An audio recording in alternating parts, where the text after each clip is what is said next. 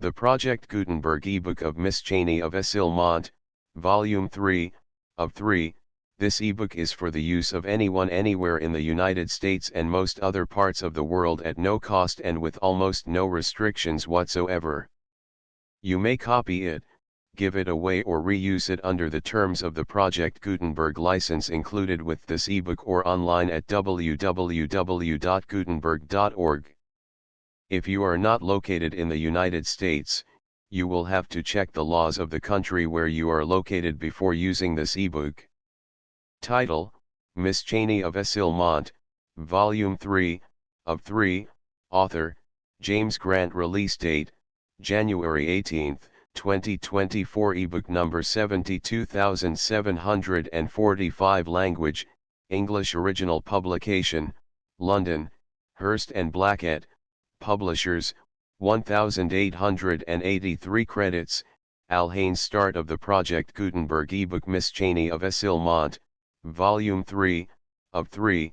Miss Cheyne of Essilmont by James Grant, author of The Romance of War, The Cameron-Eons, The Scottish Cavalier, etc., etc. in 3 volumes. Vol. 3. London, Hurst and Blackett. Publishers: 13, Great Marlborough Street. 1883. All rights reserved. Contents: Chap I. The Battle of Amofool 2. The Scarabaeus 3. The Lost One 4. A Year of Joy v. In Hampshire Again 6. Thoughts That Often Lie Too Deep for Tears 7. Oh, For a Horse with Wings. 8. A Birthday Gift 9. Cadbury Redivivus X. At Cape Coast 11. The Old Warning 12. Ashes to Ashes 13. Events Progress 14. Bellas. 15. In Bayswater 16. The Four in Hand Club 17. Humiliation 18. Mr. Jobbins Admirer 19. The Foreclosure Affected XX. Homeless XXI. Conclusion: Miss Cheyne of Essilmont. Chapter I. The Battle of Amofool. The firing proved a mistake, the result of a false alarm, so the night passed without any other alert or disturbance, and all remained quiet during the temporary halt at Prasu, but the troops heard of many strange things as occurring at Kumasi, all deemed by the natives portentous of its coming fate. In its marketplace, that scene of daily blood and murder where the predecessor of King Coffee devoted 3,000 victims to water the grave of his mother, an aerolite fell, to the terror of the people, but there came still a greater prodigy. A child was born which instantly began to converse, and, to prevent it having intercourse with supernatural visitors, it was placed alone in a room under guards, who in the morning found that it had vanished, and that nothing lay in its place but a bundle of withered bones, and on this the fetish men argued that Kumasi itself would pass away, and nothing remained thereof but dead leaves, and on the same day and hour that Lieutenant Grant of the 6th, the first white man, crossed the Pra, there sprang up a mighty tornado, that levelled the great tree under which the king used to sit, surrounded by his warriors. This caused a profound sensation among the Ashantis, who gathered by thousands around it in the marketplace, which at that time was described by one who saw it as a den of reeking corpses, shrieking and tortured victims, men and women butchered by hundreds, where skulls and human bones lay about as oyster shells do at home. By order of the king's fetishmen, 2 prisoners had knives run through their cheeks, and were tied up in the woods to die, as a test of whether our invasion would be successful. The idea of the fetishmen was that, if the victims died soon, all would be well with Ashanti, but they lived, one for 4 and the other for 9 days, so the nation gave itself over for lost. On the 6th of January, the day the fetish tree fell, we shed the first blood in that land of horrors, when Lord Gifford, at the head of 50 men, captured a village occupied by an Ashanti outpost, and killed many of its defenders. And so, till the forward movement began, the troops were impatient during the halt at Prasu, the soldiers making wry faces at their daily doses of quinine, and still more so at their weak ration of grog, only half a gill per man, or a gallon of rum to 64 men, and the officers missing sorely the pleasures of the long, glittering, flower-laden mess table, and the charms of the girls they had left behind them, and of whom they were reminded by Du Maurier in some old stray numbers of our friend Mr. Punch. After the troops advanced, the 25th of January saw our posts pushed as far forward as the Barine River, and a slight brush which they had there with the Ashantis showed that they were making vigorous efforts to concentrate their forces for a fierce resistance, and on the 31st was fought the Battle of Amofoul, which took place in the morning, and by 8 o'clock the white smoke of the musketry and the red flashes of the latter were spouting in every direction, amid the dark green and wondrous leafy luxuriance of the bushy jungles. The rifles were in the reserve, 580 strong, under Colonel Warren. Thus Dalton, Jerry, and others were for a time almost spectators while the fight went on, and the leading column, consisting of the Black Watch, 80 of the Welsh Fusiliers, and 2 rifled guns, led by Sir Archibald Allison, son of the historian, extending as it advanced with loud cheers at a quick run, attacked, before the rest of the troops came up, the village of Eganassi, upon the slope of the hill that rises to Amofoul. Prominent amid the greenery could be seen the red tufts on their tropical helmets, then the representation of their famous historical scarlet plumes. The firing here was tremendous, so much so that all sound of individual reports was lost, and the din of the conflict became one hoarse roar. The enemy used slugs, not bullets. Had it been otherwise, not a man of the Black Watch, many of whom were severely hit, would have remained to tell the tale. Major Macpherson, young Cluny, was wounded in several places, but remained under fire, propped upon a stick. In 5 minutes 105 Highlanders, 9 being officers, had blood pouring from their wounds, but onward was the cry, and as the rifles came up in support, amid the ceaseless clatter of the breech-loaders, for 3 hours after the Scottish and Welsh infantry had carried the village, says the Daily Telegraph, the contest was obstinately maintained in the jungle, where it was difficult to see or reach the enemy, and quite as hard for him to know how the fight went upon other points. Assailed in their own wilderness, followed up foot by foot, the Ashantis fought well, but never gave a fair opportunity for the shock of a real charge. As the rifles advanced through the jungle in extended order, over ground which the fire of the 42nd had strewed with killed and wounded Ashantis, one of the latter, a colossal black savage, clad only with a middle cloth and string of beads, propping himself upon his elbow, shot Jerry's servant O'Farrell, in the back and killed him on the spot, as the ball passed through his heart. It was, perhaps, the last effort of expiring nature, but Jerry responded promptly with his revolver, and sent a bullet whistling through the brain of the Ashanti, who, as he was a man of fine proportions, was soon after eaten by the Cossos or wild cannibals of Colonel Wood's regiment, who, as Jerry said, felt peckish after the fight. A Highlander lost himself in the bush, and came suddenly upon a cluster of retiring Ashantis, who shot him down by a volley and instantly cut off his head, which they carried away, as no trophy is more prized by this people than human heads, which formed the chief ornaments of the king's palace, and even of his bedchamber in Kumasi. In the first days of February the passage of the Orda followed, and on the night the troops bivouacked by its shore they were without tents, and the rain fell in merciless torrents, as if the windows of the sky had opened again, while thunder bellowed in the echoing woods, and green forked lightning lit up incessantly the bosom of the foaming river. Yet more than ever were our troops anxious when day broke to begin the weary march to reach Kumasi and grapple with the dusky enemy. The first human blood Jerry Wilmot had ever shed was when he pistoled the Ashanti who murdered for murder. It was poor O'Farrell. He had handled his revolver then promptly, if mechanically, and thought afterwards, strange to say, with a little sense of disgust over the episode, and the aspect of the dead negro, his yellow eyeballs turned back within their sockets, his fallen jaw, and oozing brain, had actually haunted him. But since then, in skirmishing, both in the bush and open, Jerry had, as he phrased it, potted 3 or 4 more of the beggars, as coolly as if they had been black cocks on a Highland moor.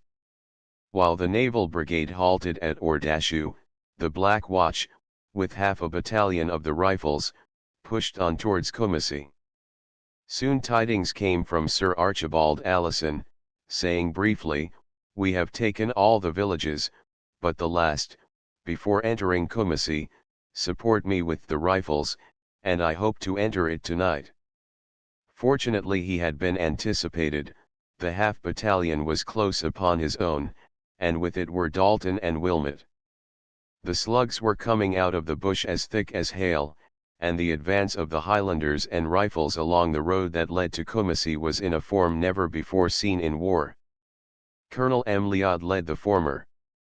Along the well-ambushed road they proceeded quietly and steadily, as if upon parade, but by 2 abreast in file, so narrow was the forest path. 42nd, fire by successive companies, front rank to the right, rear rank to the left, shouted Colonel M'Leod. A company front rank, present. Rear rank, present. So on, says the correspondent of the New York Herald, and thus vomiting bullets 2 score to the right and 2 score to the left, the companies volleyed and thundered as they marched past the ambuscades, the bagpipes playing, the cheers rising from the throats of the lusty Scots, till the forest rung again with the discordant medley of musketry, bagpipe music, and vocal sounds. Rate's artillery now and then gave tongue with an emphasis and result which must have recalled to the Ashantees memories of the bloody field of Amofool, where Captain Rate and his subalterns, Knox and Saunders, signalised themselves so conspicuously. But it was the audacious spirit and true military bearing on the part of the Highlanders, as they moved down the road to Kumasi, which challenged admiration this day. So great was the roar of musketry in the echoing woods that, scared by the terrible and unusual sound, the very birds of the air and brightly plumaged birds they were grovelled in terror, with outspread wings over the dying and the dead. Many were borne rearward disfigured for life and frightfully wounded by the missiles of their hidden antagonists, but the regiment never halted, the Rifles following close nor wavered, but moved steadily on with its national music playing, until the Ashantees, conceiving it to be useless to continue against men who advanced thus, heedless of all ambuscades, rose from their coverts and fled in yelling hordes towards Kumasi. The cool, calm commands of Colonel M'Leod, says Mr. Stanley, whom we cannot help quoting, had a marvelous effect on the Highland battalion, so much so that the conduct of all other white regiments pales before that of the 42 ND. Frequently during the hot and rapid march to Kumasi the Highlanders saw emerging from the bushes several scores of fugitives, who found their movements accelerated by the volleys they received on such occasions. Village after village along the road heard the disastrous tidings which the fugitives conveyed, and long before the Highlanders approached the place where the king remained during the battle, he had decamped because of these reports. King Kofi never for a moment anticipated a complete defeat, and believed that he would only fall back in good order to give us battle at the head of all his warriors in front of Kumasi itself, and thus obtain a peace which would at least spare his palace on which he set a great store from destruction. When Sir Garnet Wolseley, with the main body, was drawing near that place, he received another dispatch from the front. Sir Archibald Allison wrote to say that he had given some time to treat. Thus a delay occurred in consequence, and of this delay the circumstances are not very clear to the outer world. It does not appear from some accounts to have been Sir Garnet's wish, yet it undoubtedly took place, and put the troops to some inconvenience by allowing night to fall before they entered the place. Kumasi at last, exclaimed Dalton, as he threw himself, panting with heat, among the luxuriant grass that bordered the now bloody and corpse-strewn pathway.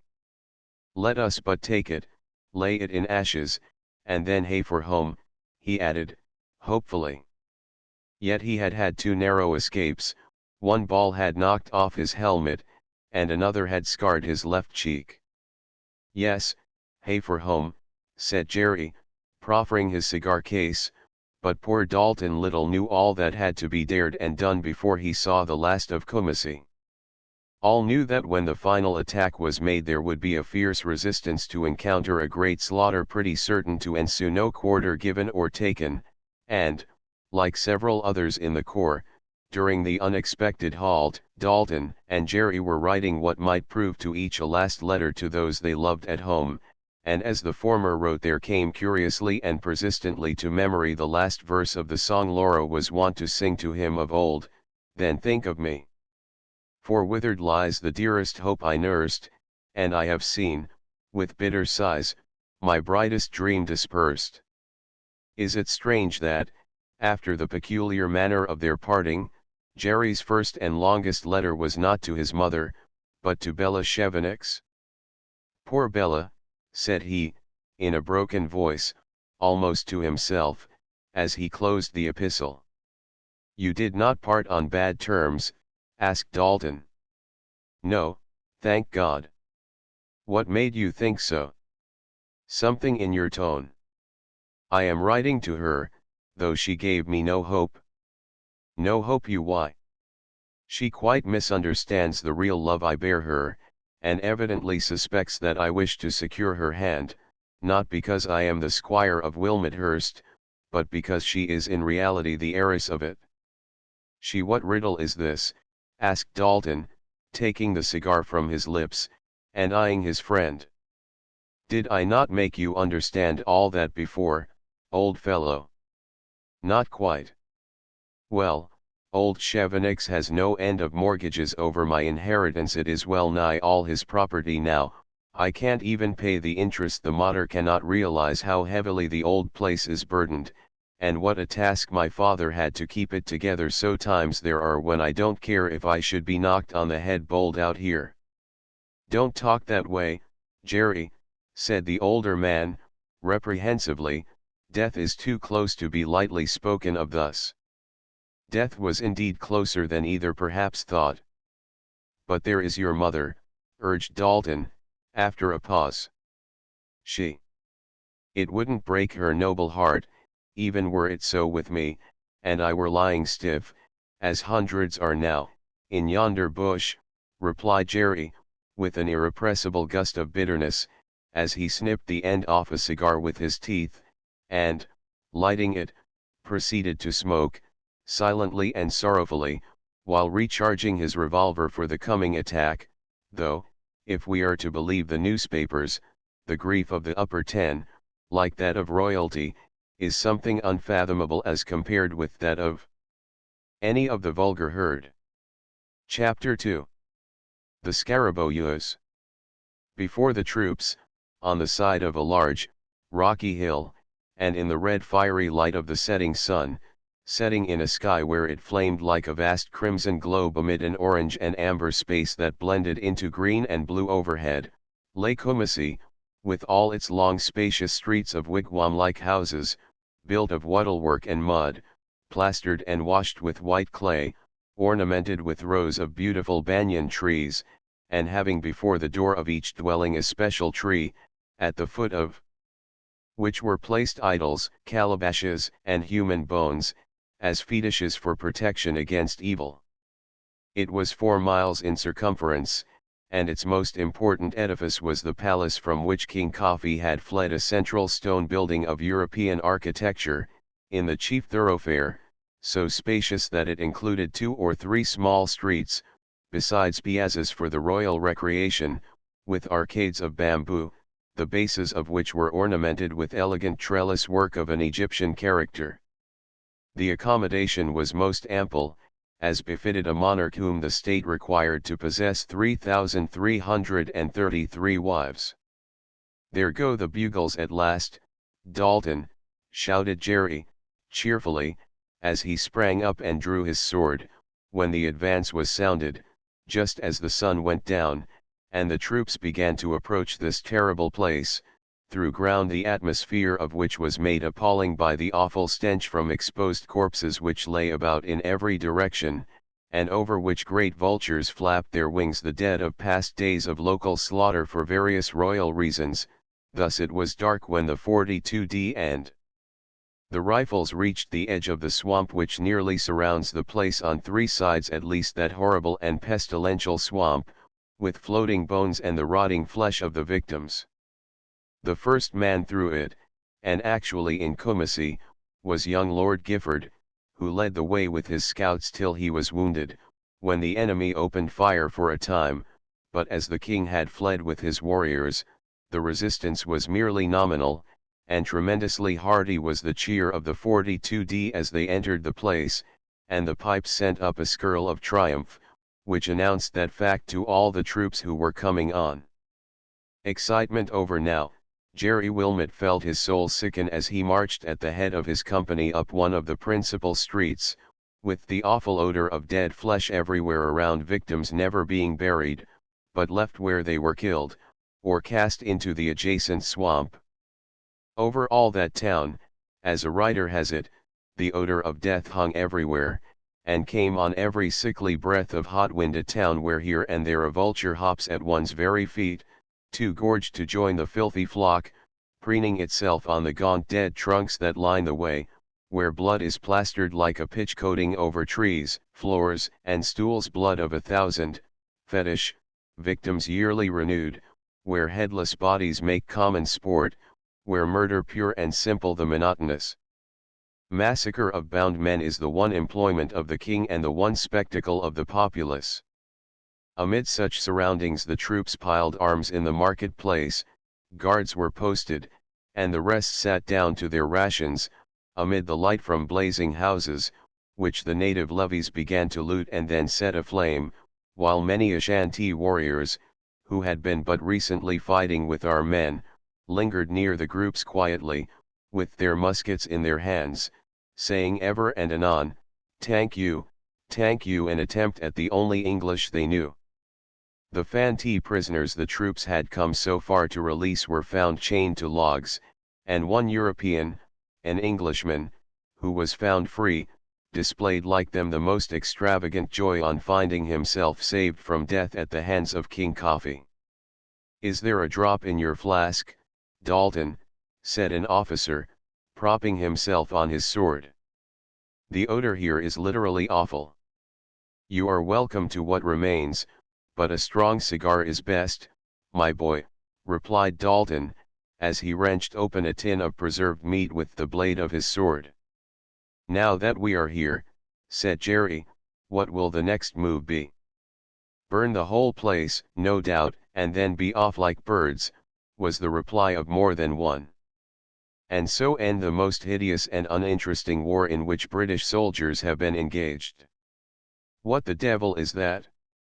Trundle it out of sight," cried Jerry to a rifleman, who was dragging near them an object which he had found, and which proved to be one of the king's war drums, ornamented with 16 human skulls and 32 thigh bones, and in the cords of which were stuck 3 war trumpets, made each to imitate a throat, with a tongue of red cloth, and jaws but too real to form the mouthpiece.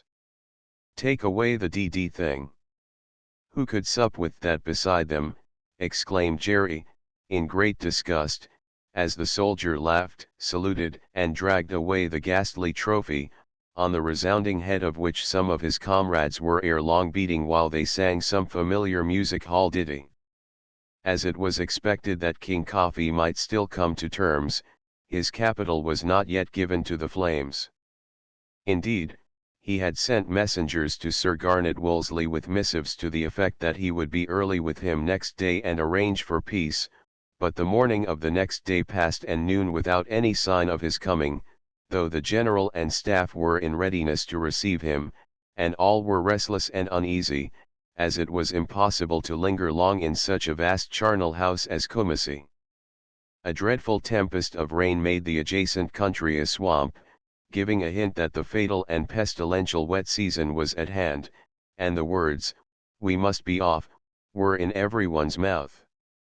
When 5 o'clock on that day came, and there were no tidings from King Coffee now that he had betaken himself into the interior, thus proving himself unworthy of trust, it was resolved to leave marks of our power and vengeance that would never be forgotten. The troops knew that the streams in their rear would be swollen, that the mere runnels in the ravines would soon become brawling torrents, so there was no time to be lost in getting back to the coast, where the ships awaited the army, which had only 5 days' provisions, so it was requisite that the campaign should end sharply, surely, and sternly. The royal state umbrella and various gold ornaments were taken as presents for the Queen from the palace, in which the Highlanders were much exercised in their minds to find, framed upon the wall of a room, an engraving of Burns and Highland Mary beside a bird organ, and various old clocks, pots, and kettles, stools wet with the blood of recent human victims, the royal couch garnished with human skulls and skulls, indeed, adorned most of the rooms, the floors of which were full of graves. In fact, the whole palace, as Mr. Henty wrote, appeared to be little better than a cemetery, though in its cellars were found bottles of brandy, palm wine, and even champagne, which the discoverers thereof were not slow to fully appreciate, and drain off to the girls we've left behind us. At last orders were given that the palace was to be blown up, the whole town reduced to ashes, and a start was to be made for the sea. Then the 5 past days of continued toil and incessant fighting were forgotten, and every heart beat happily and every bronzed face grew bright. On the day the engineers began to mine the palace, Dalton and Jerry Wilmot paid it a visit, and the latter made very merry about the 3,333 wives of the fugitive king. Unluckily for them both, the former saw a gold scarabæus, about the size of a goose egg, among the many strange ornaments at the head of the king's bed, and with some force contrived to wrench it off, saying to Tony as he did so, "An article of bijou trick for Laura's boudoir, a souvenir of Kumasi." The words were hardly out of his mouth when 2 tall and powerful savages, who had been quietly if sullenly and resentfully watching the looting of much royal paraphernalia and rubbish by officers and men, threw themselves upon him with yells, while brandishing long straight daggers that were minus guards or proper hilts, and who wore each at his neck a human jaw, polished clean and white, as a kind of order of valor perhaps. Gesticulating violently, they seemed to demand the surrender of the scarabæus, which proved eventually to be a famous fetish, famous even as the skull of the murdered Sir Charles Macarthy, which the king had carried off with him as the chief palladium of Ashanti. Fortunately Dalton had his sword in his hand, and kept them at bay till they were expelled at the bayonet point by some of the royal engineers, but when he and Jerry came forth they were conscious that these 2 Ashantis with the jawbones were watching them and dogging their footsteps, and were menacing them, but anon they slunk away when Dalton put his hand to his revolver case. Then they reappeared again and again to his great annoyance and irritation. "This looks ill," said Jerry, "it is some state fetish. Throw the confounded thing away. Chuck it at their woolly heads ere worse comes of it." "What can come of it?" asked Dalton. "Your assassination or mine before we reach the coast, perhaps. As for their menaces," said Dalton, laughing, "I value them as little as an old troop horse might a pistol shot." But not long after he had cause to regret not taking Jerry's advice. In a wattle-built house, of which they had taken possession merely as a shelter from the heat of the sun by day and the baleful dew by night, the 2 friends were partaking of a kind of tiffin of tinned beef and biscuits, with a glass of grog, before the march, when, at an opening which served as a window, they became suddenly conscious of 2 woolly heads and 2 dark faces, the gleaming eyes of which were stealthily watching them, but vanished the moment Dalton started up. "Look here, Dalton," said Jerry, "I don't like this business at all. I am not a timid fellow, nor a very thoughtful one perhaps, but I have an unpleasant presentiment that there is more in this matter than you think." "More in what?" asked Dalton, testily. "This confounded gold beetle that you've bagged." "Perhaps it is brass." "Not at all." "Well, it is said to be some great fetish, and you may be followed, tracked to the bitter end to Cape Coast, for all I know till it is recaptured, or you, perhaps, made away with. You remember the story of the Moonstone, published about 10 years ago, and how the possessor of it was followed about till it was re-won. Pshaw, that was in a novel. And this is reality. Novels are supposed to represent real life." "There go the bugles, the advance guard is falling in," said Dalton, as he put the gold scarabæus in his haversack, and they hurried forth. At 6 o'clock in the evening the advanced guard moved off, and the main body followed in the dusk, about an hour after. The Black Watch remained as a rear guard to cover the engineers and burning party, which consisted of about 100 men of the latter corps. Furnished with palm leaf torches, they began the work of stern and deliberate destruction, and, although grave fears were expressed that the late tempests of rain would prevent the streets of thatch and wood from burning, ere long the retiring troops saw, with cheers, mighty volumes of smoke rolling from end to end of Kumasi, and there was but one regret expressed, that the flames did not consume the Bantama, or burial place of the kings, with the temples of their hideous and atrocious paganism, made terrible by the gore of a myriad human victims.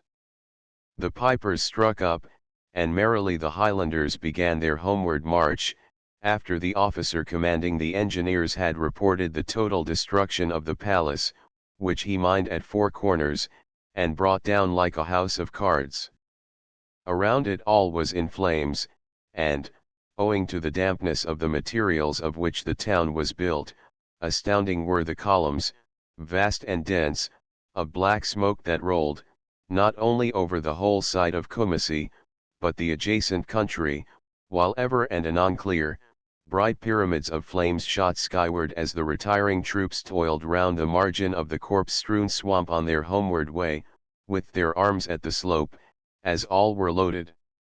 And so the dire portents of the fetishman, that Kumasi the city of the tree would pass away, and nothing remain of it but dead leaves, were being realized to the fullest extent. From the nature of the narrow path, the country through which it lay, and the obscurity caused by the smoke enveloping the scenery, the march of the troops was of a somewhat straggling nature, and proved a terrible one. They had barely proceeded 100 yards before they had every reason to rejoice that the rain so greatly dreaded had not set in 3 days earlier than they did. In some parts through which the line of march lay, the district had become an entire morass, and in one place, through which in advancing they had passed nearly dry-shod, there was a sheet of water nearly 500 yards broad, and in another, over which a narrow wooden bridge had been thrown, there was a depth of 6 feet. So King Coffee had calculated on these spring rains, as the Emperor Nicholas did on the winter snows, to destroy our troops, but, happily, both calculated in vain. It was during the straggling march, caused by some of these obstructions, that the catastrophe we have to narrate took place. Again the troops were at times marching almost in file, and in rear of the last company of rifles were the two friends, Jerry and Dalton, and, leaving their men to be led by their senior subalterns, they paced on together, laughing from time to time, and talking of home and those who awaited them there, now that the brief campaign was over, for homeward now went the thoughts of all, but these two were unaware that their steps were dogged and watched surely and stealthily.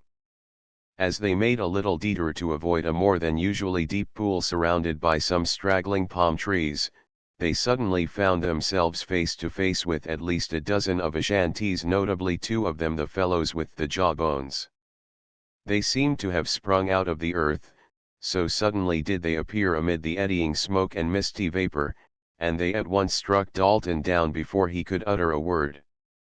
Jerry instantly shot 3 in quick succession with his revolver, and, knowing the reports would at once summon succor, he shouted cheerily, and dragged Dalton to his feet, but at the same moment was struck down senseless by a tremendous blow on the head, and falling, he knew not where, remembered no more.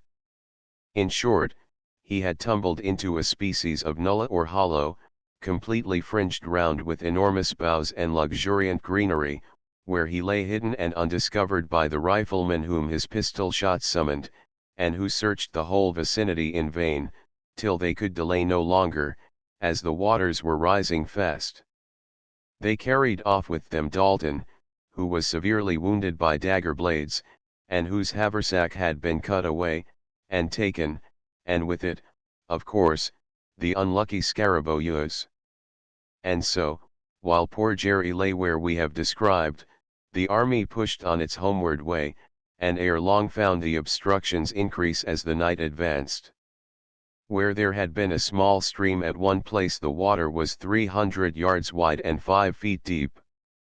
With great toil the engineers bridged this by felling a huge tree, over which the white troops defiled slowly, while the carriers and others had to splash their way through as best they could, and many of the shorter men disappeared under the surface more than once. A worse obstruction still was encountered at Orta, where the water had risen 2 feet above the bridge built by the engineers, and was more than 5 feet deep in the mid-channel, and there the shorter men had all to be assisted by their comrades who could swim. Another day crept on, and by 5 o'clock in the afternoon the whole of the white troops had succeeded in crossing the half-hidden bridge, but darkness was coming on, the river was rising fast, and for all they knew the Ashantees, infuriated by the destruction of Kumasi, might be pouring in wild hordes upon their rear. Dalton's wounds had been dressed, but ere that was done he had lost so much blood that his chances of recovery seemed very precarious, and meanwhile how fared Jerry Wilmot? When he struggled back to consciousness, and half raised himself out of the place in which he lay by grasping the branch of a bush, he found himself alone, and surrounded by dead silence. Not a sound fell on his ear, and at a little distance he could see the red smouldering flames of Kumasi. But where were the troops? "Oh, God, help me," he wailed out. Gone, and I am left alone and helpless behind them." There was a gleam of moonlight now, and after several futile efforts, for his senses reeled like those of one intoxicated, he made out the hour on his watch. Midnight, and they have been 6 hours on the march. He had been in a state of semi-unconsciousness for some 2 hours. The conviction that he must instantly do something, attempt to overtake them, made him struggle up desperately, feebly, and half blinded in his own blood. "Oh, Lord," thought Jerry, "I shall lose the little reason I have left." Why did Dalton covet that infernal beetle? Alone at Kumasi. Was not this some horrible nightmare, and not a reality, crushing and bewildering? For but 2 fates seemed to await him. If he did not die of hunger in the wilderness, he would be sure to be tracked and taken, and then, if not killed at once, he would be doomed to a lingering death by torture in Kumasi, or what remained of it, tortures such as devils alone could devise. He made an attempt to stand, but all power of volition seemed to have left him. He fell again into the leafy hollow, and for a time remembered no more. Chapter 3. The Lost One. And where all this time was Alison Cheyne, after whom as the chief of our dramatis personae we must needs look now? When consciousness returned to her, after wildly grasping the bell in the porte-cochere of a large house on that night of snow and terror, and when, fluttering, her white eyelids unclosed, after what seemed a long sleep, she looked round her like a little scared bird, in utter bewilderment, and, believing that she was dreaming, closed them again. A bell ringing at a distance roused her, and she looked again, and became convinced that what she looked on was no dream, and her eyes wandered about with a dazed expression. She was in a little room, with whitewashed walls, and a floor of plain polished wood, on which lay a tiny patch of faded carpet. The sunbeams were creeping through the closed blinds, and a fire burned cheerfully in a little black iron stove. She lay in a pretty bed, with the softest of pillows and sheets. It was of plain iron, and without curtains. Above the mantelpiece, in a simple frame, hung an engraving from Rubens' picture of St. Teresa interceding for the souls in purgatory, the three principal souls being in a spirit of waggly faithful portraits of the artist's three wives. On one side of this was a little Madonna on a bracket, with a red crystal lamp hung before it, on the other a crucifix, below which was a tiny font of Antwerp china. Other ornaments save a few flowers in a vase the apartment had none, and its furniture, two cane-seated chairs and a deal table, was of the simplest kind. In one of the chairs sat a young woman dressed like a nun, with a black robe and white hood, a large bronze crucifix and wooden beads at her cord girdle. Her downcast face had a sweet, placid, and even beautiful expression, and she was sedulously working, with the whitest of hands, at a large piece of gold embroidery on cloth of silver, a portion of a priest's vestments apparently, while glancing attentively from time to time down on her patient or up at two pretty little lovebirds in a brass cage. Allison took in all these details at one rapid glance, and great terror seized her that something strange had befallen her, that she was in the care of a nursing sister. "Where am I?" she said, faintly. "Thank heaven, you speak, and rationally at last," said her attendant, casting aside her embroidery and coming softly to her side, laid her cool hand gently on Allison's forehead. "Pauvre enfant! Pauvre enfant!" she repeated, caressingly. "But where am I, and who are you?" asked Allison, in a weak but impatient manner. "I am Sister Lizette, and you are safe, safe with friends, and ere long your own people will soon be here to inquire for you." "My friends," she murmured, with a puzzled expression, as her thoughts now went back to her father's sick room in the Hotel Saint Antoine, to Cadbury, at the thought of which she shivered, to the Bal Masque at the theatre, the Café Opera Grace, and the insolence of Captain Smith, her flight through the snowy streets, her fall at the door of a house, the nature of which she knew not. All these things floated dimly and dreamily before her now, though they seemed to have happened but a few hours ago. "How fortunate that you had the power to ring our bell before you fainted, child," said the nun, caressing her and kissing her cheek. "You might have died in the snow otherwise." "Last night?" "No, child, it was several nights ago." "Several?" "Yes." "Oh, Papa, Papa! Has he been here?" cried Allison, feebly, in great anguish of mind, yet unable from weakness to raise her head from the pillow. "No, for doubtless he knew not where you were." "Oh, he will be dead, dead with terror," wailed Allison. "Am I in a hospital?"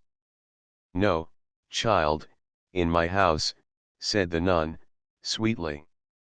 "Your house?" queried Allison, with very open eyes. "In the Beguinage, in the Rue Rouge." Thus it was that both Sir Ranald and Lord Cadbury had utterly failed to trace her, and fortunate it was indeed for Allison that she had fallen into such good hands as those of the Beguines, who are a religious order, altogether peculiar to Belgium, each nun having a private residence of her own within the general enclosure. The clatter of the ponderous bell, as the pull left her hand, had soon brought aid to her. She was denuded of her wet and sodden attire, put to bed in the little mansion occupied by Sister Lizette, and, before the Angelus bell rang in the chapel next forenoon, she was in a highly feverish state, and in a delirium which lasted several nights and days, with intermissions of fretful sleep, during all of which time nothing coherent could be gleaned from her as to her name, or where she resided, whence she came, and how it was that she was abroad in the streets alone and in such a night. Her little ravings led them to know that she was English, her costume, and the delicacy and beauty of her person, that she was undoubtedly a lady, but, save a ring or two, she had no purse, card case, or aught to indicate who she was, but the name of Alison worked upon some of her clothing at once interested deeply Sister Lisette, who was also an Alison, but adopted the French diminutive of it. The poor Beguines were quite uncertain what else they could do with her, but keep her till she grew well enough to be questioned, so she remained there in her little iron bed, tended by Lisette, unconscious and fever-stricken, while the lengthening days passed slowly over her aching head. Nearly a fortnight passed before she began mentally to drift back to consciousness, so terribly had all she had undergone of late, the collision at sea with the Black Hound of Ostend, the nursing of her querulous father, her separation from Bevil Goring, and the worry incident to Cadbury's wooing, culminating in that night of terror in the streets, told upon her sensitive nature and delicate frame. A sweet picture she made, in her little white bed in the plain bare room of the kind Beguine, who never left her even for prayers, but said them by her side on her knees when the Angelus or Elevation bells rang. Among the huge, soft pillows the slight figure of Alison was half buried, yet the soft tints of her face and hair came out in a species of relief from them. The former was pale, very pale, and there were dark circles under the eyes, and the gentle young Beguine who watched her thought she had never looked on anyone so lovely, and often sat on a tabouret at the side of the couch, keeping her hand caressingly within her own, and counting the jewels in her rings one by one as a child might have done. She has a gentle expression in her eyes, such as I have often seen in those of a Soeur de Charite, and other nursing sisters, was the dictum of the Reverend Mother of the establishment, who came from time to time to visit the fair waif who had been so suddenly cast upon their tenderness, and, truth to tell, there was a great touch of melancholy about the eyes and features of Alison Cheyne now, though certainly melancholy was by no means one of her characteristics naturally. The Beguines, we have said, are a religious order peculiar to Belgium, and totally unlike any other in so far that they are bound by no vows. They may return to the world whenever they please, but it is their boast that no sister has ever been known to quit the order after having once entered it. They attend to the sick in the Beguinage, and frequently go out as nurses in the hospitals. They were among the few religious communities not suppressed by Joseph II, or swept away by the furious torrent of the French Revolution. Each Beguinage, more especially in Ghent, where the sisterhood averages 600 in number, is a species of little town by itself, with streets and squares, having gates, and sometimes surrounded by a moat as well as a wall, especially at Bruges.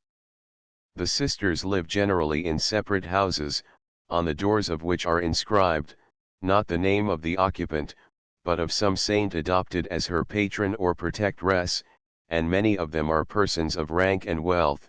Hence it was in the private house of Sister Lisette that Alison found herself now. Many writers ascribe the institution of the Beguines to Saint Bega, widow and abbess, daughter of Pepin of Landen, whose husband, mayor of the palace, was killed while hunting, after which she dedicated herself to a penitential state of retirement, and built 7 chapels on the Meuse, in imitation of the 7 great churches of Rome, and, according to the martyrology, she died so long ago as 698. Others assert that the Beguines were founded by Lambert de Big or Balbus, a pious priest, of Liege, in 1170, and derive their name from him, but all this lies apart from our story. Suffice it that, fortunately for herself, it was in the spacious Beguinage of Antwerp that Alison found succour, shelter, and protection. Alison had often seen nuns, but never spoken to or been intimate with one before, and, as all she knew of such recluses was derived through the medium of novels and romances, when strength returned to her she began to invest Sister Lisette with the halo of fiction, and to suppose that she must have some story that a lost lover or a broken heart accounted for her sweet sadness of face and her present vocation, and she was nearer the truth in her guess than she imagined, for Sister Lizette had once been for a brief time a happy wife, of which more anon, and when Allison grew stronger, and was taken as far as the chapel, she was greatly impressed by all she saw and heard there at vesper time, though the chanting of female voices, only some of them from age far from melodious, was pleasing, and the sight of such a large assemblage of recluses in black robes with white veils, the ancient Flemish file, which they yet retained dimly illuminated by a few votive lamps, had a strange, weird, and, to her eyes, mysterious effect. The novices are distinguished by a different costume, and those who have just taken the veil wear a chaplet round their heads. But in all this we are anticipating, for at present Allison was weak as a child, and prostrate with the effect of the short, sharp fever that had left her, though it was apparent to those who watched her that the lines of her face were fine, and they could see that, when well and happy, she must look very beautiful. In Sister Lizette Allison found an able nurse, for she had served as one in the German war under the Red Cross. Her soft, white hand had dressed many a ghastly wound and closed many a glazing eye, and often amid the horrors of Sedan and elsewhere the heads of the dying had rested on her bosom, and with low, loving words she had soothed their moments of death and agony, words that were sometimes taken for those of mother or wife or some young love that was far, far away.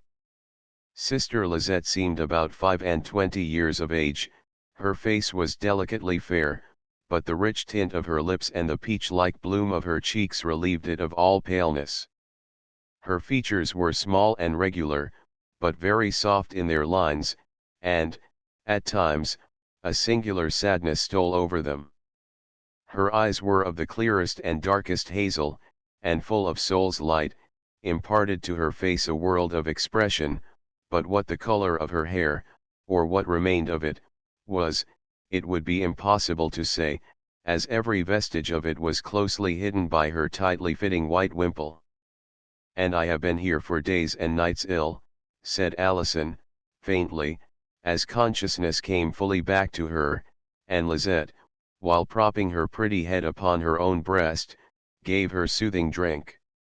"Oh, what a trouble I must have been to you." "No trouble at all, ma soeur," replied the other, letting her head tenderly down on the pillow, and smoothing out the latter. So long, and without Papa being informed," exclaimed Allison, as tears of dismay started to her eyes. "Child, we know not his name, his address, even of his existence." Allison sighed deeply. She was too prostrate in body and even mind to regard anything as very extraordinary, even her unusual surroundings in the convent, yet she longed for her father to come to her, or to have tidings of him. Of aught else she said nothing. "Oh, if I should die without seeing Papa again," said she, wringing her hands. "One can die but once," said Sister Lizette, placidly. "You are too strong and too young to die, though those who die are sometimes better off than those who are left in the world. You, at least, have all your life to look forward to. And you? Mine is ended. Ended. In the world at least, as I shall go back to it no more." Seeing that Allison was in a fever of impatience to hear tidings of her father, Sister Lizette, on obtaining his name and address at the Hotel Street Antoine, at once sent a messenger with that letter which, as we have described, so greatly startled and agitated the old man, and Allison remained in a fever of impatience, awaiting the return of that messenger who might perhaps bring her very crushing tidings. "Dearest Papa will not lose a moment in coming to me," she murmured, partly to her nurse and partly to herself, but how, if he were too weak to come or in despair at her loss had left Antwerp, or perhaps, oh heavens, have sunk under it, and died? And to see him again would be, of course, to see that odious Lord Cadbury, and so she tormented herself till the messenger returned with tidings that her father was well and had been out and about for days, despairingly searching for her, and would be with her very soon. "Oh, thank God for that," said Allison, and a hot shower of joyful tears relieved her, and now she started up at every sound, and inquired again and again the exact distance between the beguinage and the March Auxiliary Souliers. "Ma Soeur Allison, you must not speak so much and be so impatient," said the Beguine, holding up a finger. "What, you know my name?" "Yes, it is mine also." "But how?" Then the Beguine told her how she had become aware of it, and that she too was an Allison, Listen, or Lizette, it was all one, and as she spoke her hearer's memory went back to that day with the buckhounds on which our story opens, when Bevel Goring expressed some surprise at her name, and she had explained that it was an old Scoto-French one, and common to the Cheyennes of Essilmont, and as she thought of him she pressed his ring to her lips, as if it had been some sacred relic. "How well you speak English," said Allison. "Because I was educated in the English convent at Bruges," replied the sister, "but hark, there is a voiture at the gate, monsieur has come." "Papa," murmured Allison, in a choking voice, as she felt herself become a very child again, and another minute saw his arms around her, and her face upon his breast, while she indulged in a passionate fit of weeping, and he with difficulty restrained his tears.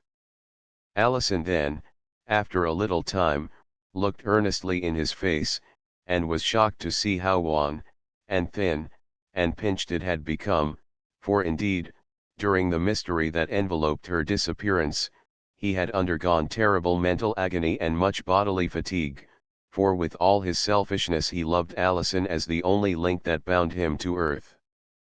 Her narrative of how she missed Lord Cadbury in that crowded place, the Theatre de Varietés, to which she should never have gone, tallied completely with that of the former, but it was not until next day that she detailed fully the manner in which she had been lured by Captain Smith to the Café Au Progrès, and the terror with which she had fled from that place into the snowy street. "Captain Smith!" exclaimed Sir Ranald through his set teeth, while his eyes sparkled with rage. "Could I but meet that person, old as I am, I would give him cause long to remember the weight of my cane, the scoundrel. I must write to Cadbury on the subject and inquire." "Right, is Lord Cadbury gone?" asked Allison, timidly and hopefully. "Yes, back to London, he was telegraphed for." Allison gave a sigh of relief. "Shall we go home now, Papa? I mean when I am well enough to be about." Sir Ranald paused before replying. Had she relented towards Cadbury with a desire to see him, or was it a longing to be near that fellow Goring which prompted the question? One fact seemed pretty evident, that she and the latter knew nothing of each other's movements, and that she was utterly oblivious of his being or having been in Antwerp. "Home to where?" he asked. "Chilcote, Papa." Her reply was perfectly straightforward, though it again suggested ideas of Bevel Goring, but Sir Ranald deemed that he must have effectually crushed that fellow's presumption by the rough tenor of their last meeting. "Chilcote it shall be then, perhaps," said he. "Oh, yes, Papa, it is so quiet there, even amid our little troubles," said she, as he left her, when the beguinage gates were closed for the evening, "and all I want is peace and rest, peace and rest." "Shall you ever get them in this world?" asked Sister Lizette. Allison regarded her wistfully, and said, "Why not? Can you have led a stormy life?" "Far from it. My life in the world was a happy one till one dire calamity fell upon me, and drove me to find peace forever here, but how true it is that it is vain to try to knit up the present with the past. Each part of our lives has its own pleasures and hopes. But now my pleasure is to do good, my only hope to die soon and well."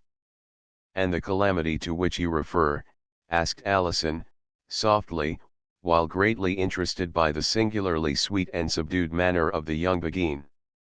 "Was the death of my dear, dear husband," replied the sister, and so, while she sat stitching away at the shining garment, resplendent with gold, a priest's vestment for old Père Leopold of the Church of Saint André, she told Alison some of her experiences in life, and amid them, curious to relate, there occurred repeatedly a name with which the reader is already familiar. Alison had a sweetly sympathetic way with her, and her namesake was seized by one of the unaccountable fits of confidence that come to most of us at times to speak about herself, and tell the story of her own sorrows. Chapter 4. A Year of Joy. A very simple circumstance, an occasion of everyday life, a railway journey, brought about the awful tragedy in her life, by which she was left a widow at 20, after being wedded a year, which she called a year of joy, left without a near relation in the world but her brother, Victor Gabian, a captain of artillery, who, strange to say, was the source of all her sorrow. After leaving the English convent at Bruges, I returned to the house of my guardian, M. Hoboken, a merchant in the Avenue du Commerce here. My parents were dead. I had but one brother, Victor Gabian, to whose brother officer Lucien I had been betrothed by them, and whom I had known from his early boyhood, when we had been playmates together, and before we came to those restrictions in intercourse peculiar to French and Belgian society in later years. We had learned to love each other very much, Lucien and I, though now we could only see each other at given times, and always in presence of a third party, and each time I seemed to discover some fresh trait in his disposition which rendered him more worthy of love and more worthy of the tenderest affection. He was so handsome, my Lucien, so kind, so tender, and so good, so religious and true. He had that dark southern beauty which makes a man so attractive to a fair woman, and, moreover, he possessed that charm which is more attractive and dangerous still. He was interesting. Alison thought of her own fiancé, Bevel Goring, and believed she could understand all this to the fullest extent.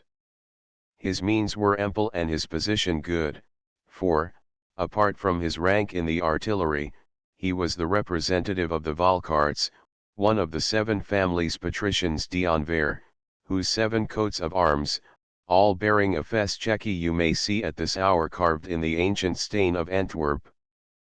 But why think of or boast of such things, when life, we are told, is but a dream, and often a very painful and feverish one?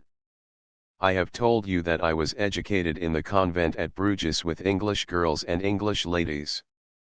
Hence I picked up among them some of that genuine and honest freedom of action which they understood and enjoyed, so when my betrothal to Lucien was fully known, and even the time of our marriage stated, we contrived to have more than one pleasant meeting unknown to my grim guardian, M. Hoboken, whose absorption in business, and often long absence at the Bassin du Catendic, and even at Flushing, afforded us facilities we could not otherwise have had. But in all this there was a dire fatality, and I shall never forget the day that brought it about. M. Hoboken was to be absent at Flushing for 2 days, and Madame was an invalid unable to go abroad. I met Lucien by appointment in one of the solitary walks, in the quiet park near the Avenue du Commerce, with a gift I had procured for him, when within a week of our marriage. "Look what I have brought for you," said I, as I opened a morocco case containing an armlet of silver, like an Indian bangle, you know what I mean, flat and broad, and closed by a spring lock. In raised letters on the outside was my name, Alison, with the date of our coming marriage. "You are my prisoner already," said I, laughingly, as I fitted the band round his wrist, and the spring closed with a snap, thus it could neither fall off nor pass over his hand. "My dear love," he exclaimed, and pressed me passionately to his breast. "Now, you are most completely mine," I whispered, "fettered for life, as without my aid you can never get it off." "Why?" Because I shall keep the key, said I, and coquettishly dropped it into my bosom. Even as you have the key to my heart, he added. After a pause he said, M. Hoboken is still at Flushing. Yes, and does not return till tomorrow. Très bien, said Lucien, by what hour, at the utmost, may Madame Hoboken miss you or require you? By 7 certainly, and she supposes me to be at the beguinage and so will ask no questions, to put me in a false position. 7 it wants 8 hours of that time. See, Lisette, how lovely the day is, how bright the sun, and how beautiful the white and pink hawthorn that load the air with fragrance. Well, what of that? Does not such a day make you long to leave dusty Antwerp behind you, and to roam in the country? It does indeed, but I dare not think of such a thing till next week, I replied, coyly. Lisette, said he, were you ever at the village of Elwood, where the old chateau of Rubens stands, between Malines and Vilverde? It is a lovely place, and wild as lovely, not a soul would see us there. Come with me, darling, and let us spend one happy day together. I dare not, as a vision of Madame Hoboken, grim, prim, and full of proprieties, oppressed me, though I was secretly overwhelmed with delight at the suggestion of this stolen and, to me, new kind of pleasure, a whole beautiful summer afternoon to be spent hand in hand with Lucien, hand in hand, as we were wont to be when children in the Place Verte or on the boulevards. Come with me, sweet one, he whispered, it will never can never be known. It is less than an hour by railway, and, amid the bosky thickets and gardens of the old chateau we shall seem to leave the world behind us. So strong was the temptation to spend an untrammelled afternoon with my betrothed, he who within a week was to be my husband, that I yielded. I knew that I ran a dreadful risk in being seen alone with him, for Antwerp is one of the most scandalous and gossipy towns in Belgium.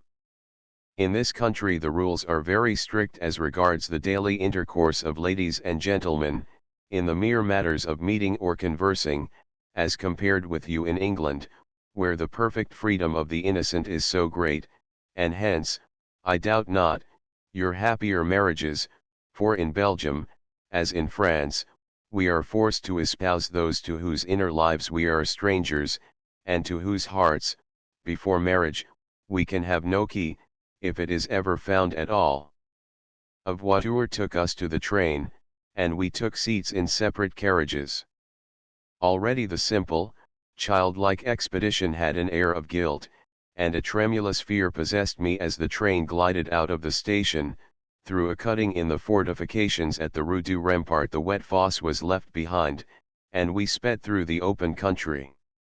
Glorious was the summer day, exhaled by heat, the silvery mist was curling up from the rich pastures, amid which the drowsy cattle stood knee-deep, and from the fertile arable lands, over which the giant sails of the windmills cast their shadows, but my heart, now that I was alone, though separated from Lucien by only a carriage or two, sank lower and lower with vague apprehension, and I restrained my tears with difficulty. I was full of terrors, scruples, and fears an English girl, circumstanced as I was, would fail to comprehend, and after traversing miles of dairy farms, where the summer breeze played so sweetly on the long ripples of verdant grass, we reached the little roadside station, where a path diverged to Elwood. I gathered courage when Lucien Valcarts joined me, and we found ourselves indeed alone, for we were the only persons who quitted the train, which steamed slowly as all Belgian trains do on its way to Vilverde, and our short but delicious day of rambling and planning, scheming and dreaming out our future, hand clasped in hand, began. We saw the old chateau of Rubens, now falling fast to decay, amid its trees, on the land of which he was seigneur, but we did not go near it, and contented ourselves with wandering amid the sylvan scenery, all of which had the charm of extreme novelty to me. The birds that flew overhead or sung in the hedgerows, the thickets of beech and oak, casting shadows over pools where the trout rose to catch the floating fly, the white, waxen-like lilies floating also on their surface, a little stream pouring slowly between gravel banks and sandstone rocks, deep water cuts in which the cuyp-like cattle stood mid-leg for coolness, the quaint cottages, few and far apart, the carillons playing in a distant spire, were all sources of delight to me, delight all the more that I could turn from them ever and anon to look into the tender and loving eyes of Lucienne. At one of the cottages, which quite approached the dignity of a small farm, we got some refreshment, bread, milk, and cheese, just as we had been wont to do when children in charge of the same bone, and the recollection of that made us laugh and all the more enjoy such simple fare, and truth to tell, though so near our marriage day, in the freedom of the hour we felt very much as if we were happy children again, and long we lingered in one spot, I remember, on a grassy bank under a bower of hawthorn, where the flies buzzed and the bees hummed, and the village bells rang softly out, but now it was their evening chime. Evening that suggested thoughts of home and the necessity for returning, and we had some miles to walk to the railway station at Elwood. "It is only 5, dearest Lisette," urged Lucien, looking at his watch, "and the train, which deposits us at Antwerp, is not due for an hour yet. In a little time we shall go, petite." The die was cast, for a day of pleasure but marred by secret fears. I was content to remain a little longer, and then we set out for the station. More than once did my apprehensive heart, full of undefined forebodings, suggest the sound of a coming train upon the air, and once, perhaps, it was real, for, on reaching the hamlet of Elwood, we found the station gate shut and the platform untenanted. Lucien looked at his watch and grew pale. The hands still stood at 5 o'clock. It was now past 7, the hour at which I should have been at Madame Hoboken's, and the last train had gone some minutes before. "Gone," replied Lucien, in a bewildered tone, to his informant, "and the next?" "Not till 7 tomorrow morning from Brussels via Vilvoorde." Both of us were filled with dire dismay as we heard this. Could a voiture, a vehicle of any kind, be procured? Alas! There was not such a thing at Elwood. We turned away with sickening hearts, and I must own that mine died within me. How was I ever to face grim and grave Madame Hoboken?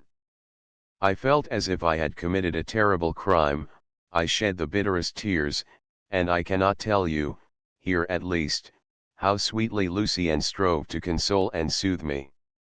"I must find you shelter for the night at yonder cottage, where we got the milk, till train time tomorrow," said Lucien. "For myself, I must find it where I may. Come, petite, take courage, a little time, and we shall be blessedly independent of everyone." On seeing Lucien's well-filled purse, the woman at the cottage was willing enough to accommodate us, especially on learning that we had lost the train, but she filled me with fresh dismay on informing me, with a cunning and penetrating glance there was no mistaking, that she had but one chamber à coucher, which she sometimes let to passing English people and others who wished to avoid strangers, and you, Monsieur O. "I will sleep in the stable, or anywhere, madame, provided you can accommodate Mademoiselle Massour," interrupted Lucien, coloring at the necessary falsehood which he told for the first time in all his blameless life, "but it was one to protect me." Whether the landlady believed him or not I cannot say, but there was a strange and saucy twinkle in her eyes, and while in attendance upon us she provoked me by an air of discretion she adopted. From past experience apparently she was far too discreet to make sudden irruptions on our tête-à-tête evening, however innocent it was, in outward seeming as she no doubt thought, and Lucien twisted his dark moustache angrily, as he muttered, "Sapristi! This hag does not lie midway between Brussels and Antwerp for nothing. Darkness must be closing over Antwerp now, and all the lamps in the Avenue du Commerce will be lighted throughout its spacious length and breadth, was then my thought. What would Madame Hoboken be thinking and saying of my non-appearance? Had Monsieur Hoboken returned by train from Flushing? Doubtless he had. Where would they be anxiously and angrily suspecting I was? If they supposed me to be remaining as I had more than once done if a night proved wet when visiting here at the Beguinage, all would be well, but the morning might ere long produce untoward revelations, and I wept as if my heart would break when once again I was left alone, as my poor Lucien betook him to sleep in a loft above the stables, deploring the malha in which he had involved us both, but he had no one to scold him save his colonel if he missed a parade, while my life and whole future might be made a burden to me. Anyway, I was, from a Belgian point of view especially, in a dreadfully false position. There could have been no mistake as to the hour of the fatal train, though all public clocks in Belgium strike the hour half an hour beforehand. Thus at 11:30 the clock announced 12, and luckily for me Lucien was in plain clothes, not en grande tenue as he usually was, with sword and epaulets on, consequently he would be less remarked, and fortunately the rain fell heavily that night, which might account for my remaining for shelter at the Beguinage.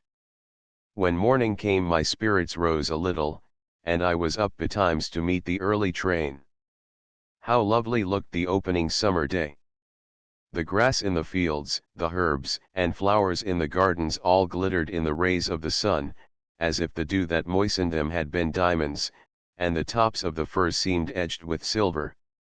A golden and purple glow filled all the eastern sky, and between it and earth the vapours of night were floating. The birds were awake, and the bees hummed and the butterflies flitted about. To me the country seemed new and charming, and its continuity of horizontal lines, each rising beyond the other to the level horizon, where in the distance rose the spires of Antwerp, gave a sense of vastness and novelty. In different carriages Lucien and I returned to the city. We parted with but a glance at the station, and with a palpitating heart I sought my temporary home in the Avenue du Commerce, my mind a prey to dire misgivings, full of the stolen summer day at Elwood, the lost train, the cottage amid the pastures, and Madame Hoboken to be confronted. My innocent secret made a very coward of me. Never had I told a falsehood, and I felt as if I would rather die than tell one now. I had done nothing to be ashamed of, and yet the inferences were terrible, especially in society constituted as it is in Belgium. You were, of course, at the Beguinage, said Madame, interrogatively, as she came in from early mass. Yes, I went there in the forenoon, I replied, with a sinking heart, though such was precisely the case. And doubtless the rain detained you all night. The rain, said I, assentingly. Yet it did not begin to fall till after you should have been at home. I hurried to my own room to avoid further questioning, happy in the conviction that in 6 days now I should be the wife of Lucien, and a free woman.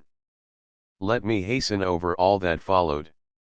How my brother Victor, cold, proud, and stern, discovered our escapade I never exactly knew, nor ever shall know probably till that day when all things shall be revealed, but he became, fatally for us, aware of it all. You were not at the Beguinage on the night you said you were, said he, in a low concentrated voice, 2 days after, while grasping my wrist like a vice, and eyeing me with eyes that sparkled with fury. How do you dare to say so? I exclaimed, but in a low and agitated voice. Sapristi, said he. You shall learn in time. My heart died within me, for there was the blackness of a thundercloud in Victor's face as he flung me from him, and matters progressed quickly after that.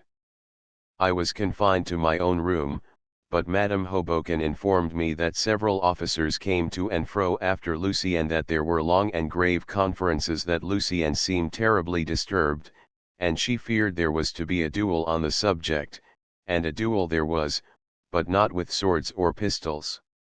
Oh, mon Dieu! In the agony of my heart I am anticipating.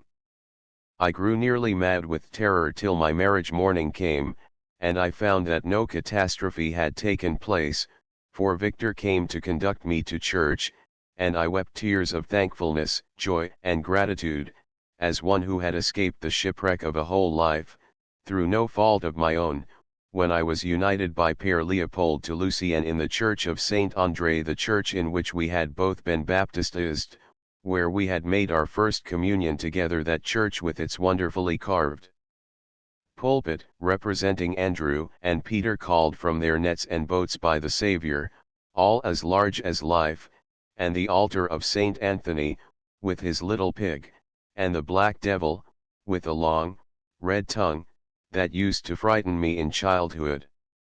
The moment the ceremony was over, Victor quitted the church without a word, and I never saw him again. He never visited or came near us, but remained sullenly aloof, as the months of the first, and alas, last, year of our married life, my year of joy, rolled swiftly on. His mood would change, I hoped, in time. Meanwhile, Lucien, my husband, was all the world to me, and how proud and pleased I used to be to see our names united, Valkartsgabian, as is the custom in Antwerp. Looking back to that time, I fear that, in our excessive love for each other, Lucien and I were a little selfish. We seemed to have so much to do in our new home, a pleasant house in the Avenue Van Dyck, overlooking the wooded mounds and beautiful lakes of the park. We had ever so much to say to each other, that we seemed to have no leisure for making friends, or even acquaintances, and we forgot to return, or did so grudgingly, the visits of our hospitable neighbors. If I am to speak from personal experience, no woman was ever more superlatively happy than I, or more blessed in her husband, and every hour that Lucien could spare from his military duties at the Caserne de Prédicateurs was devoted me, and so my year of joy stole swiftly away, and the first anniversary of our marriage drew near. At last I became painfully conscious of a new and unusual gloom, restlessness, and depression of manner in Lucien, even when he was caressing me, which he began to do more tenderly and frequently than ever. There was something unfathomable in the expression of his eyes, and unaccountable in the sadness of his voice, and in vain I pressed him to tell me what grieved him. Every human heart has some secret which it longs to keep hidden from all, said he one day at last. But you, dearest Lucien, should have none from me, I urged, with my face on his breast, which was heaving painfully under my cheek. That to which I refer you will learn in time most terribly, my darling Lisette, said he. Oh, why not now? I urged, how cruel this is of you, Lucien. In old tales, said he, kissing away my tears, you have read of persons who sold themselves to the devil. Yes, said I, breathless with wonder and apprehension at his manner. And whose time on earth was hence allotted? Yes. Do you think that after such a bond was signed, perhaps in blood, life would be pleasant? No, Lucien, but what do you mean? That I seem to have so sold myself, he replied, wildly, with his eyes closed.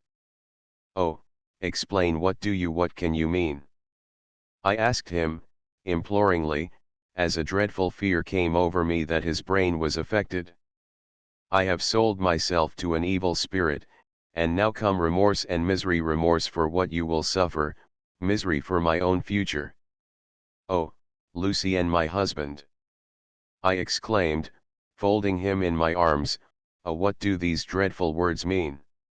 I have so sold myself in a manner, Lisette, said he, passionately, and I shall have to pay the bitter, bitter penalty in losing you and life, and even more, perhaps, and all for what is called honor. What awful riddle is this? I moaned. His words seemed to me like some dead language, the import of which I failed to understand. Do not, oh, Lisette, when the fatal time comes, deem me a madman, said he, covering my face with kisses, yeah, and tears too.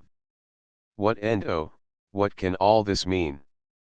I cried, repressing with difficulty a desire to shriek aloud, while holding him in my embrace, for he seemed almost to faint, his lips were a violet tint, and his face was deathly pale. I cannot tell you all that is before me, or what I have to do and to suffer, beyond even what I suffer now, lest you should loathe me, scorn me, but oh, pity me, Lisette, pity me when all is over. Oh, God, he is mad. I whispered in my heart. I dare not tell you, he resumed, I have an enemy who is merciless, and I have blighted your life and my own by an act of folly, almost baseness, over which I had no control. Unutterable, indescribable was my longing, my anxious and affectionate curiosity to know what the secret was, but next day on the anniversary of our marriage I knew all. By an arrangement of which all the officers of their corps were cognizant, Lucien and my brother, Victor Gabian, who had challenged him, fought what was called an American duel 2 days before our marriage. 2 little balls, a black and a white one, had been placed in a hat, and each of the 2 principals drew out one, with the understanding that he who drew the black one must be numbered with the dead within 12 months. My year of joy had expired, and in the evening Lucien shot himself. 2 days before, he had written a touching letter to Victor, praying him for my sake to release him from the penalty he had incurred, but the letter miscarried, it was never delivered, and no answer came. Lucien had died on the instant, and he was found with my bracelet clasped upon his arm. It is buried with him, and my heart is buried too, added the Beguine, sweetly and simply. Hence it was, doubtless, that Captain Victor Gabian had such a horror of duels, as he told Bevel Goring, and that the memory of one haunted him, and hence it was also that Sister Lisette, after being a Red Cross nurse in the war, finally entered the Beguinage, that she might the better dedicate herself to the service of God and to prayer for the dead. Alison Cheyne had endured many bitternesses, humiliations, and mortifications during her short experience of life, but, save the loss of her mother and brothers, no such keen and unmeasured misery as her poor Belgian namesake, whose strange story gave her some food for reflection, when the world of waters rolled between them. The sojourn of Alison in the Beguinage of the Rue Rouge was an epoch in the history of that ancient institution, an era in the peacefully monotonous and uneventful lives of the sisterhood. Before this sudden illness fell upon her, Alison's health had been at a very low ebb, down many pegs too low, as her father had said. She had lived in a series of excitements, joys, and sorrows of a feverish nature, the joy of meetings with Bevel, the sorrows of their separation, fears for her father's health, his debts and duns. She had to exert herself all day, yet lay all night awake, then came the rough voyage and the catastrophe which formed a part of it. Her delicate frame was being worn out, without the necessary supports of proper rest or proper food, and yet latterly she had been an inmate of one of the largest and most magnificent hotels in Antwerp. But she had great vitality about her, and now recovered fast.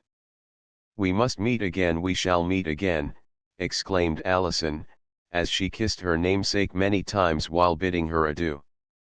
"How are we ever to meet," said the sister, smiling, "unless you come to the Beguinage, as I never leave it?" "Time will show," said Alison. "Yes," replied the other, "time and God will show."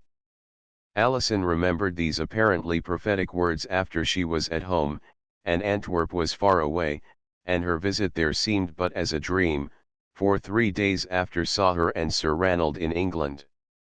"Ours is a nation of travellers," says a writer, and no wonder, when the elements, air, water, fire, attend our bidding to transport us from shore to shore, when the ship rushes into the deep, her track the foam as of some mighty torrent, and in 3 hours or less we stand gazing or gazed at among a foreign people. None want an excuse. If rich they go to enjoy, if poor to retrench, if sick to recover, if studious to learn, if learned to relax from their studies. None of these objects had brought Alison the creature of circumstances, and of the plans formed by others to Antwerp, and now that she was home again or once again on British soil, the reader may imagine how anxiously she longed for some tidings of Bevil Goring, all unwitting that he had been so long near her, in the land of the stranger, whether he had gone to face the perils of war on the Gold Coast, or been detached at home, and the only one who could have speedily enlightened her thereon was the person to whom she dared not utter his name, Sir Ranald. So poor Alison could but sigh and think with Lel that earth were too like heaven if length of life to love were given. Chapter V. In Hampshire again. I wish Jerry were here to help me, sighed Lady Julia, as she lounged in a luxurious fauteuil in the beautiful drawing-room of Wilmethurst, with cousin Emily, on a dull afternoon of February, when the trees in the stately chase were dripping with moisture, and the reedy fens and lonesome marshes, where the bittern boomed and the heron waded, looked dreary, and the edges of the water-flags were stiff and white with frost. I would Jerry were here to help me with his advice. Not that his advice would help us much perhaps, Emily, she added, querulously. Advice, Aunt Julia? When poor dear Jerry was here, he did nothing, replied that young lady. And that was all he ever cared to do, Emily, but I have seen so little of Jerry since he joined the Rifles that I seem to be quite alone in the world. And she sighed a little conventional sigh, while spreading her feather fan, though a large crystal screen was placed between her and the brilliant fire that burned in a grate of steel polished like silver. But matters have come to a crisis with us, through me, I fear, she added. Through you, Aunt? Yes, unfortunately. How, in what way? Did you not see how I turned my back upon that minx, Miss Chevenix, at the charity bazaar last week, cut her dead indeed, and this is the result, exclaimed Lady Julia, tossing from her contemptuously a letter she had recently received. What result? Asked Emily Wilmot, too languid to open the missive in question. Her father will wait for the interest on the mortgages no longer, and we are ruined. Even this house of Wilmethurst may have to pass to him, and we shall have to go where, Aunt?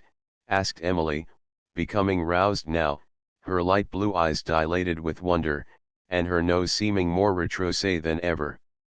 God alone knows where, to some obscure watering place probably. If this insolent fellow, who certainly has not been paid for some years, would only wait till Jerry returns from the Gold Coast, and some arrangements could be made, continued Lady Julia, in her plaintive and bleating kind of voice. House, lands, and all will go to Chevenix, and only a few acres will be left us. We are beggars, she continued, with angry querulousness, but without altering a line of her smooth, handsome, and passionless face. We have nothing of our own, all will become his. But surely, Aunt, you have friends. There is Lord Schweizle, there is Sir Jasper de Horsey. I cannot stoop to ask, and who would lend me thousands, not even money lenders now, for there is nothing left in the shape of land to borrow on. Wilmethurst will become the property of this upstart farmer's son out and out. Jerry will have to give up everything but his commission, and go to India no doubt. Fortunately he has that resource left him, but I shall no longer be able to maintain even you, Emily.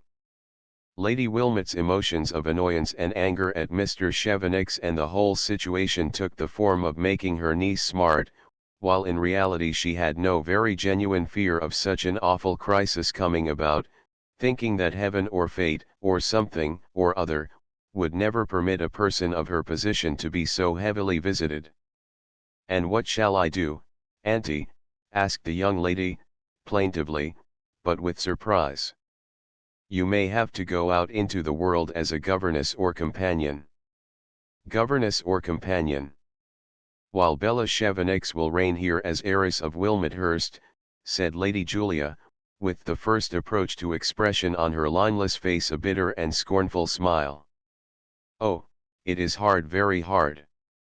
Very hard for me, added Lady Julia, who like most of her class thought chiefly of number one. She will make some good marriage, said Emily, after a pause. She is decidedly very handsome, and has, my maid Florine tells me, magnificent hair. Handsome, queried the fair Emily. Yes, but aunt, this is an age of belladonna, pearl powder, rouge, and heaven knows what more. I hope the Gold Coast will have cured Jerry of his foolish fancy for that artful girl. Her tastes are decidedly rural. I have been told that she often assists the vicar in visiting the poor, and actually teaches in his school at times. Well, she is more in her place there, and acting the village Samaritan, than riding with the buckhounds, dancing at county and garrison balls, and giving herself the airs of the habitue du monde. Lady Julia had in her arms a Maltese spaniel, a wheezy, fat, and petted cur that often reposed in a mother-of-pearl basket lined with blue satin, and she was fondling it as she had never fondled Jerry when an infant, a cur that snapped viciously at every one who approached within 10 yards of it or her, but which she always apostrophized and talked to as if it had been a human being, and, sooth to say, it was about as human in feeling as this Earl's daughter, so far as tenderness and a capacity for loving went, loving any one at least but herself. Come, my sweet one, Floss, she now exclaimed, oblivious suddenly of her approaching woes, and while it was leaping and yapping on her knee she kissed it repeatedly, and said, in a cooing voice, did it want to go for a drive on this cold February afternoon? Then its mamma will order the carriage and take it for one.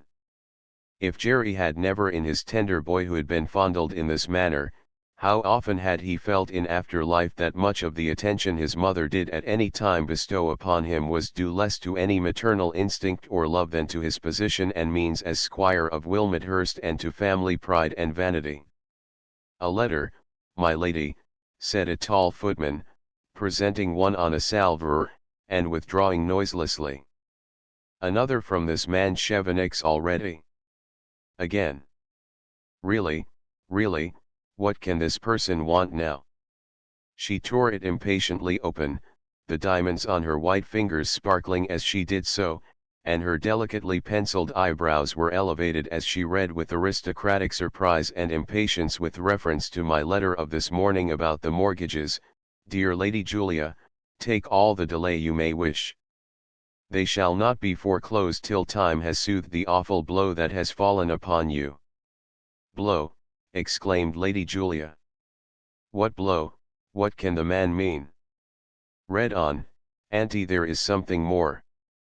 The fall of your son so gallantly in Western Africa is a circumstance to be deplored indeed by all, but more than all by those who knew him.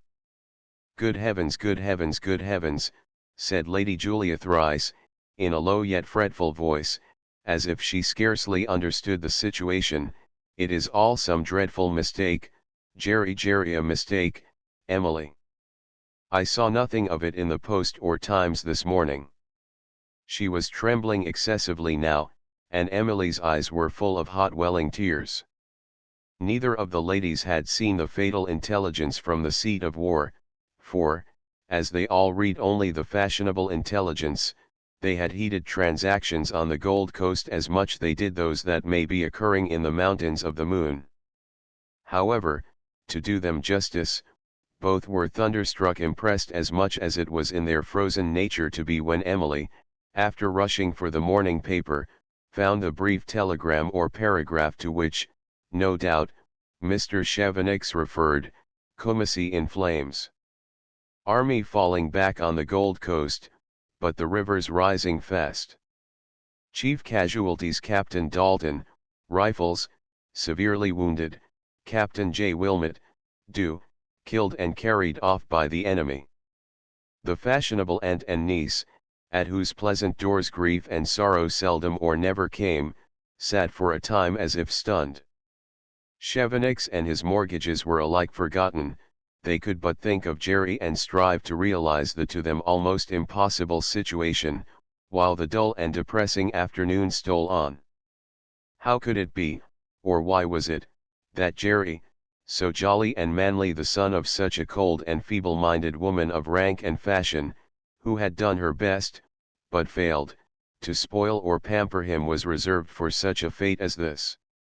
He had escaped the battle of Amofoul, the passage of the Pra, the fighting prior to the capture of Kumasi, and all the perils of death by fever and toil, to perish thus, when the wretched end had been achieved and the troops must have been on their homeward way.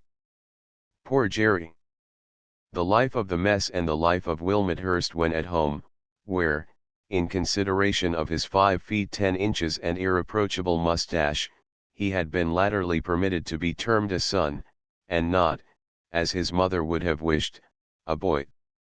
Lady Julia Wilmot had never posed in society save as a beauty, and the great consideration that was ever shown her was due to that beauty and her birth and position as an earl's daughter, but not to any brilliant qualities of head, still less of amiability of heart.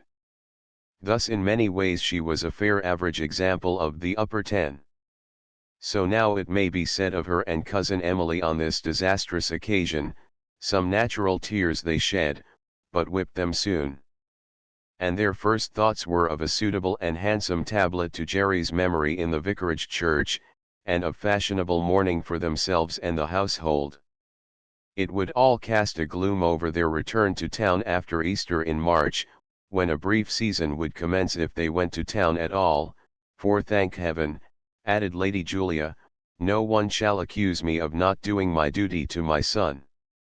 I shall order my mourning at Jay's, and certainly will not wear one of those frightful bonnets with long, what is it now, John? A tall footman, with a face of woe made up for the occasion, and a manner adapted to it, for the news had spread like wildfire over all the house and vicinity, and when many genuine tears were shed in the servants' hall, where Jerry was a prime favorite with the women folks, brought in a card, announcing Miss Chevenix. Chevenix again, this is intolerable. Did you say not at home? I said you were engaged severely indisposed, my lady, he replied, shaking his cauliflower-looking head solemnly. Yet she would come in. Yes, my lady. And at a time like this, when we are plunged in unutterable woe. Such confident assurance. The door was thrown open, and Bella Chevenix came swiftly forward as the servant withdrew. But in this we are anticipating a little. Chapter 6. Thoughts that often lie too deep for tears. Like the again partially widowed Laura, Bella Chevenix had watched with an aching heart the progressive news of the war among barbarians on the burning Gold Coast, from the landing on New Year's Day to the Battle of Amofoul, the passage of the Pra, and the victorious advance on Kumasi, and now came the sudden shock and horror by a tantalizingly brief telegram, in the upper corner of a newspaper, headed by a sensational title in large type, but 3 lines, announcing that the 2 officers had fallen, Dalton severely wounded, and Wilmot killed and carried off by the enemy. Bella sat for a time as one turned to stone, incapable even of tears, oppressed and crushed down by the one appalling and apparently unrealizable thought. Jerry dead, and I shall never see him more. Jerry, so full of life and fun and jollity. It seemed incredible. And yet, why so? He only ran the risks that many others were running.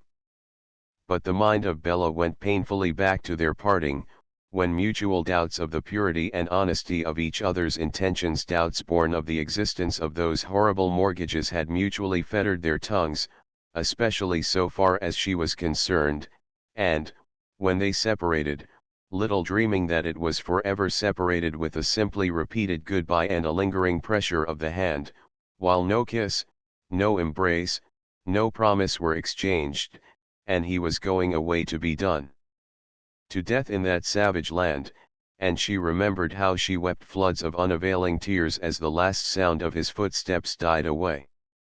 Poor fellow! And now she should see him no more, never again. To Bella Chevenix's sorrow, repentance, and love were alike useless, so far as Jerry Wilmot was concerned. To the girl, just then, it seemed as if the dream of her life was over and done. In it no other could replace Jerry, the light had gone forever out of her world now. She threw herself upon her knees, in the solitude of her chamber, in a passionate burst of grief the brilliant, beautiful, and once happy Bella, and strove to say, "Thy will be done," but the genuine submission thereto could only come by and by. Under the circumstances of Jerry's profession and career, some peril, some suffering were not altogether unlooked for or undreaded, but that he should be killed and carried off by the dreadful Ashantees, of whom she had a very vague yet terrible idea indeed, had been beyond her calculations, beyond her worst anticipations. She felt dazed, miserable intensely, and confused. I am now sure that he loved me well and dearly, and how coldly I parted with him. Oh, Jerry, my darling, can it be that I shall never see you again?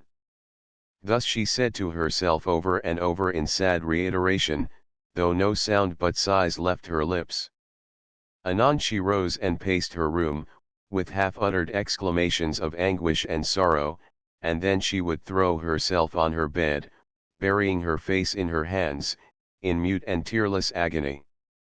To think that he was gone in his grave, if he ever found one, gone without the memory of a kind word from her that would make her future life less bitter. Oh, Jerry dead, she murmured, with ceaseless reiteration. She had a craving for such sympathy as her father, who was to a great extent ignorant of all that had passed between her and Jerry, could not yield her, and she resolved to visit Laura.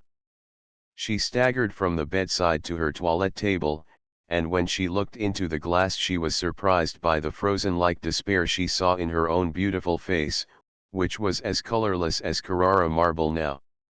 She bathed her eyes, made a hasty toilette of the most sable things she could select, tied a thick black veil over her face, and, ordering her pony phaeton, set out to visit Laura, to whom the dire tidings had come, of course, betimes, and she too was overwhelmed by affliction that, however, was not without hope.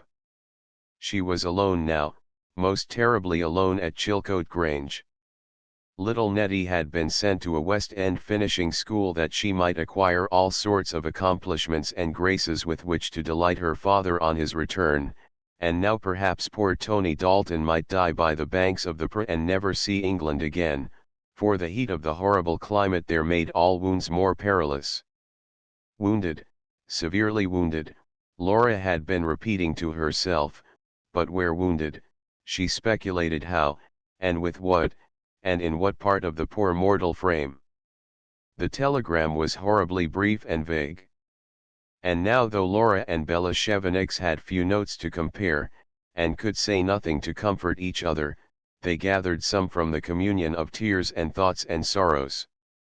Laura drew forth, as she had done a score of times before, Dalton's letters to her from Madeira, the Gold Coast, and sent by more than one homeward bound ship, and the affection they breathed for her and Nettie filled her soul with great gratitude now, whatever might happen. She had never received letters from him before, even in their early lover days at St. Leonard's long ago, before their years of separation came, and how strange it was to have received letters from him, conceived in the tenor of these, and signed "Your affectionate husband, Tony Dalton." Now he and Laura were quite old enough to know their own minds, and to deplore the separation a previous less knowledge of each other had brought about between them. Neither was likely to make any more false steps, from rashness or impulse, and they had a fair promise of a delicious companionship for the future if they were spared to meet again, and the perils of the Gold Coast ever became a thing of the past, but that fair promise hung by a thread now.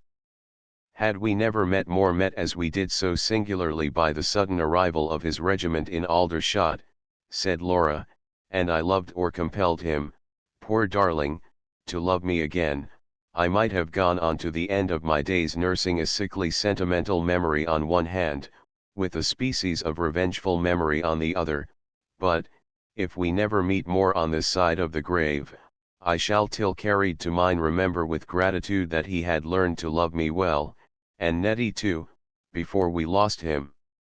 Forever. All her natural gaiety and much of her aplomb had left Laura on the day Dalton sailed from Southampton, and now she was as crushed in spirit as a poor woman well could be.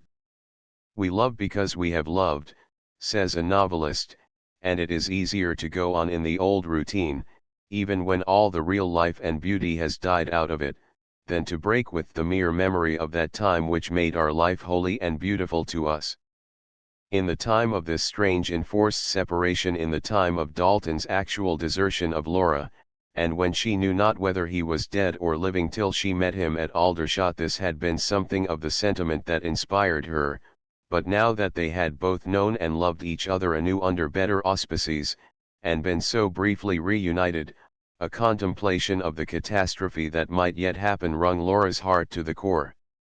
On leaving the latter, Bella, though still a prey to choking grief, in the warm and generous impulse of her nature, conceived the idea of, or thought she might find some comfort in, a visit to Lady Wilmot.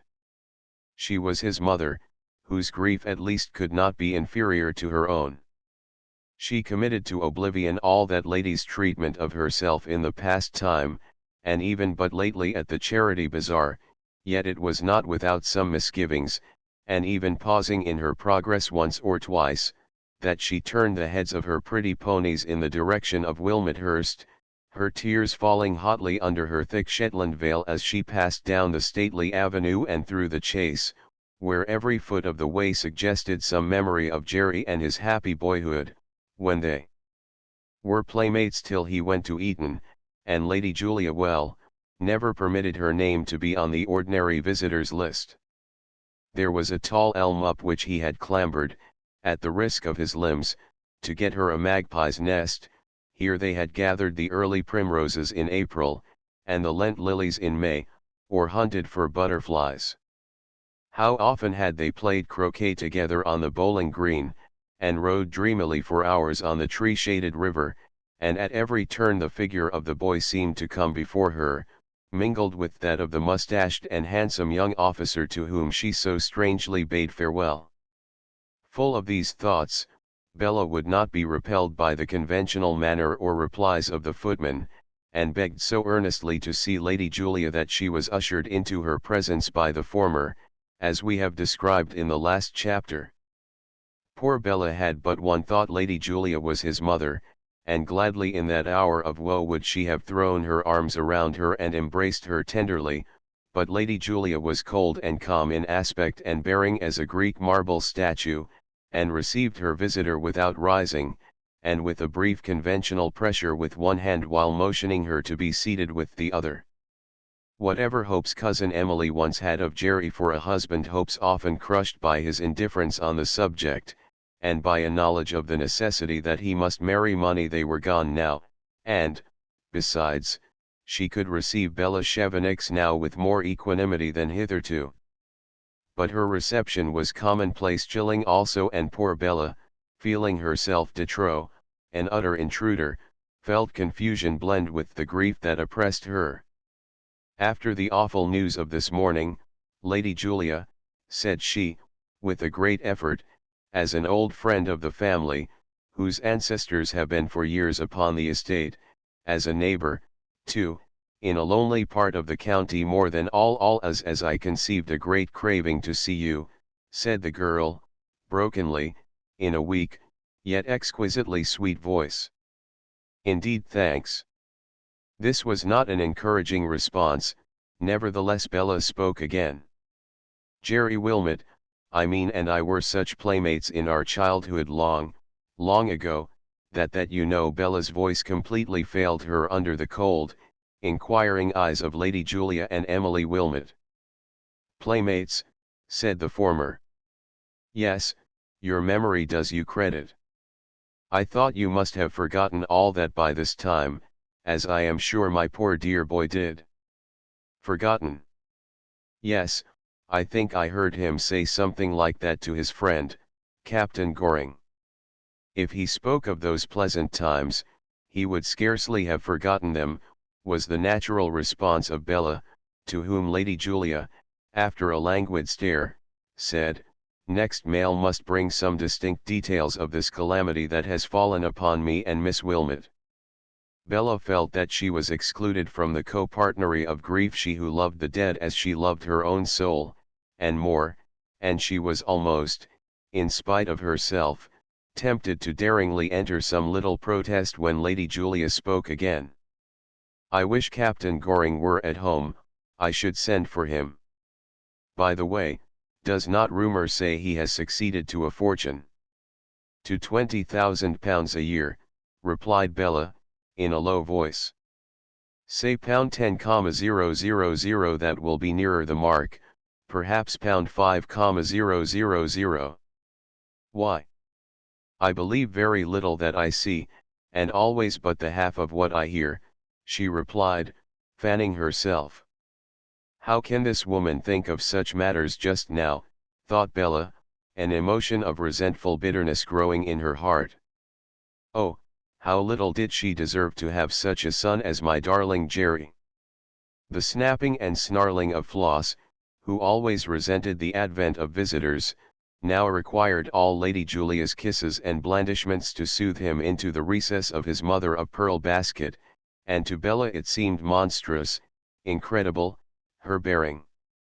Only this morning these women heard of the dire calamity, and they were to all appearance as cool as cucumbers. A little redness they exhibited about the eyes certainly, and a certain subdued manner alone seemed to show that they had in any way laid to heart the death of the poor fellow whose obsequies might have been performed by the birds of the wilderness. Doubtless Bella failed to understand the highly born and long descended, yet in many a gallant field, against both Scots and French, long before even the days of the great Civil War, had her ancestors done good and true yeoman service, with bow and bill, for their acres at Langley Park, under the banner of the Wilmots, with its 3 eagles' head sable and argent. At last she rose. "It is well for you, Lady Julia," said she, "that you are able to take this awful dispensation of Providence so calmly as you do. When a thing is inevitable or irreparable, it is best to bow the head and accept it with a good grace," replied the bereaved mother, closing her fan, but not rising from the fauteuil on which she was reclining, looking gentle and soft, yet iron-bound and icily conventional. "The loss of an only son, and such a son," exclaimed Bella, indignation mingling with her grief, as she burst into a flood of irrepressible tears, on which Lady Julia gave her a stare of well-bred astonishment, and asked, "What do you mean, Miss Chevenix, by this excessive emotion? Have you lost any relation recently that you come almost in black, and with these jet ornaments?" "No, but I thought," stammered Bella. "You thought what?" "That for poor Jerry." "Do you mean Captain Wilmot, my son?" asked Lady Julia, icily. "Yes," replied Bella, boldly enough now, "we were such old and good friends that I thought a little change of dress was but becoming reverence to his memory, and I shall make it deeper still." "As you please," said Lady Julia, bowing curtly, while Cousin Emily rang the bell, and bowed the visitor out. The two ladies then stared at each other. There was a deduction to be drawn from honest Bella's deep, pathetic, and unconcealed interest and grief for the poor dead fellow that proved somewhat offensive to Lady Julia, who, amid her own sorrow or what she considered such, had been considering the fashion of her own mourning for the entire household and of a handsomely quartered hatchment to hang upon the outward wall. Thus she was rather astounded and indignant at the rash or adopted bearing in one of Bella's rank and position, but they savoured, she thought, somewhat of the servants' hall in demonstrativeness. She was ashamed as yet to consult her dressmaker's album, even with the aid of Emily and Mademoiselle Florine, anent the most becoming fashion of mourning, but tomorrow she would certainly do so. Assurement, oui, thought Florine. Anger and no small degree of contempt were in the heart of Bella as she quitted the park gates of Wilmethurst, with a kind of dull and sodden despair mingling therein, as she drove her ponies home in the February twilight to her father's house that overlooked the village green, and she thought how true were the words of Wordsworth of thoughts that do often lie too deep for tears. Chapter 7. Oh, for a horse with wings. Jerry lay long when we left him last in a state of semi-unconsciousness, thoughts of his past life rather than of his present most perilous and deplorable predicament hovering in his mind. He sometimes imagined himself at the mess, and heard the voices and saw the faces of Goring, Dalton, Frank Fleming, and others. Anon he was in the Long Valley at Aldershot skirmishing with his company, or riding a hurdle race by Tweezel downhill. Then came dreams of the ball at Wilmethurst and of Bella Chevenix in all her beauty, and his cold, pale, passionless mother. Again he was in the playing fields at Eton, again chosen stroke of the Oxford boat. All these floated before him with an overwhelming sense of pain in his head, as once again he struggled back to the world and a full sense of the awful horror of his situation came upon him. Thankful we may be that, as Pope has it, heaven from all creatures hides the book of fate, all but the page prescribed, their present state. The prospect of Jerry's future made his heart seem to die within him. The sun was shining brightly now, and save the loud hum of insect life no sound was in the air or around him. A heavy odor of burnt wood and of moist thatch came upon the passing wind from where the fires of the past night were still smouldering in Kumasi, and once more staggering up Jerry looked around him. He was alone left in the bush to perish, and his comrades, where were they? Miles on the happy homeward march to the coast, with the swollen rivers all unbridged and impassable in their rear. He saw it all, he felt it all, and knew that he was a lost man. Feeble, defenseless, and single-handed he would fall a victim to the first savage and infuriated Ashanti he met, and his skull would soon be laid as an ornament, a royal trophy at the foot of the king.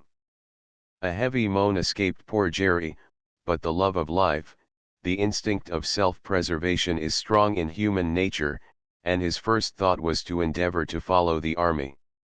At a pool he bathed his head and face, washed away the plastered blood that encrusted all the vicinity of the wound on his head, and bound the latter up with his handkerchief. He luckily found his light helmet in the hollow where he had lain unseen by his comrades, and, after giving a glance to the chambers of his loaded revolver, endeavored to follow as closely as he could the track that led he knew towards the army, the track the latter must have trodden. But he frequently lost it. Vast swamps and sheets of water were formed now where none had been before, and he had to make harassing detours. His powers and his steps were feeble, thus his progress was slow and often doubtful, and ever and anon he had to pause and look around him, fearing that in the dingles of the woody wilderness he might see the dark and agile figure of a hostile savage. Midday came when he was certain that he could have made but a very few miles of progress, and gasping with heat, giddy and weary, he crept under the shadow of a dense leafy bush to rest and conceal himself. Could he have been certain of the route, he knew that it would have been safer to travel by night, but in the night he must fail to see the traces of it, and now, with weariness and pain, a great horror of the whole situation came upon him, and he could but mutter again and again, alone, alone in the bush to die. God help me! Poor Jerry was a popular, light-hearted, prosperous, and happy young fellow, whom every one liked and to whom pleasant things happened every day. He was wont to own that he found every one kind and every one nice, and in society, of course, he met many people.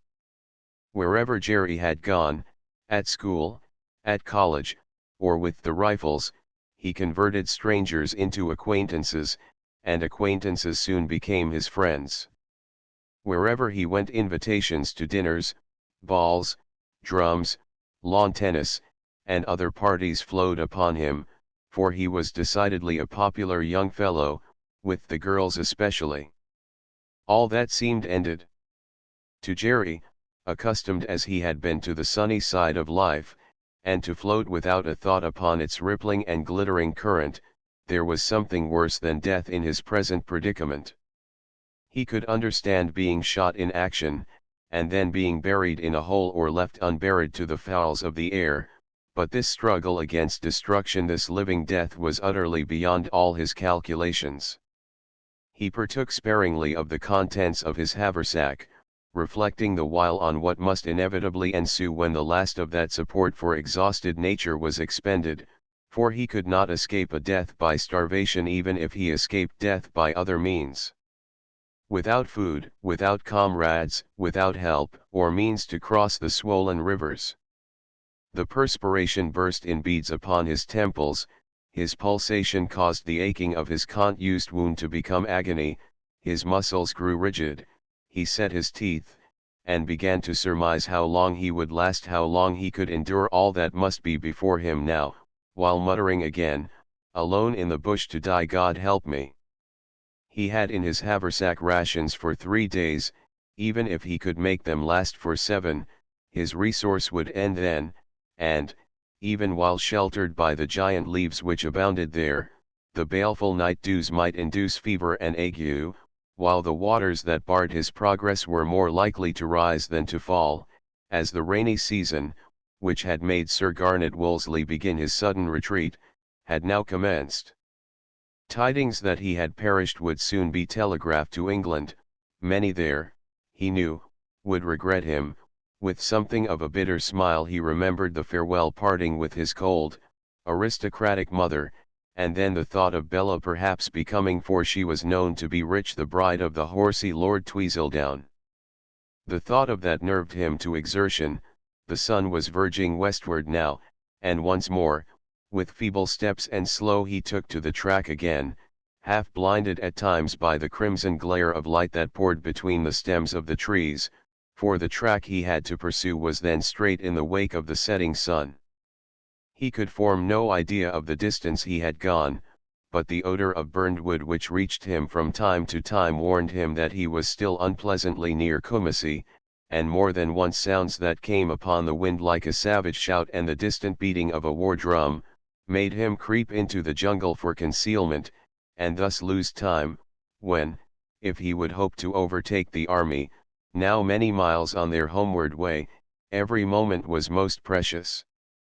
At last, when night, with tropical swiftness, had descended, he found his progress hopelessly barred by that great sheet of water which we have already referred to, a reach of 500 yards in breadth that rolled now at a place through which in advancing the army had passed dry shod. "Out of the running," exclaimed poor Jerry, using his home phraseology. "Oh, heavens! How to bridge the sea that lies between me and the troops? Oh, for a horse with wings," he added, unconsciously quoting the exclamation of Cymbeline. When night fell, no resource was left him but to remain there and gaze with haggard eyes and a desponding heart at the cruel sheet of water that lay between him and probable safety. Brightly, as on the New Year's night that saw the troops landing on that fatal shore, the moon was shining now brighter even. Never had Jerry seen such brilliancy. In all the vast expanse of the firmament overhead there was not a vestige of cloud. Millions of stars were there, but their splendor was dimmed or obscured by the splendid effulgence of the moon. The vast leaves of plants, whose names were all unknown to the lost Jerry, were shining in dew as if diamonds had rained from heaven. Every giant cotton tree and palm, every rock and fissure were illuminated, and the birds flew to and fro as if a new day had dawned, but a day of silver, icy-like splendor, and clear as in a mirror were the shadows of the trees and graceful palms reflected downward in the sheet of water that glittered in the sheen. But that he was so weary and faint, Jerry would have availed himself of this wonderful moonlight and endeavored to get round the flank of the vast sheet of water that barred his progress, and which reflected the radiance like a mighty sheet of crystal, but he was compelled to wait till morning, and again sought shelter under some youngly bushes. Near the place he saw several broken meat tins and empty bottles scattered about, indicating where some of our troops had halted before the final march was made into Kumasi, and he regarded with interest and anxiety these vestiges which proved that he was in the right track could he but cross the intervening flood. With his very existence trembling in the balance with fate, what a small matter now seemed the mortgages over Wilmethurst and every consideration save the love of Bella Chevenix, and while he strove to court sleep oblivion in that savage wilderness, where no sound met the ear save the plash of falling dew as some overcharged leaf bent downward, his whole soul was full of her image, the image of her he too probably should never, never see again. With earliest dawn he was again afoot and seeking to get round the reach of water, but it trended away through hollows far to the north and south, yet with an aching heart he struggled manfully at his task. On every hand towered up to the height of 250 feet or more, straight as stone columns, the cotton trees, like the giants of primeval vegetation, and round their bases flourished the wondrous undergrowth of jungle, under which again grew white lilies, pink flowers, and dog roses, amid which could be heard sharp trumpetings of enormous mosquitoes, with the monotonous toot-toot of the wild doves, which alone broke the silence of the bush. This silence, wrote one who served in the campaign, this apparently never-ending forest, this monotony of rank vegetation, this absence of a breath of wind to rustle a leaf, becomes oppressive, and the feeling is not lessened by the dampness and heaviness of the air, and by the malarious exhalation and odor of decaying vegetation which rise from the swamps. The report of a musket at no great distance, followed by the noise made by some wounded animal crashing through the forest, compelled Jerry, with a heart that beat wildly with agitation and alarm, to conceal himself instantly, and he had hardly done so, when 4 armed Ashantees, with muscular mahogany-colored forms, gleaming eyes, and shining teeth, passed near him and continued to hover about, as if scouting or in pursuit of game. This compelled him to lie for hours en perdue, and evening began to close again without his having got round the reach of water that lay between him and the way to Pra, and even if he ever did reach the banks of that stream, how was he to cross it? For he was not a swimmer.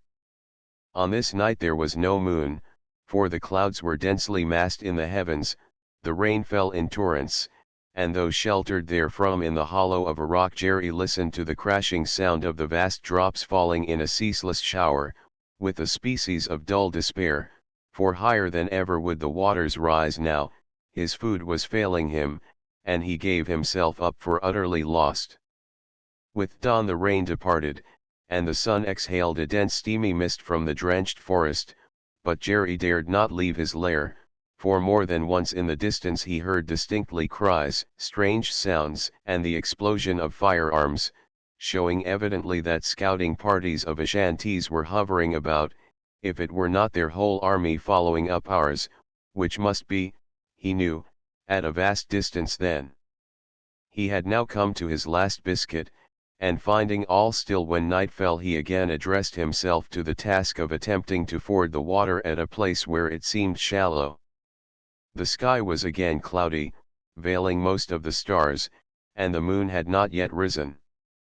At that point the forest was open for a great space, and luxuriant grass and reed-like rushes covered all the soil.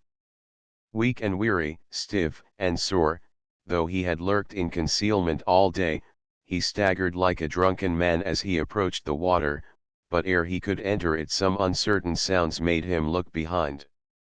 He saw the gleam of arms, the flash of steel in the starlight, and then, coming upon him at a rush, apparently were some 20 men, emerging swiftly from the forest he had left, and though he drew his sword and grasped his revolver, resolved to sell his life bitterly and dearly, so enfeebled was his frame, and so great was the shock, the horror he experienced at the prospect of the terrible death which so surely awaited him, after all he had endured and undergone, that he fell prone on his face, and scarcely remembered more, as they closed in wild tumult around him.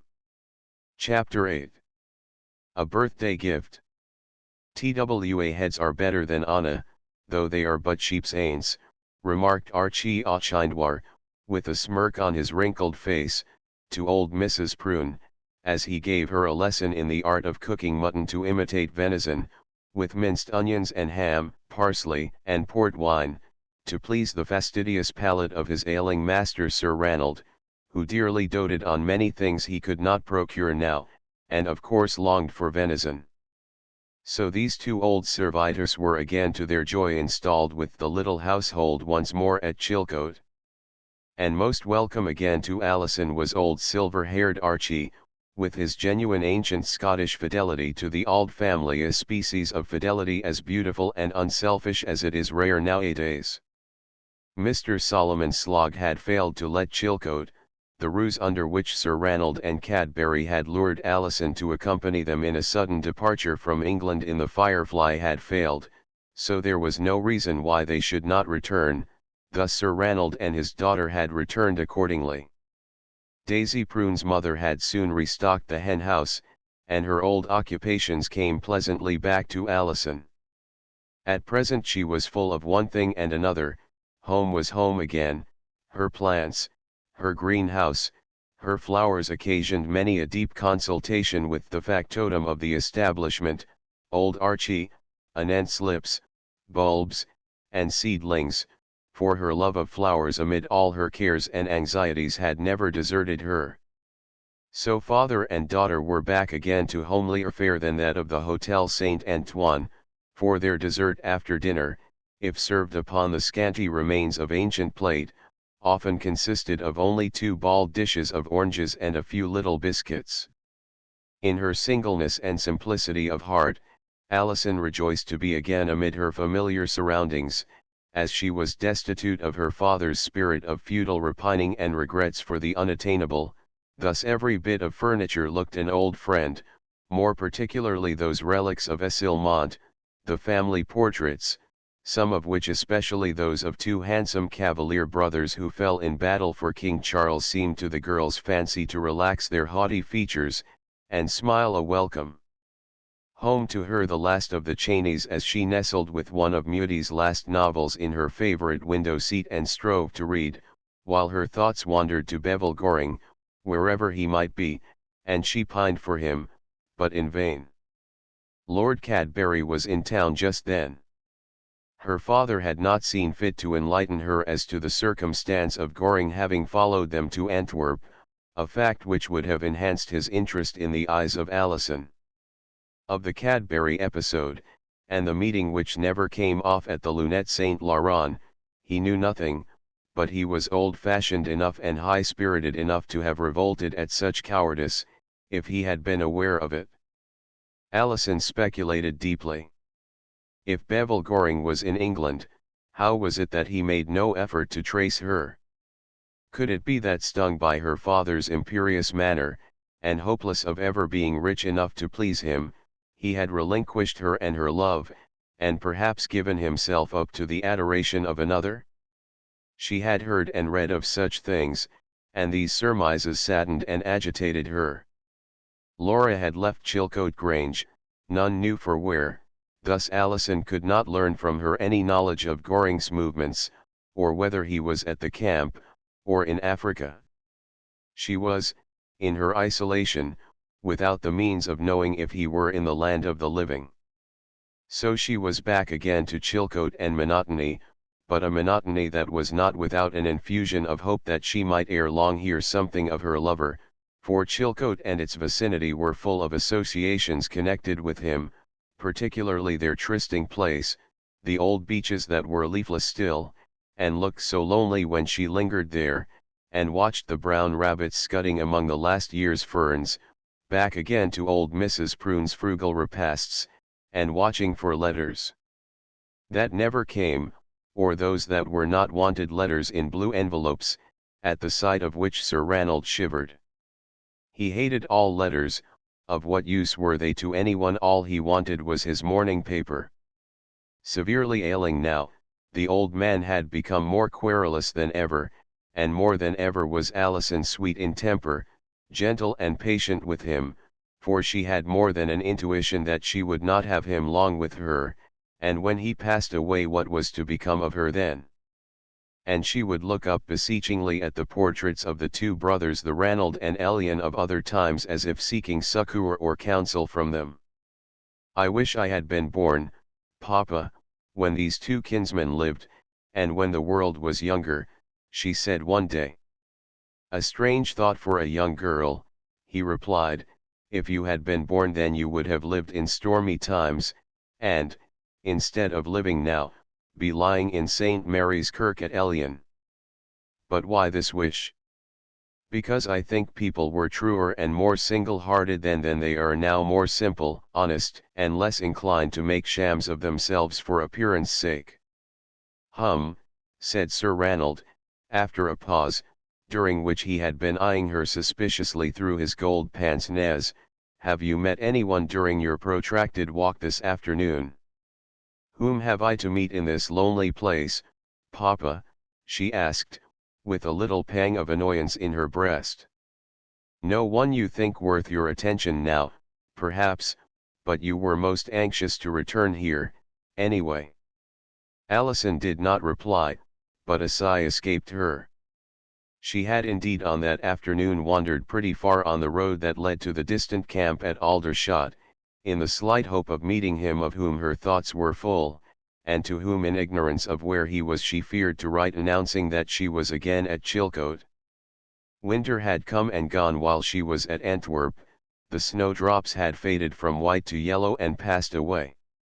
The loose petals of the late crocuses, golden and purple, had also disappeared under the increasing heat of the sunshine.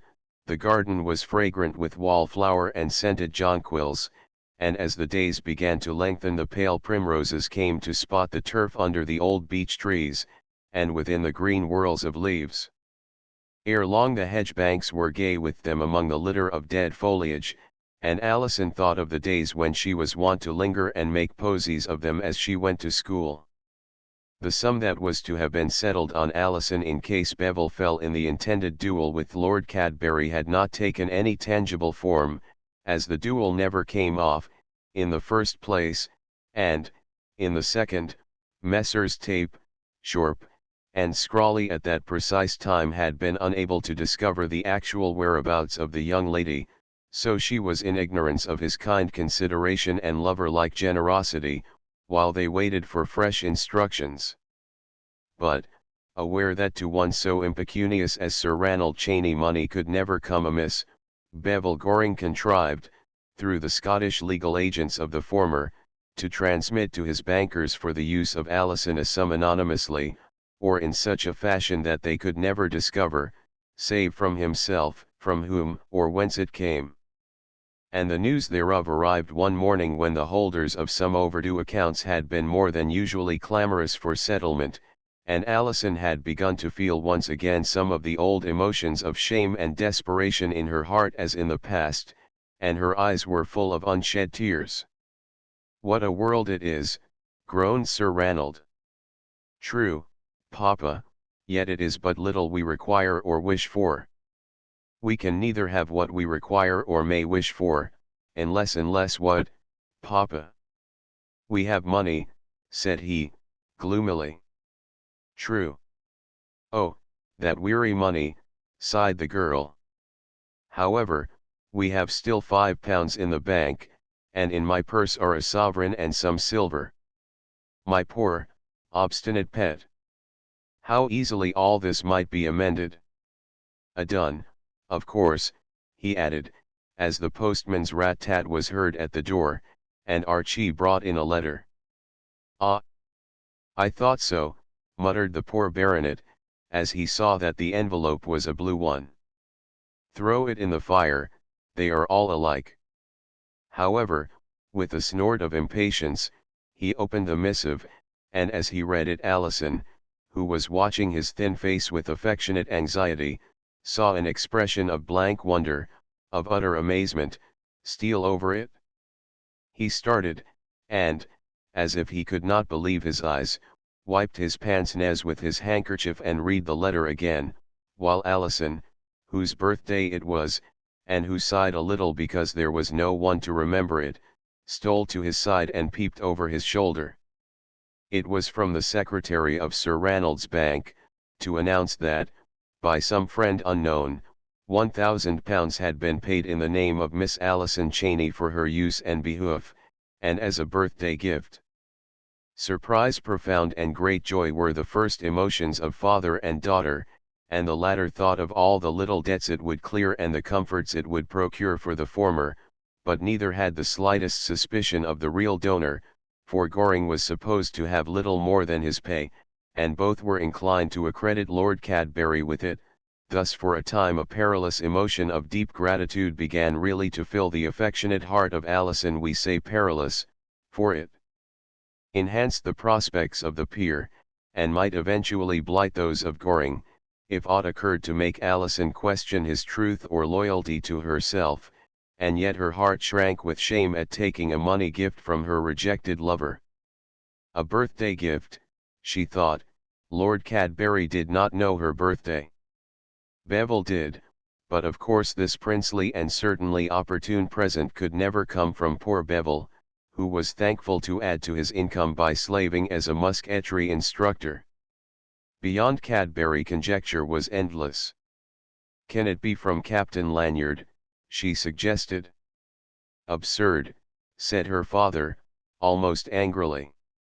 Tom Lanyard, she knew with all a pretty girl's sharp intuition, had admired her greatly and secretly during the brief voyage in the Firefly, and Tom, we are glad to record, had, singular to say, in one day realized a handsome fortune. Alison knew of that circumstance, and she knew too that Cadbury was too innately vulgar not to be ostentatious with his wealth and disinclined to hide his candle under a bushel. Tom Lanyard, with the Firefly, when taking her to Cowes by Lord Cadbury's orders, had been blown by a foul wind, and in a heavy gale thereof, down the channel till he was off the coast of Devonshire, where he fell in with a large derelict Indiaman, which had been abandoned by her captain and crew during the gale, and of which he took possession. He brought her into Dartmouth safely, and she proved to be laden with teakwood, rum, and a cargo value generally at nearly £100,000, consequently the salvage alone proved a handsome fortune to worthy Tom Lanyard, who immediately resigned the honour of commanding Lord Cadbury's yacht. The proud spirit of Alison revolted, on consideration, at the idea of accepting or using this money, but her father only asked her how they were to rub on without it, now it had come? But whence came it? Was it sent in charity, or was it the conscience money of some false friend, who in the spendthrift pastime had wronged her father on the turf or elsewhere? To soothe her, he was not disinclined to adopt this view of the matter, but to suit his own views he again fell back upon the conviction that the donor could be no other than Lord Cadbury, to return it to whom would be an insult, and whom it would be but proper to thank in some fashion. Thus, great was the surprise of the peer to receive one day at his club a rather effusive letter from Alison, dictated by Sir Ranald to thank him for the birthday gift, as they could not doubt a gift that nothing but her father's failing health, and the many necessities that it involved, compelled her to accept. Her little hands trembled as she closed this to her obnoxious epistle, while her eyes were dim with tears, and her heart wrung with shame and pride, all the more so as she painfully recalled the episode of Mr. Slog and the acceptances. Cadbury was puzzled sorely, he knew not what to think, and tugged away at his long white moustache, while thinking who the devil can have sent this money £1,000 to. He was not sorry that they should think the gift came from him. "Hang it all," he muttered, "have I not spent ever so much more on and about her Slog's devilish bills too, and all for nothing?" So he wrote a very artful answer, expressing his surprise that he should be thanked for such a trifle, thus fully permitting her to infer that the gift was a kindness of his own, and more than ever did Alison feel a humiliation, in which her father, selfish with all his pride, had no share, especially when sipping some very choice dry Clicquot Veuve, a case of which he had ordered on the head of it, and thought that for a little time at least he had bidden goodbye to mouton à la Russe, cold beef, and apple dumpling ugh. At his club and elsewhere in London, Cadbury had a nervous fear of the Antwerp affair, and the cause of his sudden departure from that city, oozing out. It might find its way from the rag, of which he doubted not Goring was a member, but Cadbury forgot that the former was too much of a gentleman to tell any anecdote that would involve the name of a lady more than all, that of Alison Cheney. But no one can tell how stories get about in these days, and thus, when there was any low-voiced talk or laughter in a corner of the club room, he grew hot and cold with the terrible suspicion that he was the subject of both. His hatred of Goring grew deeper, and he resolved that he would work him some fatal mischief, if he could. Through Sir Jasper de Horsey and Mr. Tom Hawksley, a rumour certainly was spread abroad that he had been on the continent with such a stunning girl, and old Cad, as he was often called, was rather inclined to adopt the soft impeachment, and the idea that he was a dog a gay spark yet and all that sort of thing, don't you know. But when de Horsey spoke of the affair, he little knew the rank, position, or character of the girl he referred to, and the risks she had run through the brutal selfishness and mischievous spirit of himself and Hawksley, when by falsehoods, and in her confusion, they had lured her to the Café Opera Grace. At Chilcote, Archie Auchindwar speedily became master of the news concerning the birthday gift. £8,000, my certie, is there as much money in the world? He exclaimed. Troth, Sir Ranald, he that hath routh o' butter may put it on baith sides o' his bannock. I don't know, said Sir Ranald, peevishly, to Alison, why I brought that fellow back again. A Caleb Balderstone is an anachronism in 19th century society. He is so good and faithful, Papa dear old Archie. Yes, but, like all such faithful old fellows, he is a shocking tyrant, is too much au fait at all one's private affairs, and deems himself quite a family institution, as much a Cheney as ourselves. But Alison had not the heart to resent Archie's gladness that the gift, whoever it came from, would keep the wolf from the door, as she thought it might keep the black hound too. Archie had a profound dislike of Lord Cadbury, and once he ventured to say to Alison, "Wia his wealth, I'd as soon see you in your coffin as the Lady o' Cadbury Court," but anent this, he asked, abruptly, in a low voice, "Where is Captain Goring?" Alison coloured, but said, in a low, cooing voice, "Could you find out for me, Archie, like an old dear, as you are? I'll ask at the camp, if I tramp every yard o' the way and back again." "Oh, thank you so much, Archie. I would like to see you married to him, missy," said the old man, patting her shoulder. "Ah, we are too poor yet, Archie," said Alison, but the next remark, while it made her laugh, brought a hot blush to her cheek. "Our purer. Hood, fi. Think o' a Cheyne o' Essilmont saying that Essilmont where mony a time 100 o' your name and mayor have had their horses in stall ilk man boden in a fear o' war," exclaimed Archie, his old grey eyes flashing as he spoke. "No, it is feeding little mouths ye think o', but, odds sake, Miss Alison, they'd bring mair gout in their yellow curls than they'd ever tak frae ye in bannocks and shoon. God never sends a little mouth into this world without food for it, and, if it is a certain care, it is a sure joy." So Archie soon discovered that Bevil Goring was not at Aldershot, and, to Alison's joy, that he had not gone to Africa, that the spring drills had not yet commenced, that the battalion was returning home, and that Captain Goring was in London, where, she concluded, he must be idling in ignorance of her movements, and that she was again at Chilcote. The year of their mutual promise was already passing away. But what did that matter? Never would they love each other the less. How she longed once again to see Laura Dalton, whose new name and strange story had reached her through the vicar, and amazed her greatly, for she had a sorrowful sense of isolation and helplessness, and this darkened more around her, while heavy illness once more fell upon Sir Ranald, and again the terror came over her that his life would slowly ebb away. The scathing bitterness of his tongue when he spoke of Goring often made her heart wince, but could provoke no response from her lips, though they often quivered with indignation at his querulous spite. Though Alison was a woman in energy of purpose and power of endeavour, in many ways she was still like the veriest child, especially in so far as a spirit of reasonable obedience to Sir Ranald went, and after all, as a writer has it, even in these our days such monsters as parents indefinitely relentless will sometimes outrage dramatic proprieties, so Alison pondered much upon her future, but failed to see a clue to it. In her present small world she had but one little pleasure: her letters from her namesake, Sister Lizette, the Beguine, full of prayerful wishes, loving expressions, and pretty messages, and often containing little religious pictures, with gracefully worded mementos in Latin and French. And thus the days stole away at Chilcote. Chapter 9. Cadbury Redivivus.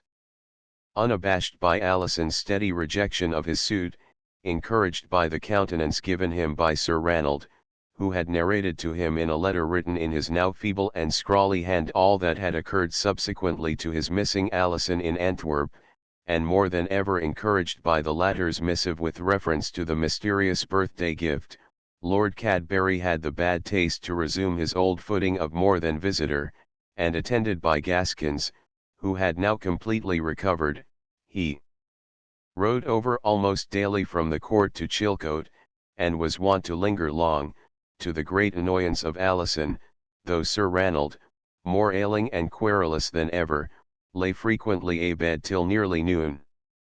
Aware of the trick, it could be proved he had, in a spirit of malevolence rather than to serve his master, played Bevil Goring in Antwerp, and his confession thereof in a moment of agony, weakness, and terror, when believing himself to be dying in the Belgian hospital, the rascal Gaskins was very loath to venture within 20 miles of Aldershot camp, but, while believing certainly that the wronged officer of the Rifles would never be at Cadbury Court, he was less sure that he might not fall upon him in the vicinity of Chilcote. Thus he was greatly relieved when, in reply to some casual remarks, he elicited from Archie that Captain Goring was in London. So Gaskins felt his shoulders safe as yet. "Our fare is no good enough, nae doubt, for a gentleman like you, Mr. Gaskins," said Archie, as he ushered the dandified groom, whose surtout was girt by a waist belt and garnished with a rosebud buttonhole, into the kitchen, his whole face wearing a contemptuous smirk the while. "But we can gie a bane o' called beef to pike, wi a farlow bread and a cogie o' good yill, and they are better, ye ken, than sowens, ill-soured, ill-sautéed, and sodden." "What the deuce is he saying, Mrs. Prune?" asked Mr. Gaskins, in sore perplexity, as he carefully wiped his cockade hat with a white handkerchief. "Ye kenna what I am saying?" asked Archie, with contemptuous surprise. "No, Mr. Hack-Indoor, you must excuse me really." "Out of the world and into Kippen," said Archie, with a toss of his head. "And how is Sir Ranald, Mrs. Prune?" asked Gaskins. "The laird is a wee thing dwining again," said Archie, ere she could reply. "They say Ialen ne'er fills the kirkyard, but I'm fearsome at times this is the last blaze o' the candle in the socket," he added, with a little break in his voice. On the day of this visit Sir Ranald was not visible at all, and Lord Cadbury had Alison all to himself in the little drawing-room, where he was fast resuming his old airs of property and protection, and almost venturing to make what he deemed love in dull and emotionless tones, and Alison, had she not been grieved by her father's condition, and worried by the whole situation, might have laughed at Cadbury's Don Juanesque posing as too absurd. "I shall never be able to describe to you," said he, for the 10th time, my profound alarm and grief when I lost you so mysteriously at Antwerp. In a place to which I should never have gone. Not even with me, he asked, softly. Not even with you, but I was weary, triste glad to do anything to forget my own thoughts. But as for your friend Captain Smith, Alison, my dear Miss Cheyne, how often am I to assure you that I know of no such man? If he was a captain, in presuming to call himself a friend of mine, and acting as he did, he deserved the most severe punishment, and let me assure you that as we were in Belgium I should have lost no time in inviting him to breathe the morning air on the ramparts, or anywhere else, added Cadbury, in a valiant tone, even while wincing at the recollection of the invitation he had received for a similar breather in the Lunette Saint Laurent. I thought duels were as much out of fashion as hoops, patches, and hair powder, said Alison, with a little mockery in her tone.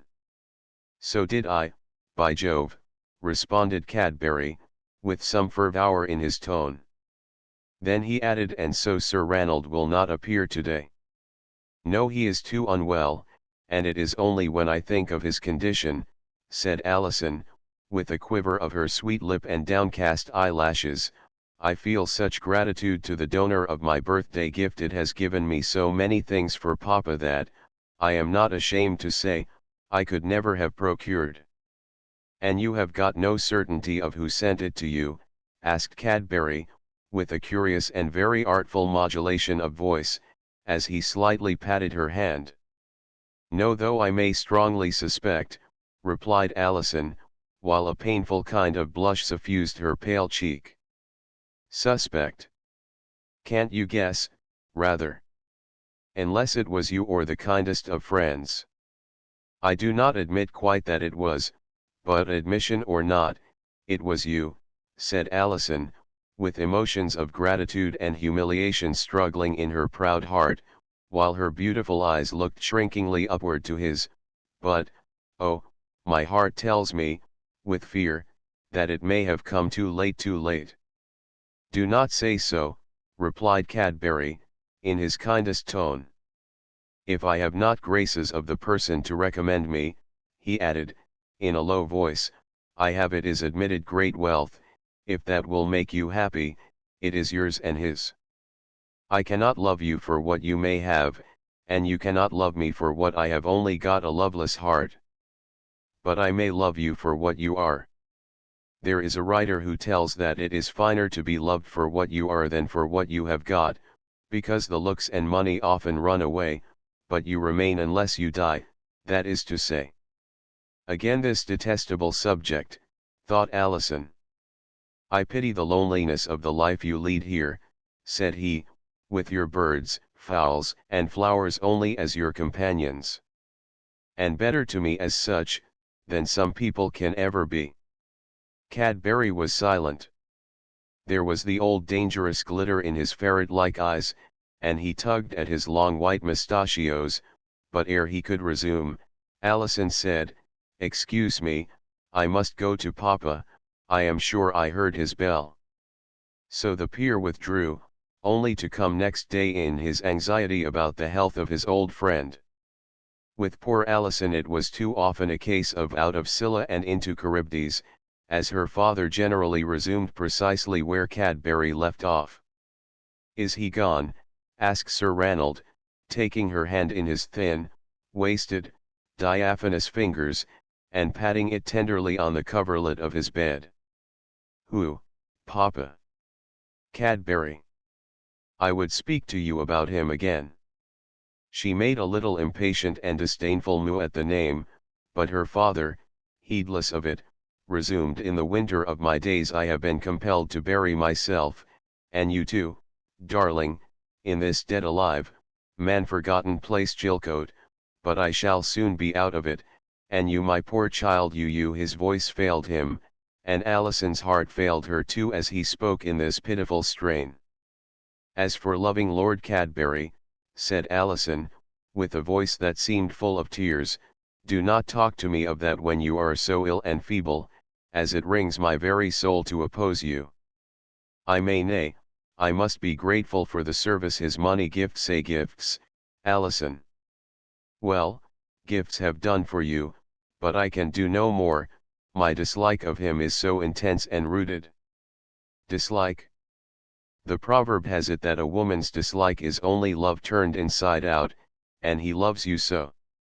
Think of his coronet. A new one, the gilt not even worn by time, a parvenu coronet. Well, said her father, impatiently, it will be old in time, and does not the land teem with parvenu baronets? They are thick as blackberries now. And Alison was thankful when he dropped asleep, and she was left to her own aching thoughts, and released from the hateful subject for a time.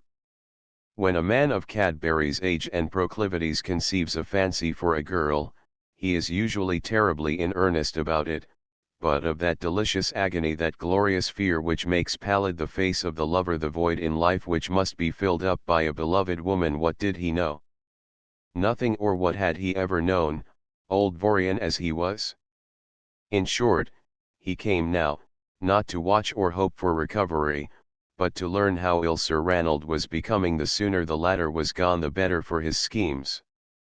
The baronet had altered greatly for the worse in his mysterious and complicated ailment, and the doctors who came and, thanks to the birthday gift of Alison, she had secured the best medical attendance, shook their heads gravely when they saw him, but not in her presence, as, with professional humanity, they wished to spare the poor girl any unnecessary pain. Cadbury often reflected with genuine anger on how his plans for separating Alison from her father on the continent, that he might both compromise and have her at his mercy, had failed, and that he had barely won, by any pretense, even her gratitude. He had spent a devil of a lot of money, even thousands, one way or other, and was no nearer his end than before, fair means or foul. He had, moreover, been dreadfully insulted at the Hotel Saint Antoine, by that cad Goring, and even put in terror of his precious life. And were all these to go for nothing? Never, perhaps, since time was born, did a coward forgive the man who unmasked, affronted him, or did him dishonor in every way. Thus more than ever was Cadbury rancorous at Bevil Goring, and resolved to revenge himself, through the means of Alison Cheyne, if he could. As for Goring, said he, on one occasion to Sir Ranald, we know nothing of him save that he bears a commission, which any fellow who can pass the necessary exams, can get now, but as to who he is, or where he comes from, I don't suppose he could very clearly tell himself. Sir Ranald, though somewhat rancorous in regard to his friend's rival, was patrician enough to think such remarks unnecessary, and only answered by a kind of sniff. He knew, on one hand, that Goring used the arms of the Sussex Gorings, a chevron between two annulets, dating from the first Edward, while Lord Cadbury was what the Scots call a gutter blood, whose father, the alderman, had, as recorded by de Brett, been the first esquire of his race by Act of Parliament.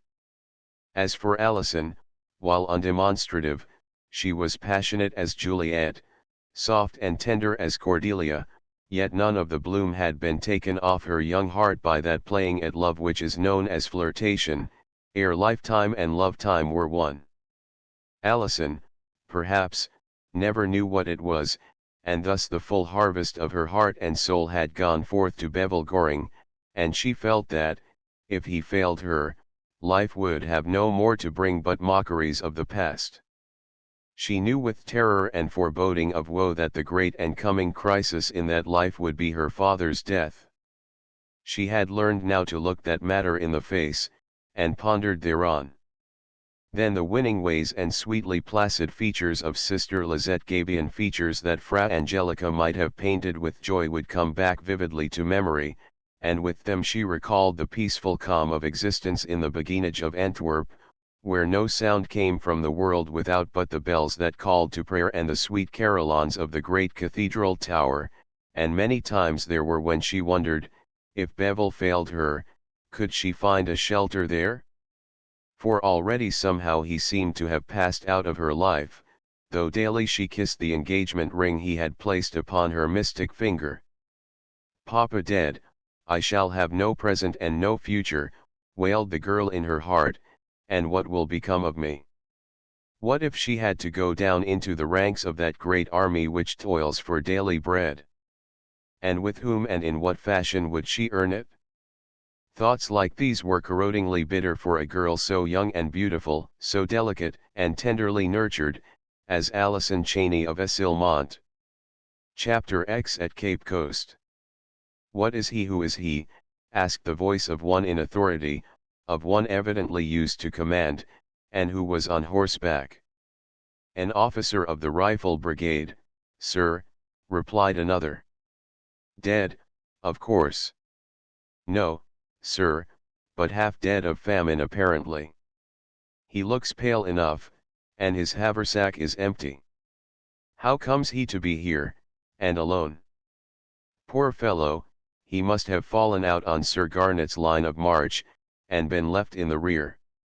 Such were the welcome utterances in English which Jerry Wilmot heard with joy and astonishment, as, weakly and voiceless, he struggled up on his hands and arms, and looked around him again, to find a mounted officer stooping from his saddle, regarding him with interest and curiosity, while 20 armed natives of a savage and foreign race jabbered and gesticulated violently as they lifted him from the ground, and the other European who had spoken applied a flask of brandy to his lips, a requisite stimulant, of which Jerry partook gratefully, while joy gushed up in his heart to find that he was, so far as he could see, saved. And now to account for this mystery. It is well known that 4 days after the destruction of Kumasi, that city of wigwams in a woody wilderness, a single British officer, attended by only 20 African soldiers, rode through the still smoldering ruins, and found no inhabitants remaining. This officer was Captain Reginald Sartorius, of the 6th Bengal Cavalry, who had been sent by Captain Glover, R.N., to report to Sir Garnet Wolseley that he was advancing, and was now within 18 miles of the city with his subordinate column, the operations of which lie somewhat apart from our story, though we may briefly state that the original scheme, and the elaborate attempt of a campaign starting from the Volta River, with from 10,000 to 15,000 warriors of several nations, had not indeed been carried out. The native kings had willingly accepted British money, and flintlock muskets for their men, but their idea of invading Ashanti was to go away in another direction, and make war on people out of the Gold Coast Protectorate, and beyond the range of its policy. Neither at Aden nor at Accra could we get a real hold of the Allies, upon whom Captain Glover had reckoned. He had, therefore, been instructed by Sir Garnet to conduct his own reliable force of Haussas and Yoruba by a given route across the Pra, and join our main body at Kumasi. In obedience to orders, and to report the approach of this force, at midday on the 10th of February Captain Sartorius, starting from a point which he believed to be only 7 miles distant from that place, began one of the most daring rides recorded in the annals of war, and for which he won deservedly the Victoria Cross. Certain of meeting Sir Garnet at Kumasi, he departed without provisions, and, after a rough ride of 11 miles through a wild and terrible country, he found himself when night fell at a village 7 miles distant from it. There strange and startling rumors prevailed among the women, for the men had all gone elsewhere. Kumasi, they told him, was no more, and its destroyers had departed. Captain Sartorius sent messengers to Captain Glover, stating that Sir Garnet would only be a day's march off, and could easily be overtaken, but these messengers were fired on in the bush, and no tidings reached the naval officer. Moving on with caution, next day Sartorius approached Kumasi, which was still shrouded in clouds of dark smoke, amid which the red flames were smouldering, and was met by a woman, who informed him that the king and all his young warriors were in the town raging over its destruction, and vowing vengeance for it. 3 houses alone had escaped the conflagration. Aware that scant mercy would be shown to him and his 20 brave followers if taken, he quickly left that place of horrors behind him. Believing that he was now equidistant between Captain Glover and Sir Garnet, he bravely resolved to follow up the latter, a fortunate circumstance for the luckless Jerry Wilmot, who was found in the very track his party was pursuing. "Come, my good friend," said he, after he had heard Jerry's story in a few words, "you must pull yourself together and make an effort, as we must push on without a moment's delay." An effort, yes, thought Jerry gleefully, though he was weak, faint, and feverish, for his adventures in the moist and pestiferous bush were telling on him now. But for the advent of Captain Sartorius, what must his fate inevitably have been? He was mounted on the horse of a messenger, who had been shot in the bush, and now rode on with his rescuers. The sheet of water which had barred his way so long they forded, the water rising to their saddle girths, and then they pushed on, hoping to reach the bridge constructed by our engineers across the Orda. It had been swept away. But the waters which destroyed it had subsided, and where that waste of water, so troublesome to our troops, once rolled, the ground was dry and even hard, but the odors that loaded the air from the bodies of the slain Ashantees lying in the bush, left Captain Sartorius and his companions in no doubt of their being on the line of march followed by Sir Garnet Wolseley. Poor Jerry had felt himself like one in an evil dream when he found his limbs so powerless that he was incapable of resistance and sinking on the earth. Now he felt also in a dream, and could scarcely realize that he was mounted, with friends and on the homeward way, for he was half dead with weakness, and, if not rescued when he was, he must have succumbed very soon after. Keenly had he realized the fact that past and to come seem best, things present worst. Someone proffered him a cigar, a luxury, to a smoker a necessity which he had been without for days, and he took it thankfully, gratefully, and never did he forget the pleasure that cigar afforded him, but the toil of the journey, after all the blood he had lost and all the mental and bodily suffering he had undergone, told sorely upon the nerves and system of Jerry, though a hardy and active young Englishman, who had never figured second in the hunting or cricket fields, had been stroke or of the Oxford boat, and up to everything in the way of sport that was manly and stirring. But he dug his knees into his saddle, and even when his head, through very weakness, was almost bowed on his horse's mane, he thought of Belashevinik's, and bravely, as he phrased it, strove to keep up his pecker. So onward the party progressed amid scenery clothed with strange trees, strange flowers, and gigantic plants, with long spiky blade-like leaves, such as we only see in a botanical garden at home.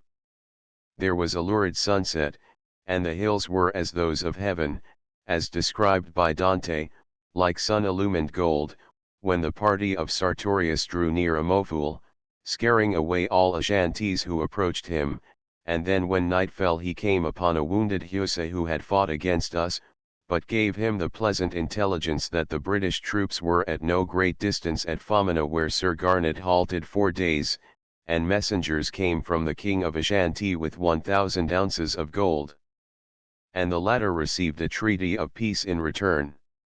The lonely march was resumed in the morning, and at Famina Jerry Wilmot and Sartorius, with his 20 men, after having marched, each with arms and 40 rounds of ammunition, for 55 miles, overtook the retiring troops of Sir Garnet Wolseley.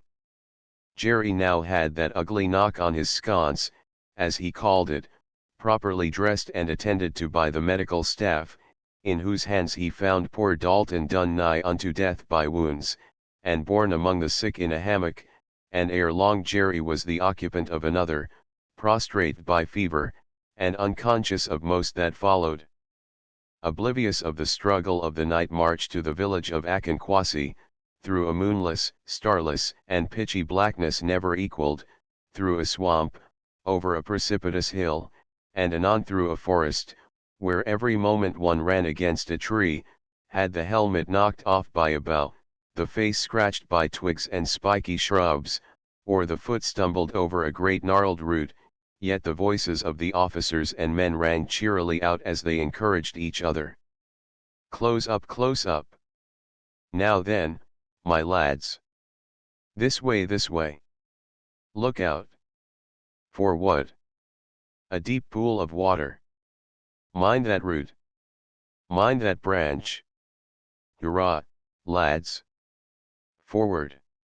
And as the dawn stole in, the men of the 1st West Indian Regiment, who escorted the party of sick in hammocks, seemed to Jerry's eyes most ghastly in their light grey clothing and white helmets, and it was said that the Negro so dressed looked like a convict who had been hung until black in the face and cut down. And often as he tossed in his hammock, which was slung on a pole pulley-wise, he would mutter, "Oh, if Dalton had only let that beetle alone." Cape Coast Castle was reached by the entire force in pretty good condition, but, as an idea of the extent to which fever had raged among them, we may mention that of the Naval Brigade, which, including Marines, landed 278 strong, there came back only 119 men.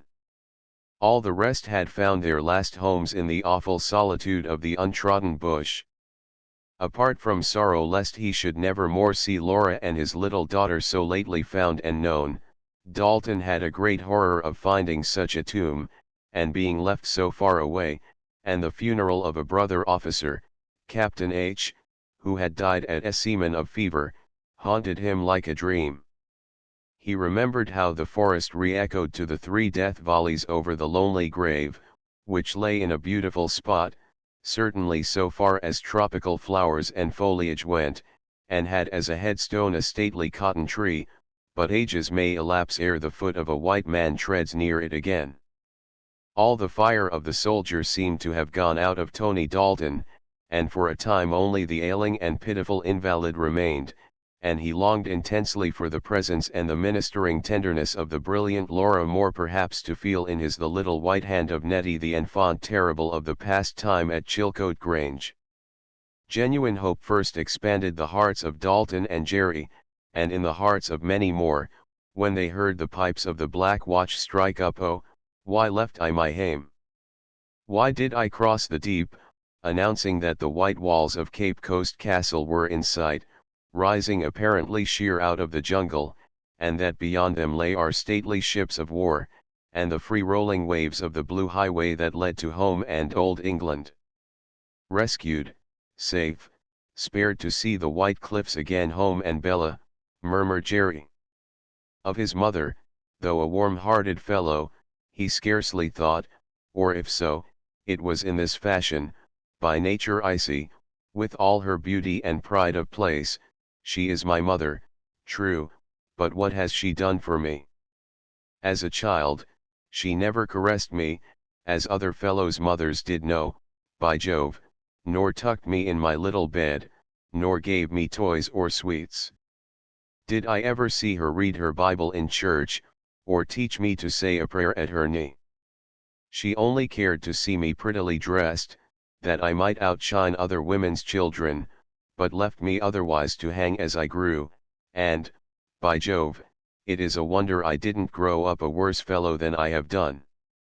With half a world of waters between them, these were hard thoughts for a son to have of his mother, but Lady Wilmot had inspired them herself. Both Dalton and Jerry were in such a bad plight from their wounds, and the latter especially from exposure in the bush, that the doctors doubted much if they would pull through after the embarkation, as they were ever and anon tossing on the troubled tide of a jungle fever that threatened to bear them both away to the shores of the promised land, with a grave in the tropical sea. Chapter 11. The Old Warning. Fondly had Alison Cheney looked forward to her return to Chilcote, as a chance of reunion with Bevil Goring, as the means to a probable end of taking up the link of their love where it had last been dropped, and now she had to content herself with the scanty intelligence gathered by Archie among the soldiers of his regiment, that he was not in the camp, was in London, but none knew in what part thereof. In London, thought Alison, and making apparently no effort to write, or to discover her, but she forgot that he must be utterly ignorant of her movements, whether she was at home or abroad, and that she could now receive letters freely and unquestioned, as her father was all but bedridden again. Her bubble seemed to be bursting, and this state of affairs nothing was the end of it, after all. Thus they were both in painful ignorance of each other's movements amid all the ready appliances of post and telegraph, while Laura Dalton, who would have been a certain means of communication between them, was gone from Chilcote Grange, Alison knew not where, but, as it eventually proved, to Portsmouth to await the returning expedition from the Gold Coast. So Alison's days were passed in nursing and monotony now, and often she and Mrs. Rebecca Prune had their heads together over a cookery book, studying the decoction or preparation of something for Papa to tempt his appetite, for often he had one dish and Alison another of a more homely kind, or next to none, and though he might have a dainty spring chicken she dared not kill her hens, they were laying so well just then. Sir Ranald had become, as Lord Cadbury remarked rather unfeelingly to Alison, deuced stupid and snoozy now. On an evening early in March he sat as Alison long remembered for the last time in his old armchair listening to the rooks cawing in the lofty beeches, the sparrows twittering under the eaves, and the setting sun was throwing a golden glory over the eastern uplands and a ruddy gleam on the square, ivied tower of Chilcote Church in the distance, and then, without moving his head, which lay back on a pillow, his eyes, clear and keen though sunken, through the pince-nez balanced on his long thin nose, regarded lovingly and affectionately, the downcast face of Alison, whose pretty hands were adjusting in a vase some fragrant March violets that Archie had brought her, violets which, as Shakespeare says, are sweeter than the lids of Juno's eyes. Once upon a time Sir Ranald had found it a burden a bore to sign a cheque, to read a letter, or see his lawyer when he had a land steward. Now there were no cheques to sign, no letters to read save those of Duns, and no lawyer to see, or land steward either, and now, for the last time he began to harp upon the old string, when she kissed him, and asked him of what he was thinking. "Of what can I think save your future, Alison? Who cares what becomes of mine little as there is left of it, and tired as I am of a life that is too intolerable to be endured for oneself alone," was the querulous response. Alison with difficulty restrained her tears, and in a mechanical way readjusted the bouquet of violets. "Girls, especially poor ones, have only a certain number of chances, Alison, however handsome and attractive they may be," he resumed. "You, under great monetary disadvantages, have had one that is every way unexceptionable. What more do you want? What more can you want?" he added, rocking his bald head from side to side, and closing his eyes wearily. Alison thought she had had two chances, and the most prized of them was now a richer offer than she ever deemed it could be, but this was the one her father chose to ignore as no chance at all. "I have read, Papa," said she, "that those who have neither character nor conscience may drift, or let others shape the course for them, but the great thing is to be true to yourself. Yourself and some penniless cur, like that at Aldershot." "Go, I am disgusted," exclaimed Sir Ranald, with a sudden gush of querulous anger. Alison remained silent.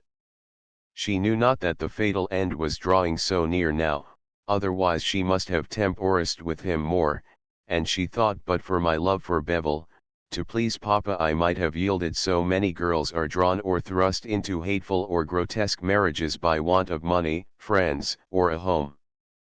But when she thought this, Alison was ignorant of what so many knew, and her father should have known the private character of Lord Cadbury, or rather his want of it, as he was simply an old Vorian. "Novels have turned your head, Alison," said Sir Ranald, in a low voice.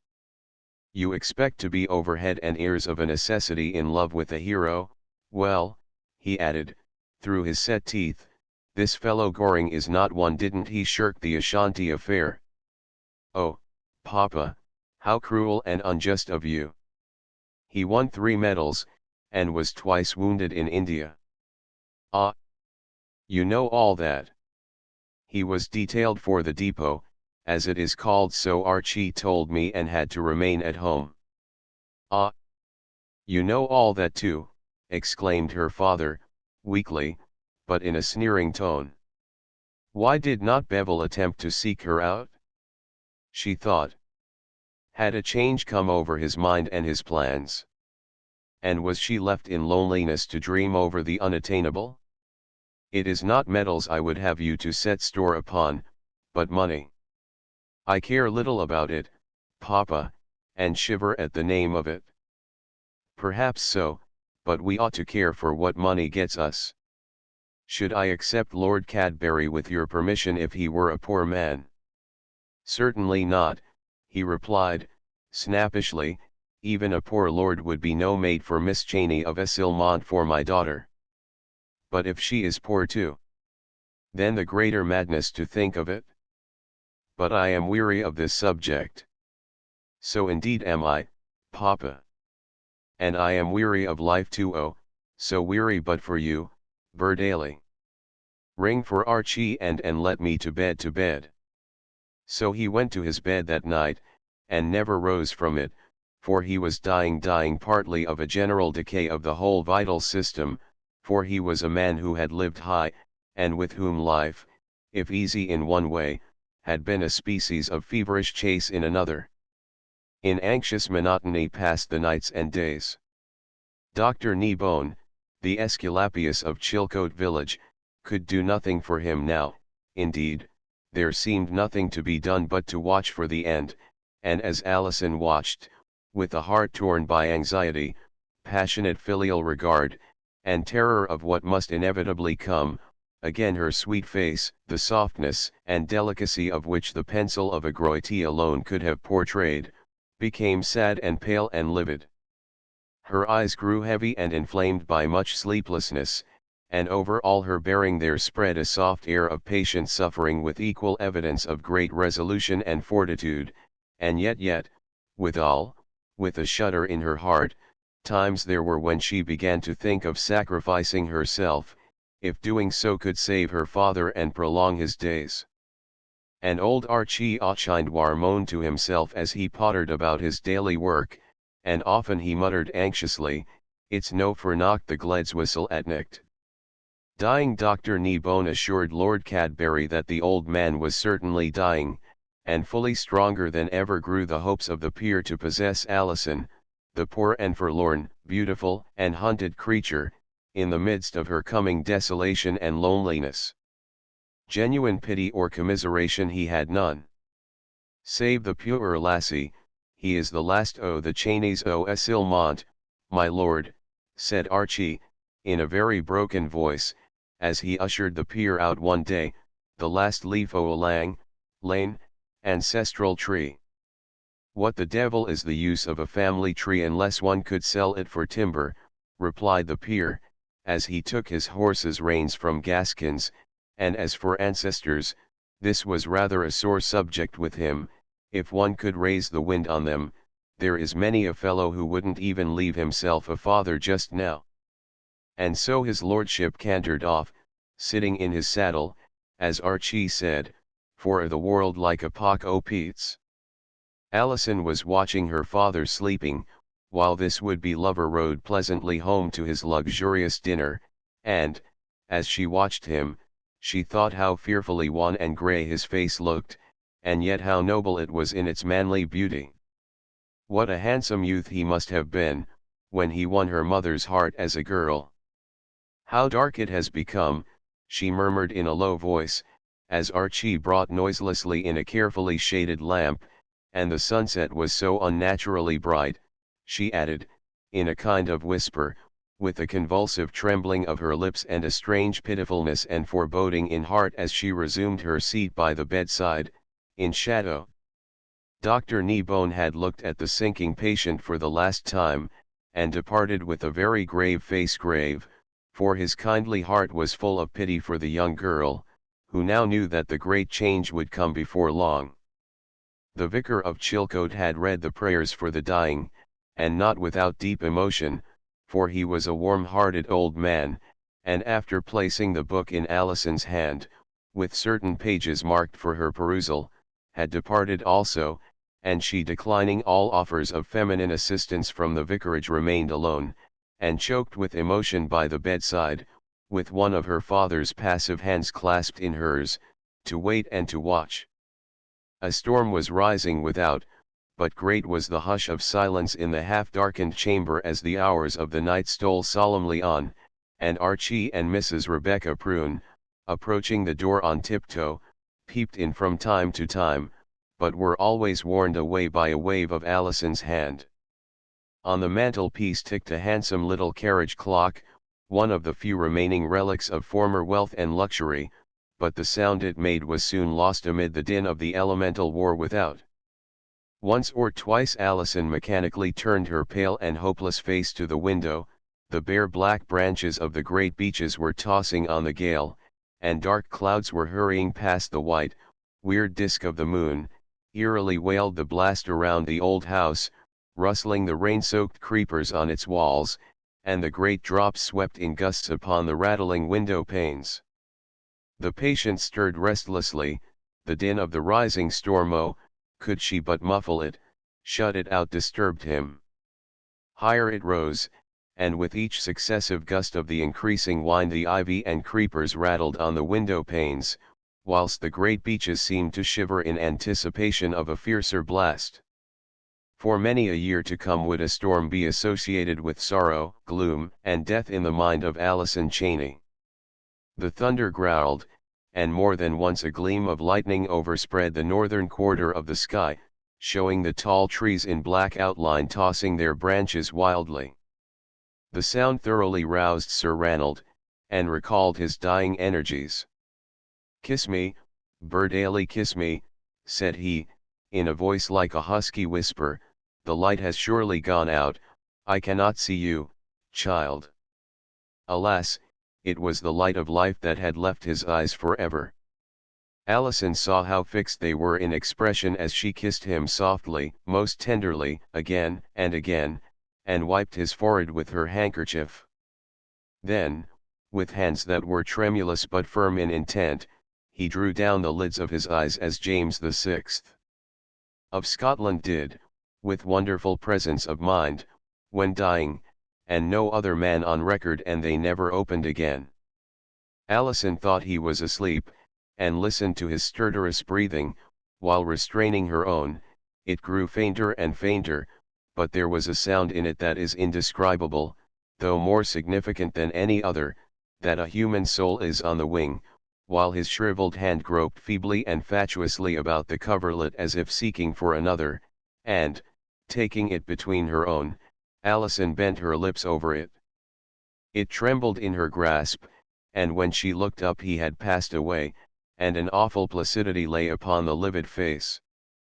At that moment the thunder was grumbling, and the wind bellowing, so it might be fancy, or it might not, but amid the tumult of sound Alison seemed to hear what was it, the wild baying of a hound dying hollowly away in the distance. "Oh, my God!" she exclaimed, and fell prone, face downward, with arms outspread, upon the floor. The hound again. Was it fevered fancy?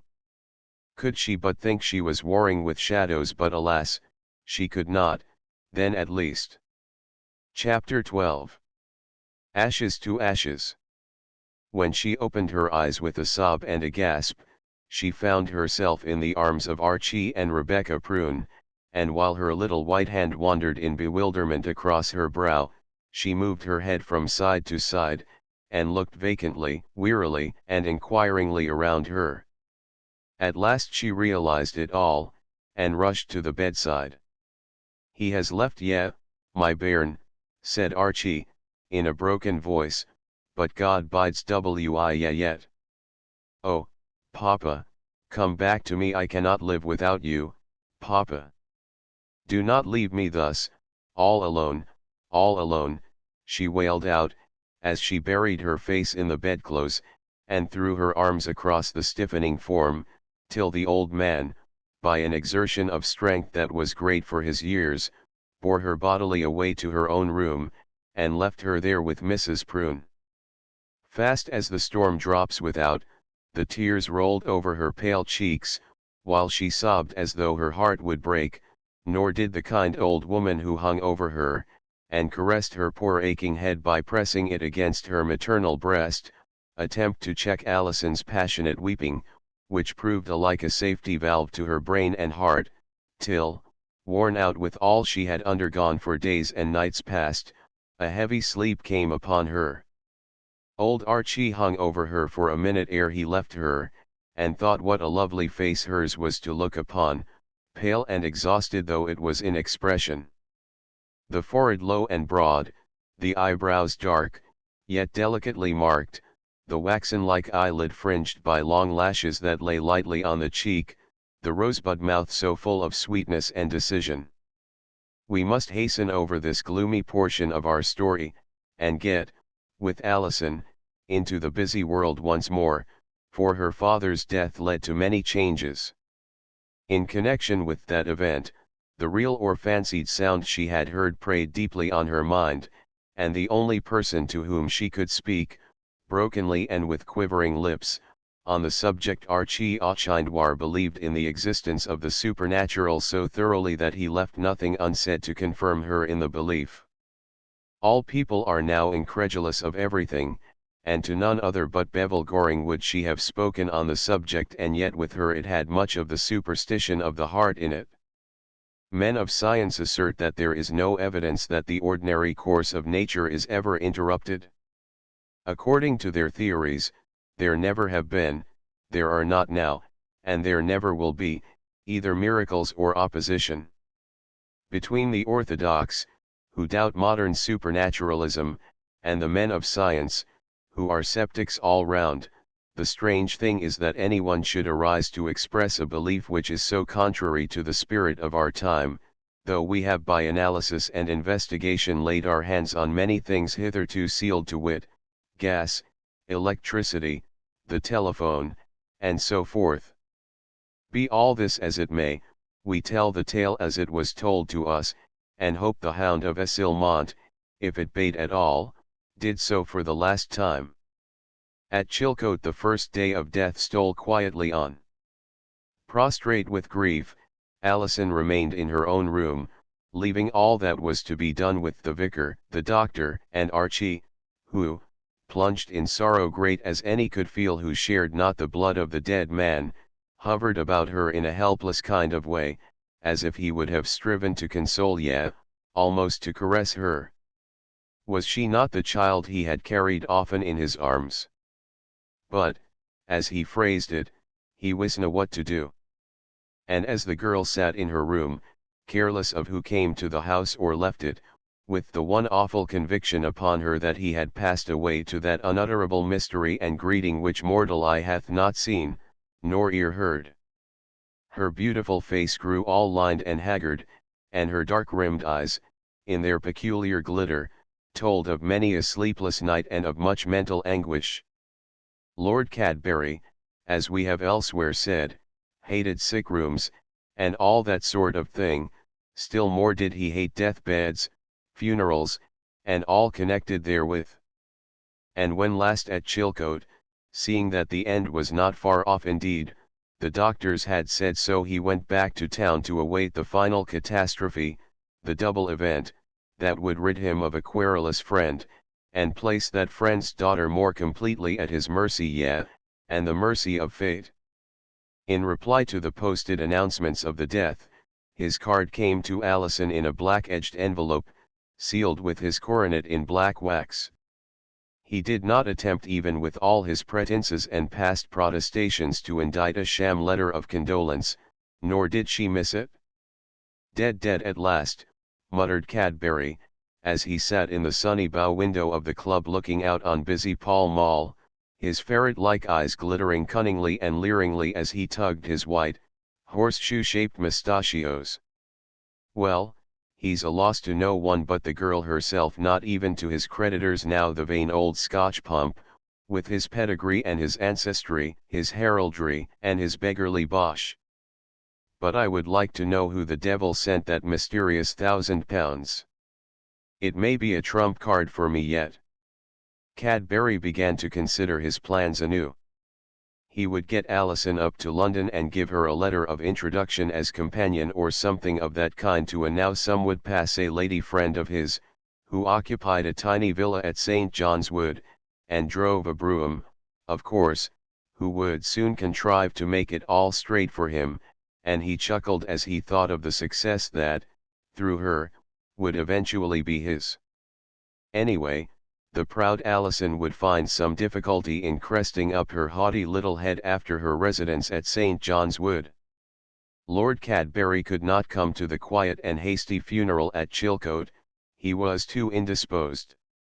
Certainly Alison did not want him.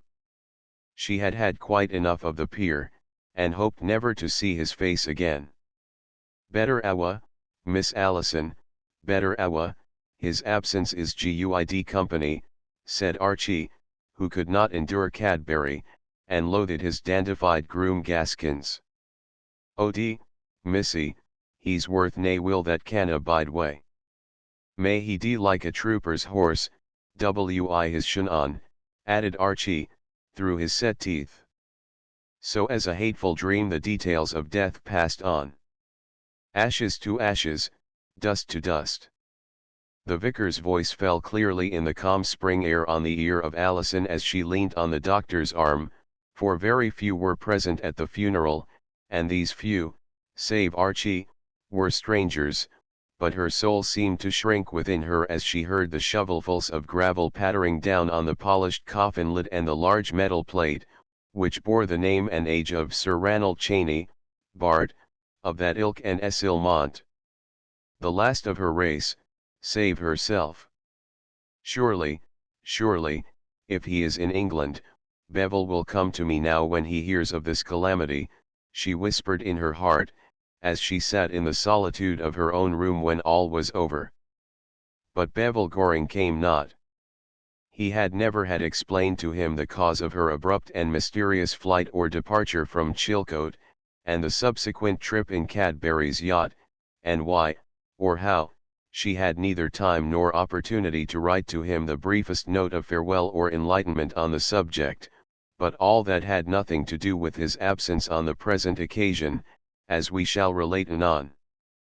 But she was brooding sadly over it, while declining the proffered hospitality of the vicarage she sat in her loneliness, watching the stars as they came out one by one, thinking of the bitterness and brevity of human life, and marvelling how many millions of the human race these orbs had looked down upon, and would yet look down upon, in the ages to come. Her father's spendthrift errors in youth, and his petulance and selfishness in old age, were all forgotten by Alison now.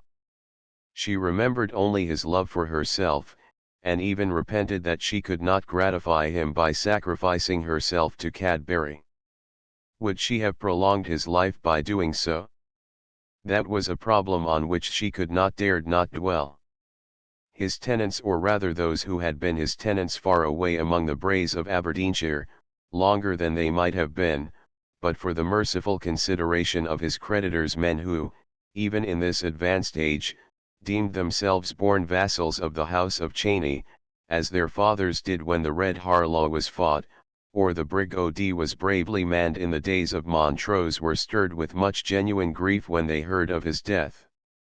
For, though proud to his equals, he had ever been a friendly and kindly landlord to them, and thinking of them ever, in the good spirit of the olden time, as my father's people, he would shake warmly the hand of old Donald Gordon, the goodman of a little farm town, while asking after his wife and daughters by name, though he would barely nod his aristocratic head to some earth-hungry commercial man, who had acquired a fine estate all won by honest industry. Oh, why does not Bevel come to me, if in England, he must have heard of Papa's death, was her ever-recurring thought.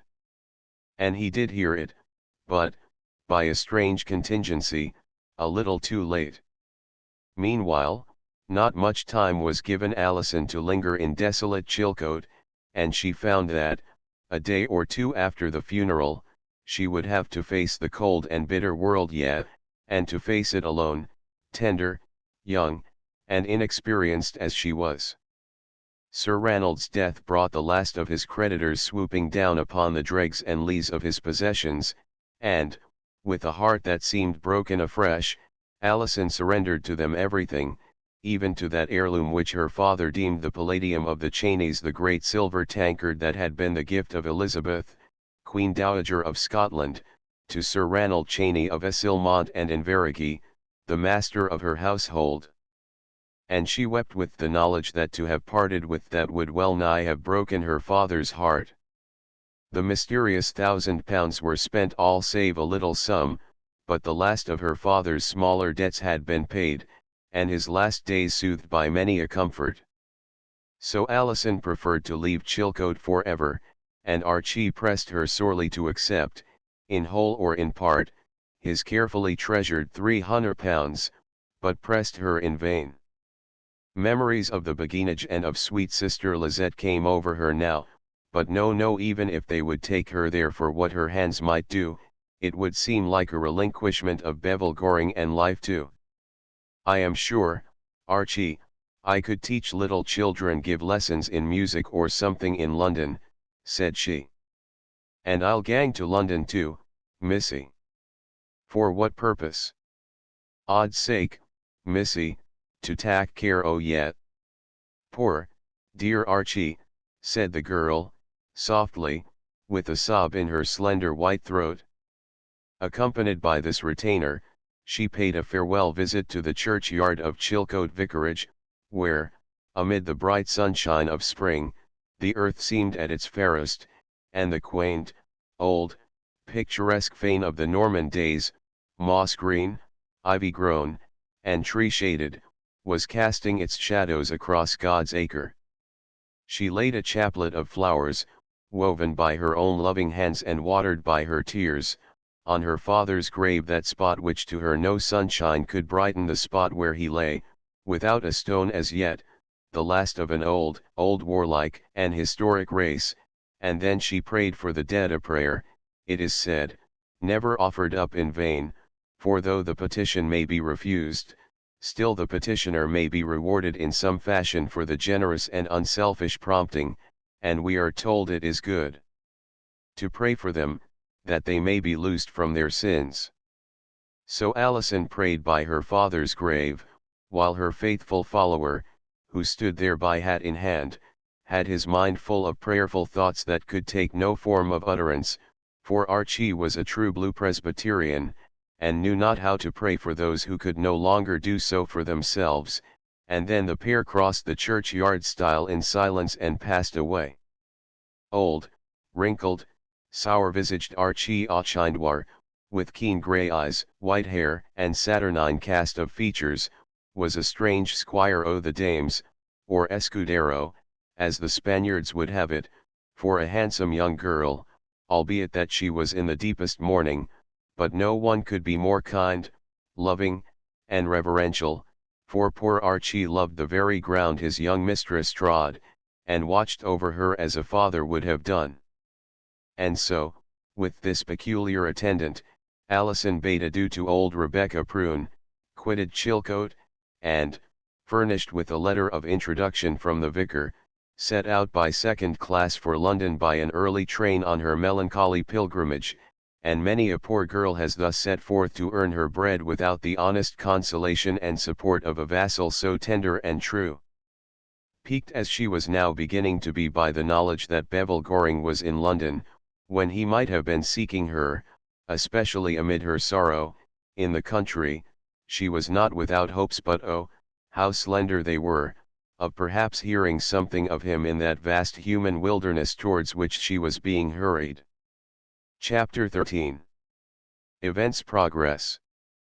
The whole expedition was now returning from the Gold Coast, save those who had found their graves in the wilderness on the advance to Kumasi, and in the fighting incident thereto. Among those returning were the 268 wounded officers and men.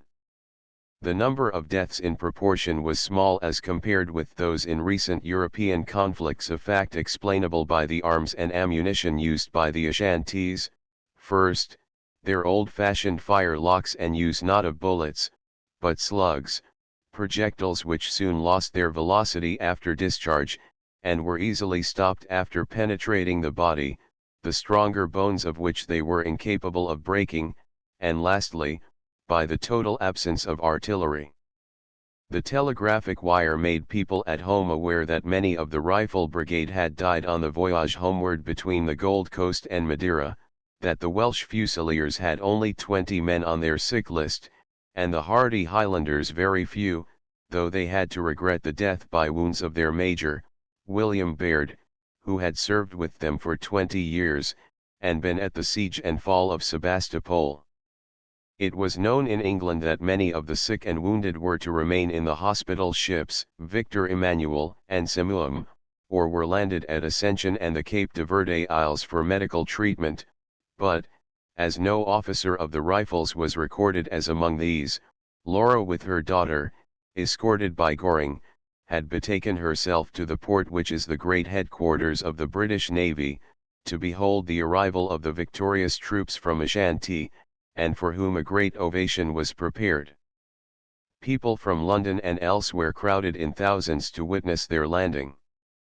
In the hotel where Laura and Bevil Goring were, there were more than one old Scottish veteran officer of the Crimea, and even of the Peninsular War, who had come from the land beyond the Tweed to see, as they said, their dear old Black Watch again, and more than one lady in widow's weeds, some young, some elderly, with their little brood, come to look again upon the ranks of the Welsh Fusiliers and the Rifles, though their beloved face would be seen no more.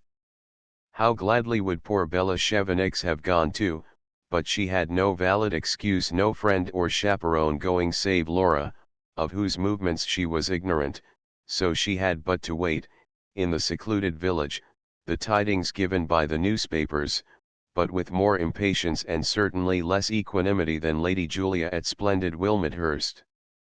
Greater was her love for Jerry than the latter could actually realize, for, with all her past coquetry, Bella was one of those ardent and impulsive girls that a man only comes across once in a lifetime, or, it may be, thinks so.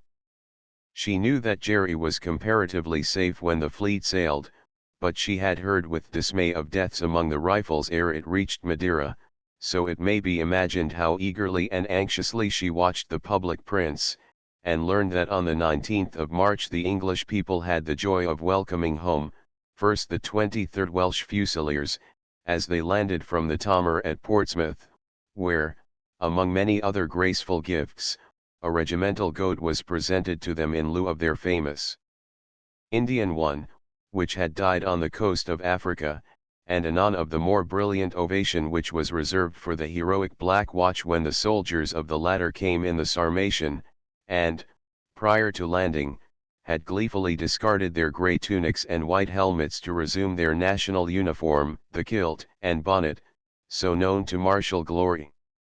And then came the Rifle Brigade and the Royal Engineers on board the mighty Himalaya.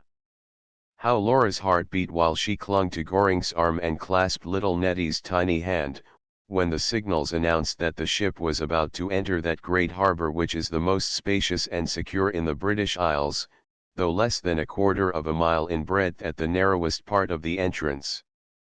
"There she is," exclaimed Goring, "just rounding Southsea Castle." Laura's bright hazel eyes grew dim as she watched the approaching ship. It seemed to her as if it was but yesterday, in one sense, since she had seen the transport depart with the Rifles after her reconciliation and reunion with Dalton, and yet, so strong are the impressions of the human mind, that it also seemed as if it were ages ago, and now he was coming home, though but perhaps the wreck of himself, to her and their little Nettie, the husband and the father from whom they had been so long and unnaturally separated. "By Jove, she has her ensign half hoisted," exclaimed a voice among the thousands of whom she formed a unit.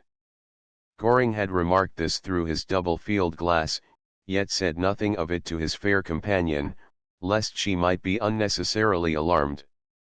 "What does it mean?" she asked him more than once, ere he replied, unwillingly, "It means that there has been a death on board." "A death," she said faintly, as she recalled the loving tenor of Dalton's last farewell letter to her, written like Jerry's to Bella on the night before Kumasi was entered, and of the fatal telegram that told of his serious wounds. "A death, Goring," she repeated, with a wild expression in her beautiful eyes, while her cheek grew snowy white as she watched the slowly approaching ship, which was under half steam now. "Yes, marm," said an officious old sailor, who was regarding the stately vessel through an old, battered telescope tied round with spun yarn. "Some poor fellow has lost the number of his mess, for there is a coffin covered by a Union Jack in one of the quarter boats, as you may see for yourself, marm." He proffered his telescope civilly enough, but Laura shrank closer to the side of Goring, who remained silent, for he too had his own thoughts. She could not look, her eyes felt sightless, and her poor heart seemed to die within her with the most fearful forebodings. The bands of several regiments stationed at Portsmouth were now filling the sunny air with music, and the cheers of the riflemen, clustering like bees along the sides of the mighty ship, were responding to the united voices of thousands on the shore, giving those hearty and joyous shouts that come from British throats and British lungs alone, and Laura, under all the pressure of the occasion and her own terrible thoughts, was on the point of fainting, as the transport came slowly abreast of the sea wall, when Goring threw an arm round her, and exclaimed, "Thank God, there is Dalton, there is dear old Tony at last." "Where, oh, where?" asked Laura, in a breathless voice. "At the back of the poop," he replied, lifting Nettie aloft on his shoulder, as they now saw an officer Dalton, indeed with a face white as his tropical helmet, with the pallor that comes of suffering and much loss of blood, waving his handkerchief to them in recognition, for the ship was very close inshore, and Laura was soon to learn that the melancholy freight in the quarter boat was the body of a poor sergeant who died off the Lizard, and whose widow, believing herself yet a wife, was awaiting him on the pier with a babe at her breast, the babe his eyes would never look upon. In a few minutes more the steam was blowing off, and Goring with those in his care joined the stream of the privileged few, who poured along the gangways on board. "God is very merciful," murmured Laura, as she laid her face on Dalton's breast, heedless of spectators. "He has given you back to me from the very gates of death, dearest Laura. Oh, what should I have done if you had perished, my darling, oh, my darling," she said, in a low voice of exquisite tenderness, as he embraced Nettie Antoinette, so named after himself, and grown up to girlhood without his knowledge of her existence. "Bravo!" cried a hearty voice familiar to them all, as Albert Smith used to say, "C'est l'amour, l'amour, l'amour, qui fait le monde go round, oh." "Thank God I see you and old England again, Laura," and Jerry Wilmot kissed her with hearty goodwill. Like Dalton, Jerry was very pale and wan, but not so feeble as the former, and from the effects of his wounds and fever could scarcely stand, even yet. The ovation that followed the landing of the rifles may be fresh in the recollection of many. Balls, banquets, and addresses were amply accorded to all the returned troops, and decorations and crosses for valor were fully bestowed, but of all the joyous entertainments Bevil Goring saw nothing, as a notice which he read by chance in a paper led him to leave Portsmouth on the evening of the very day the regiment landed. It was simply a paragraph in a Southampton paper, on which his eye fell casually, that rooted him for a few minutes to the spot, and ran thus: "We understand that the late Sir Ranald Cheyne, Bart, of Essilmont, and that ilk, whose demise at Chilcote we recorded some days ago, has died without heirs male, and his baronetcy, one of the oldest in Scotland, has thus become extinct. Who died some days ago at Chilcote, thought Goring, who felt a species of shock, and Alison is thus alone in the world, poor girl. At Cadbury's mercy perhaps while what must she think of me? Why do I only hear of this calamity now? So next noon betimes saw him arrive at Chilcote with his horse at a rasping gallop, and his heart beating high with mingled hope, love, and great commiseration, as he knew how Alison idolized the querulous old man she had lost, and again, as before, his spirit sank on finding only silence and desolation, the house abandoned and all its windows shuttered. Desolation, as before, he muttered, as he leaped from his horse, desolation, and perhaps mystery too. Where can she have gone, and with whom? He passed the gate, and mechanically handled the door knocker, and the sound thereof echoed hollowly through the silent house. He drew close to the shuttered windows, and peeped in through a fissure in one. He saw the almost entirely darkened dining room, from the walls of which the portraits of the two Cavalier brothers were still looking grimly and stonily down. On the table was a vase, with a few flowers still in it, and near stood a chair and a work basket, in which some colored wools were lying. Very recently must Alison have been there, as the flowers seemed still somewhat fresh. In fact, she had only set out on her pilgrimage the day before, when he had been at Portsmouth. How full the place seemed of her presence! Yet he had to turn sadly away.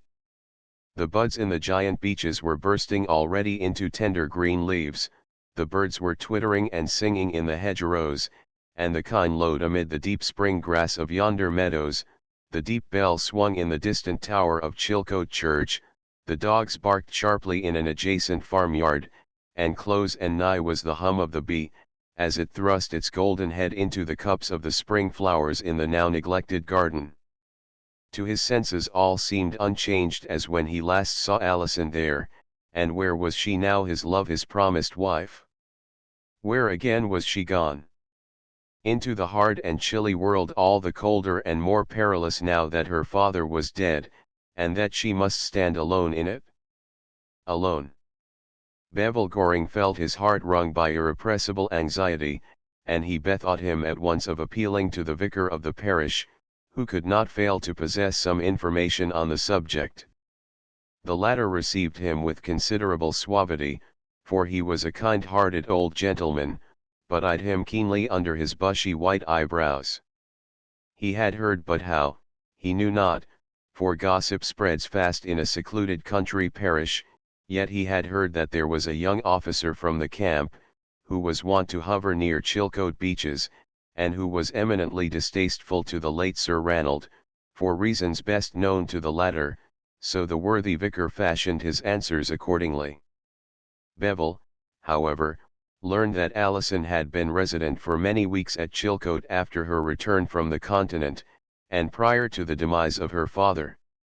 Many weeks, thought he, and yet she had never written, as she might have done, to his address at the camp, whence letters were forwarded to his address in London. Poor Alison had not written because she knew he was absent, and, moreover, she was sorely preoccupied at home. Was she under the influence of Cadbury? Thought Bevil. Oh, that was impossible. Yet Goring began to feel, as Alison often felt, that their engagement, that its many trammels, was a very peculiar one, and would be so while her father lived. Now he was gone, and wealth had accrued to Goring, yet they were as much apart as ever.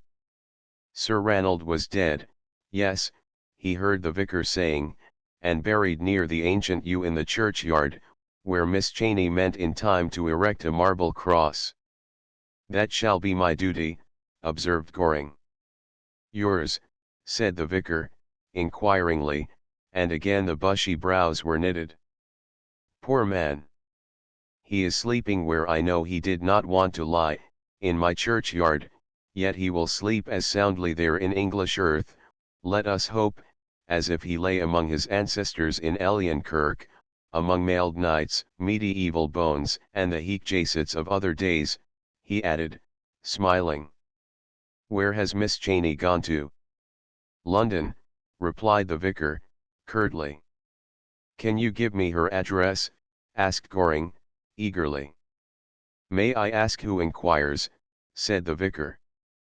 "I sent in my card, Captain Goring, of the Rifle Brigade. Just returned from Ashanti." "Nay," replied Bevel, colouring with honest mortification, "I was detailed for home service." "And now stationed at Aldershot?" "Yes." "Ah! A bad place, Aldershot, a very centre of dissipation, I fear. May I ask if you are a relation?" "I am not." "A friend?" queried the vicar. "Of course one most deeply interested in Miss Cheyne." "I thought so," rejoined the vicar, eyeing him keenly and with a curiously provoking smile while playing with his gold eyeglass. "May I ask how and why?" "Certainly, I am engaged to her." "Her fiancé?" asked the vicar. "Is that what you mean?" "Yes, and now where is she?"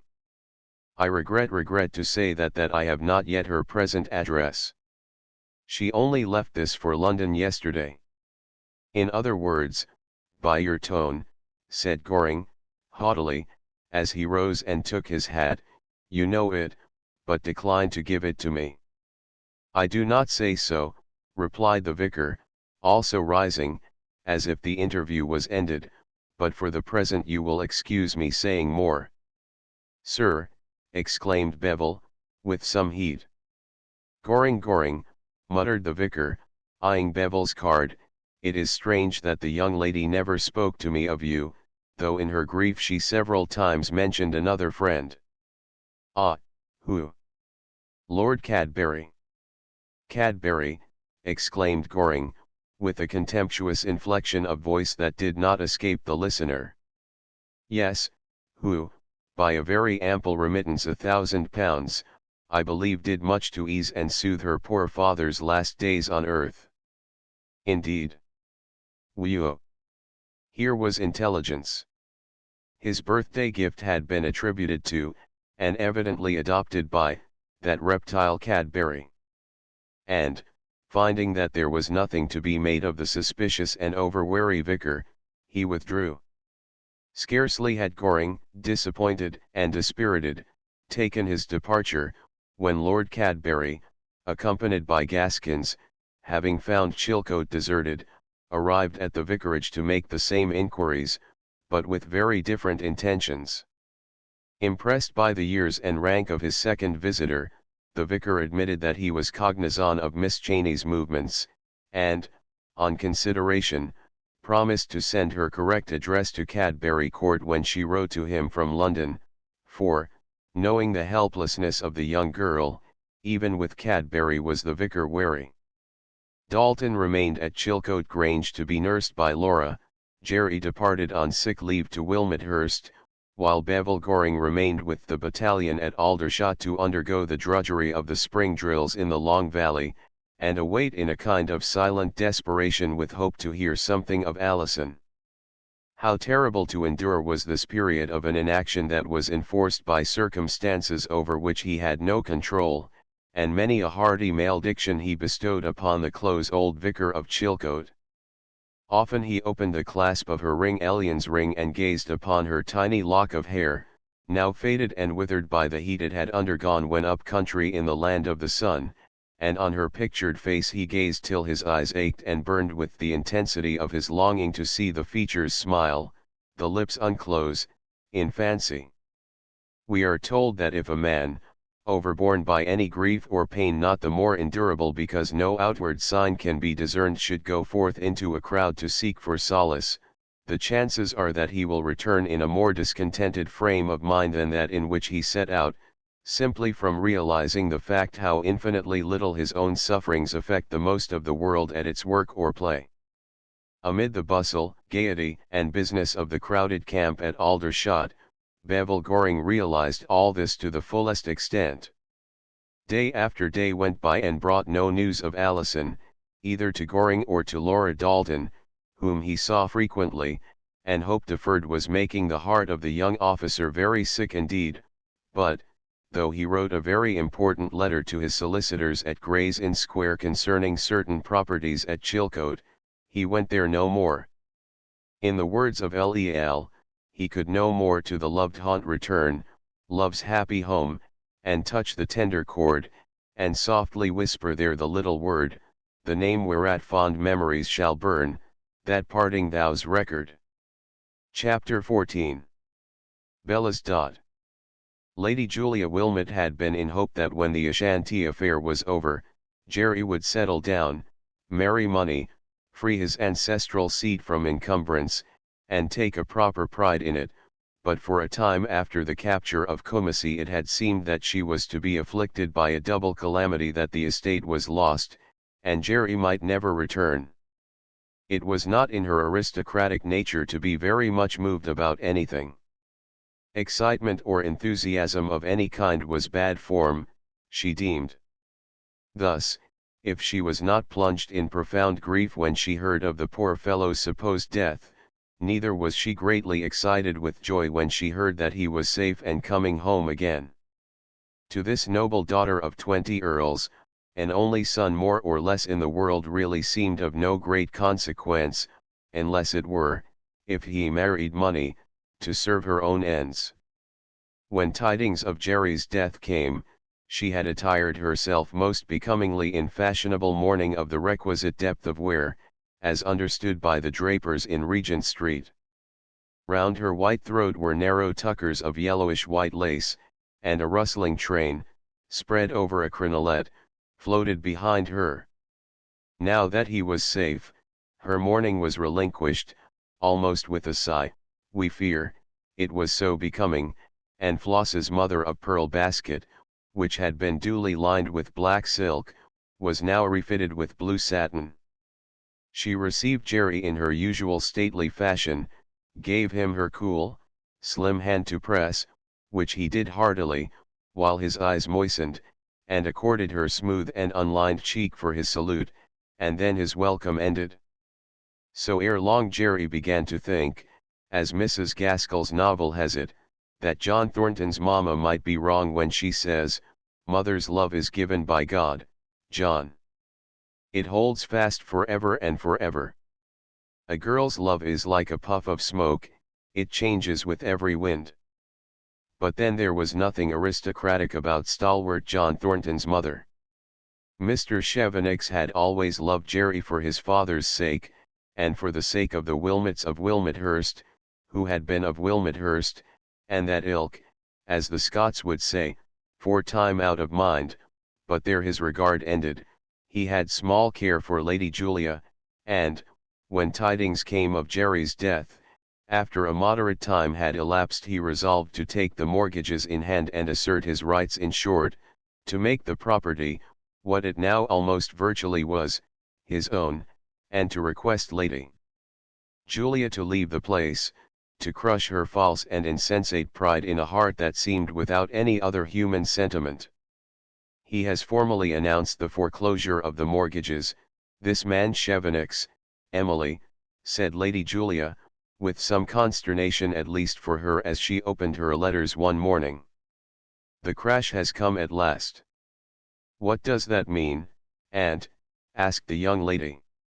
My lawyer tells me it means the act of foreclosing cutting off the equity of redemption, and that the money would not be taken in payment, even were poor Jerry alive and had it to pay. And Mr. Chevenix had chuckled as he gave these instructions, for he had endured enough of Lady Julia's aristocratic caprice, and knew how she had often treated his Bella, a girl certainly second to none, as if she were the dirt of the earth, as he said, bitterly. But Bella had deplored these sharp measures, for she felt that a strange but tender and undefinable tie bound her to Jerry Wilmot, dead or alive. As children she and Jerry had been permitted to be playmates, and she had been somewhat of a pet with his father, the old squire, but it was not until they had grown up, till he had been at college and then joined the Rifles, that Lady Julia felt that the intimacy was unfortunate, and to be finally snubbed. The shock given to the sensitive Bella by the perils encountered by Jerry, first the report of his death, and subsequently the account of the precarious condition in which he had embarked at Cape Coast, caused her many terrible nights and days, and nearly threw the poor girl into a fever, as she had none in whom to confide her sorrow, or her secret love.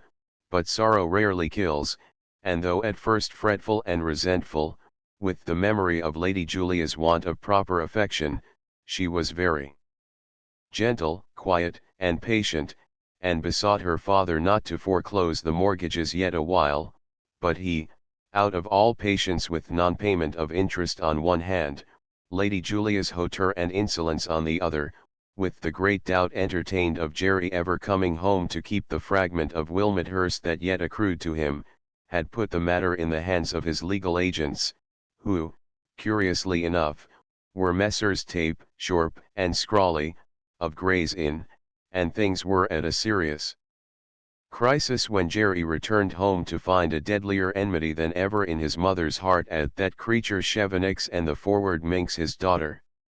The latter knew of Jerry's arrival, her heart had beat responsive to the clangor of the village bells, the music of the volunteer band which preceded the carriage in which he came, and the cheers of the warm-hearted rustics, who unharnessed the horses and drew it along, and ere long she heard with pity and anxiety from Mademoiselle Florine, whom she chanced to meet, that he was confined to his room, even to his bed, by a return of the treacherous jungle fever, which is apt to recur at times unexpectedly for months after recovery is thought certain, and while in this condition, helpless and incapable of action, he was galled and tormented, and his jealousy was roused by his mother and cousin Emily with the real information of how the matter of the mortgages stood, that Lord Tweezledown had heard of them, and with an eye to possessing Wilmethurst and Langley Park intended to degrade himself by proposing for Bella Chevenix, now that she would be a Hampshire heiress, as his mother, Lady Ashcombe, had the very bad taste to inform them. And Jerry writhed in his bed when he heard of these things, and times there were when he wished that after all he had found his grave, like many more, on the wooded banks of the Pra. Tweezledown had an estate, though a rather encumbered one, but he had also a title and undeniable good looks. Jerry was now well nigh a landless man. Bella had suspected, he feared, the purity and disinterestedness of his love, and thus circumstances, he thought, were all against her viewing him with favor. If the worst came to the worst, and he were sold up, he would effect an exchange for India, and think of her no more. No more. How hard it was! Just then, in his soreness of heart, Jerry was not sorry that a legitimate fit of illness detained him in the house at Wilmethurst, and separate from Bella, for he was hourly stung by tidings exaggerated in some instances that Lord Tweezledown was daily giving her drives with his mother, and mounts of his best horses, and, as he was known to be rather impecunious, and quite au fait of the fact that Bella Chevenix was her father's heiress, Jerry felt jealous, mortified, and bitter. He even sorely regretted the gushing farewell letter he had written to her before entering Kumasi, and could little conceive that even now, in a silken case, she wore that letter in her bosom. It was quite evident how hotly jealous he was of Tweezledown, and this sentiment cousin Emily left nothing undone or unsaid to fan. "How you chatter, cousin," said he, impatiently. "I am like the brook, you think, on this subject," said Emily, with one of her sweetest smiles. "What brook?" "I go on forever." "By Jove, you do, and with a will, too," said Jerry, who was now stretched at full length in a hammock netting between two trees on the lawn, lazily enjoying one of the last box of cigars he might open in Wilmethurst, as his family were contemplating a removal therefrom, and for where was quite undecided. Mr. Chevenix had courteously left his card for Jerry, so Bella knew that, come what might, the latter in common civility would call ere long, and to that event she was looking forward now, but days passed, and Jerry came not. And so while Bella, remembering the tenor of her last farewell meeting with Jerry, and that of the treasured letter, which amounted to a declaration, was eating her heart out with disappointment that he made no effort to see her, he was daily being primed up by Cousin Emily with jealousy of Tweezledown, and this was the time to which he and she had both looked forward so eagerly. The bitterness of this situation was enhanced to Jerry by the knowledge that his ancient inheritance of Wilmethurst was Bella's. And known to be such by Tweezledown, to whom it was a lure quite as much as her undoubted brilliance and beauty. "There is the devil to pay and pitch hot here about the mortgages," he wrote to Bevil Goring, "and moreover, old fellow, I am sorely disappointed in my love affair. I have read that what drives one man to drink drives another to the demi-monde. Whether of the two is worse, the immortal gods can tell. Either remedy is worse than the disease, I fancy. But anyway, a few months more will see me again broiling up country, and going in for iced drinks and chinsura cheroots." Chapter 15. In Bayswater. 20 years old today, 20 years, murmured Allison, as she glanced at herself in the little mirror, and thought how pale and how much older than her age she looked in her plain black morning dress, which was destitute of other ornament than smooth white cuffs and a ruche or frill of lace, or some such soft material, round her slender throat. Vividly came back to the girl's memory her other birthdays, ere poverty fell upon her father, and ere she was as now alone in the world, and when each recurring anniversary found her loaded with caresses, congratulations, and pretty presents. And she could recall her 4th birthday at Essilmont, when she was a little child in a white embroidered frock, with a broad sash matching the color of her dark blue eyes, with her brothers, Ranald and Elian, eating strawberries off a huge salver held for them by Archie Auchindwar, who seemed an old Archie even then. Never more would the kisses or caresses of father or mother touch her brow or cheek, and now she was in the ranks of those who have to earn their daily bread as a governess on £30 per annum, teach French, English, and music to 2 little girls of the ages of 9 and 10 respectively. And sadly on this day she thought of all that had befallen her, and how completely Bevil Goring had passed out of her life, apparently forever. Wearily to her eye went round the bare schoolroom in that stately house in Pembridge Square, Bayswater, a long, low-ceiled apartment, with 2 windows that overlooked Westbourne Grove, a grove only in name now.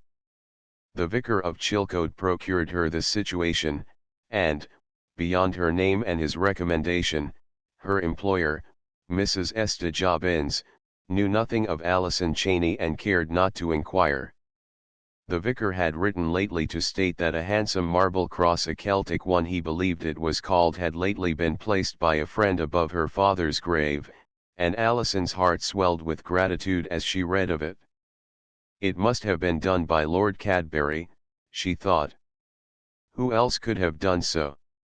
She had now been 2 months in Pembridge Square, 2 whole months, and despite the unwonted drudgery of teaching, and the dreariness of routine, despite slights, almost insults, that were offered, perhaps unconsciously, by the cold-hearted and the underbred, the time had slipped quickly away.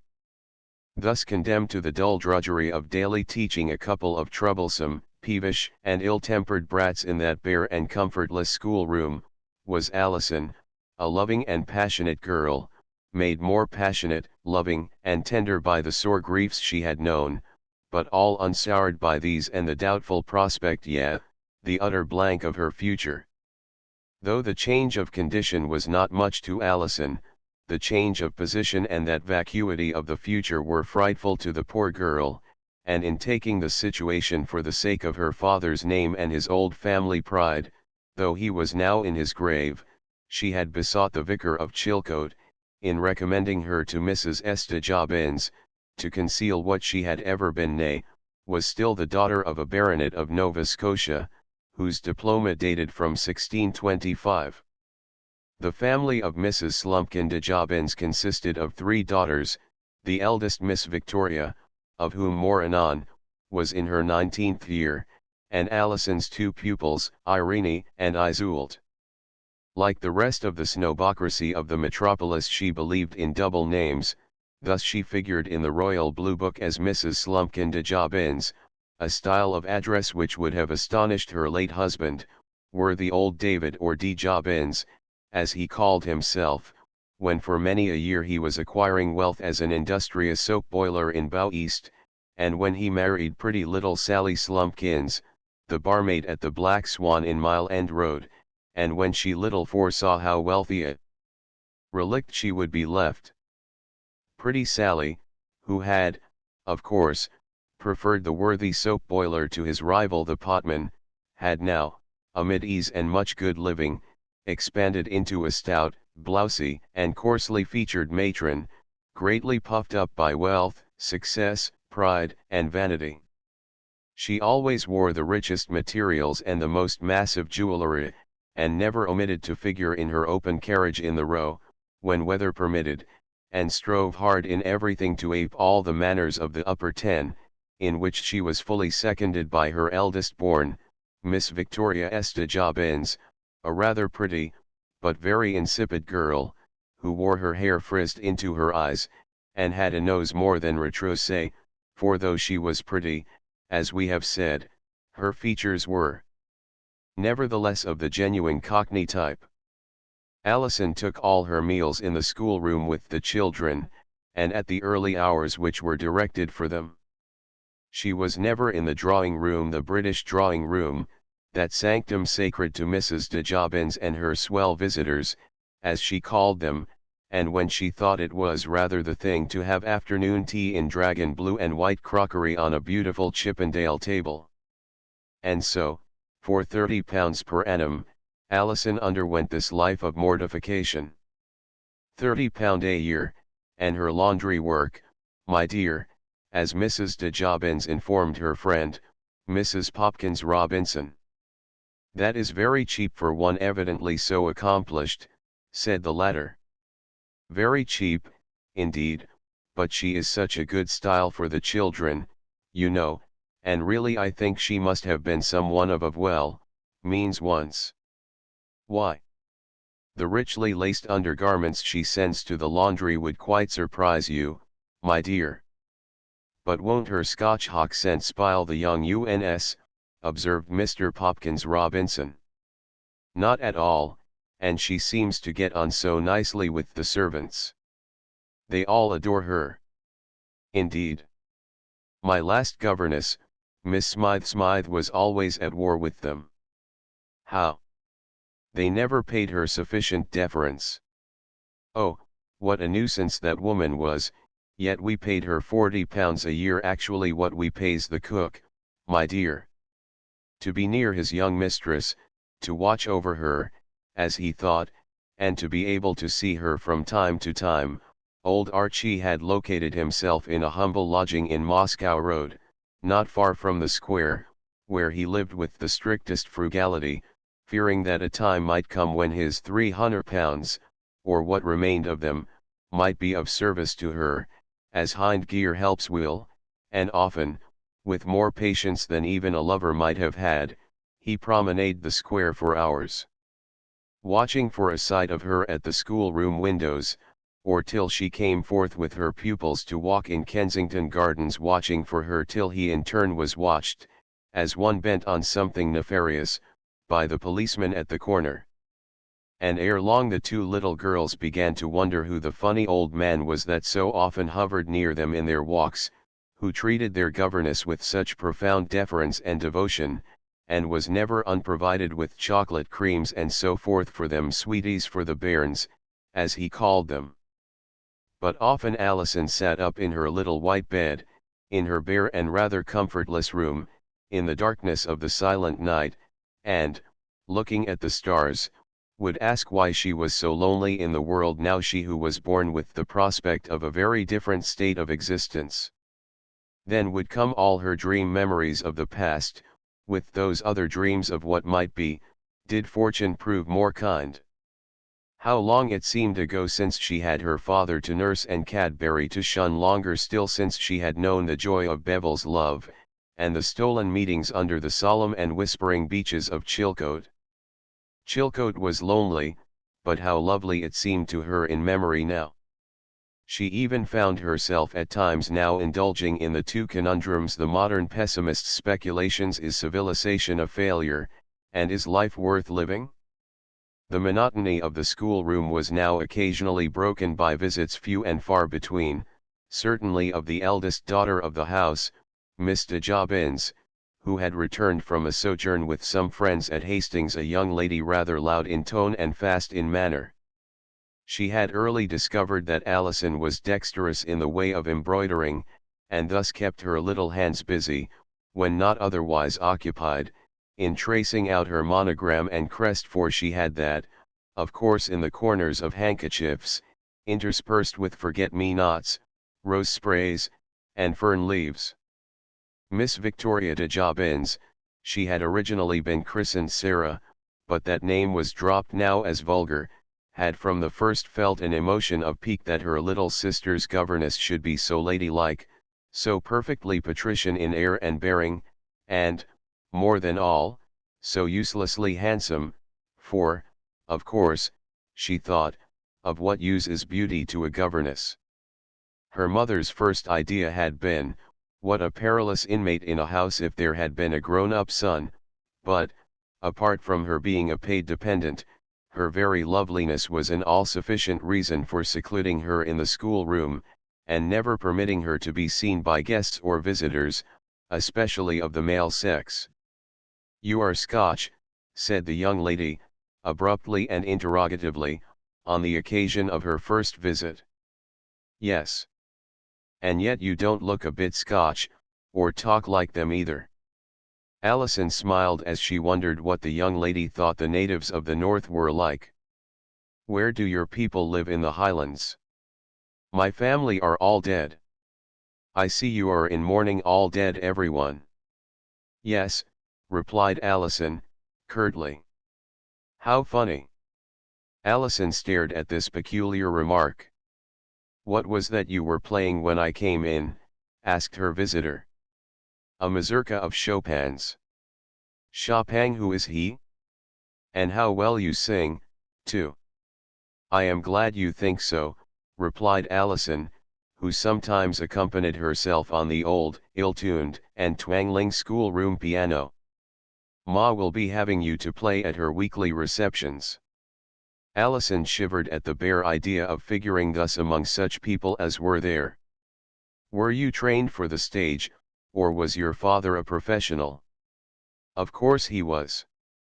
"He was not," said Alison, sharply, and at this blunt remark her soft violet eyes seemed to become hard and blue as a steel sword blade, the little color she had died out of her face, and she looked 10 years older, but her blunt visitor, she of the frizzed, sandy hair, and snub nose, mistook the cause of her emotion, and said, "You have had private trouble, I suppose?"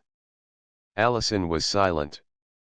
"Tell me," continued the irrepressible Miss de Jobbins, "have you ever been in love?" "In truth I have been." "And your young man, he is dead, too, I suppose?" "He I refer to is dead, at least, to me," replied Alison, wearily, "but here come my pupils, so please to let me resume their tasks." Chapter 16. The Four-in-Hand Club.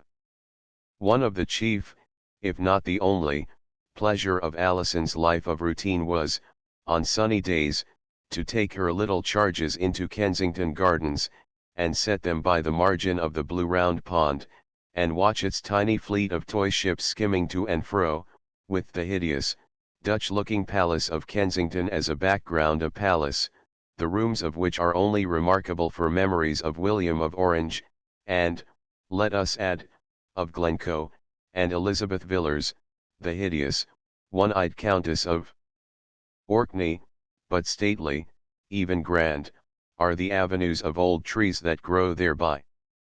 How many secrets have been overheard by these ancient elms since Hennig Finch built the boundary fence of his pleasaunce! Could their experience be set forth for the behoof of modern lovers, would they be apt, asks a writer, to encourage or to warn? The old palace is still there as it was when the home of the Finches, with its 3 irregular quadrangles, built of red brick, ornamented with columns, coins, and cornices of indifferent stone, unchanged as when Salma's Blues mounted guard and the early Georges swore and blustered in broken English and guttural German, but how changed are all its surroundings, for miles upon miles of streets stretch far to the westward, southward, and northward of it now.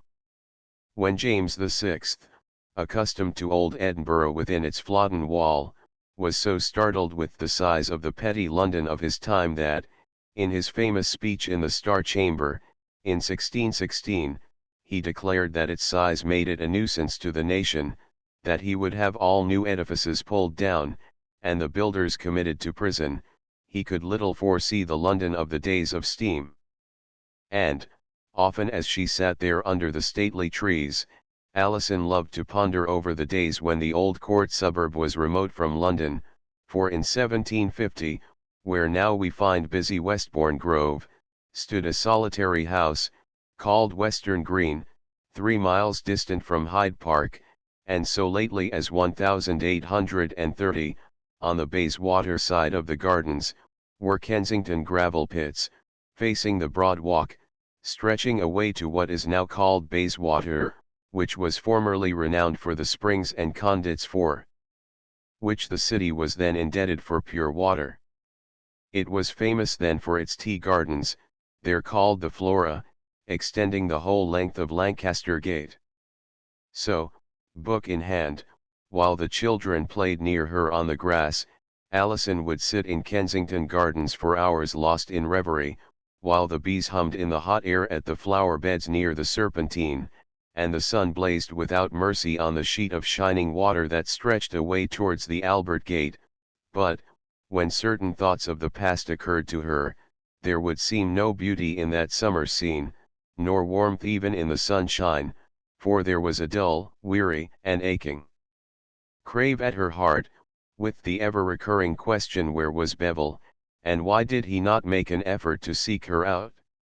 She knew not that the only person who could enlighten him as to her movements, the vicar of Chilcote, had steadily refused to do so. On such occasions old Archie was generally hovering about for a sight of her, and, if he could exchange a word with her, would steal away to his dingy lodgings as happy as a king, to use his own phrase, and muttering, "The Lord will watch our her, the Lord will watch our her," like ilka blade o' grass that keps its and drap o' dew. One day she extended her walk beyond the boundary of the gardens, and, crossing the bridge near the powder magazine, watched with feverish eagerness the crowds of fashionables who were gathering in their thousands there, for it was the 17th of May, when there was to be a muster of the Four in Hand Club, and she had a strange presentiment that she should see Bevil Goring, one of those presentiments which come unbidden to the mind, perhaps more often to the Scottish mind than any other. Why or how we know not, but which seem to speak of that which is to come as powerfully as ever did those oracles of old that whispered through the mist of Delphi, or by the black doves of Dodona, and she was not doomed to be in one sense at least disappointed. Amid the fast-gathering crowds and the general excitement of the scene she was careful not to lose sight of her little charges, whose tiny hands she clasped in her own, and kept them close by her side. She saw Cadbury ride past, accompanied by Gaskins his groom, and, while the sight gave her a kind of shock, she shrank behind a tree lest he should perceive her, and some minutes elapsed ere she ventured from her hiding place. Nathless his peerage, aware of his plebeian descent and certainly not distinguished appearance, instead of appearing fashionably attired like a London park rider, Cadbury affected the style of a country gentleman, and on this day, though a most indifferent horseman, he wore Bedford cord breeches, and black polished boots, an ordinary cut-away coat buttoned over the chest, a hat rather low in the crown, and carried a light hunting whip, affecting the air of one who flew over his fences like a bird, though not unfrequently he was landed on one side, while his horse remained on the other, and he rode over the hounds and committed many similar unpardonable faults in the field.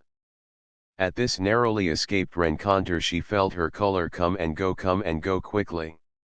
The man's appearance brought back with a rush, and vividly, a host of painful and annoying memories, and then there was the £1,000 cheque sent anonymously and the marble cross so mysteriously erected at her father's grave. Oh, was she right or was she wrong in avoiding him? Nowhere in Europe can such a sight be seen as that presented on such a day beside the Serpentine when the meet of the Four in Hand Club takes place. All London seemed to be looking its brightest and best, and all London at least, the fashionable world thereof seemed to have found some excuse for being in the vicinity of the Serpentine Bridge and the powder magazine which stands thereby. It was May, and the young green trees were in full foliage, and the part-airs of rhododendrons and azaleas were in bloom, and gathering there were the beauty and fashion of the greatest city in the world, with the best horse-flesh, the most accomplished drivers, and the most perfect drags, with shining panels and plated harness.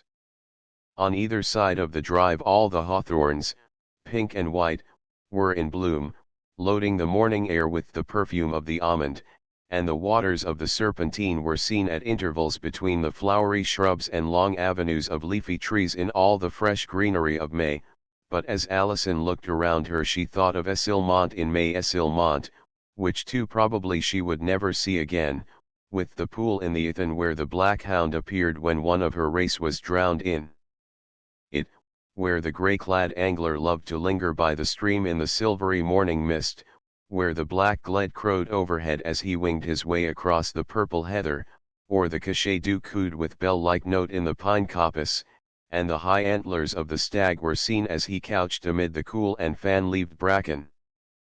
But the acclamations of the little girls who clung to her hands or skirts roused Alison from her reverie, for the procession had started, and above 30 drags, horsed magnificently, with splendid silver harness blazing in the sunshine, were getting into motion, their drivers when not clad in the club uniform, blue, with gilded buttons wearing accurate morning costume, while the dresses of the many ladies who crowded the lofty seats on the roof, were such as only Regent Street can furnish and for beauty, no other city on earth could have produced such women as were seen there, in carriages or on foot.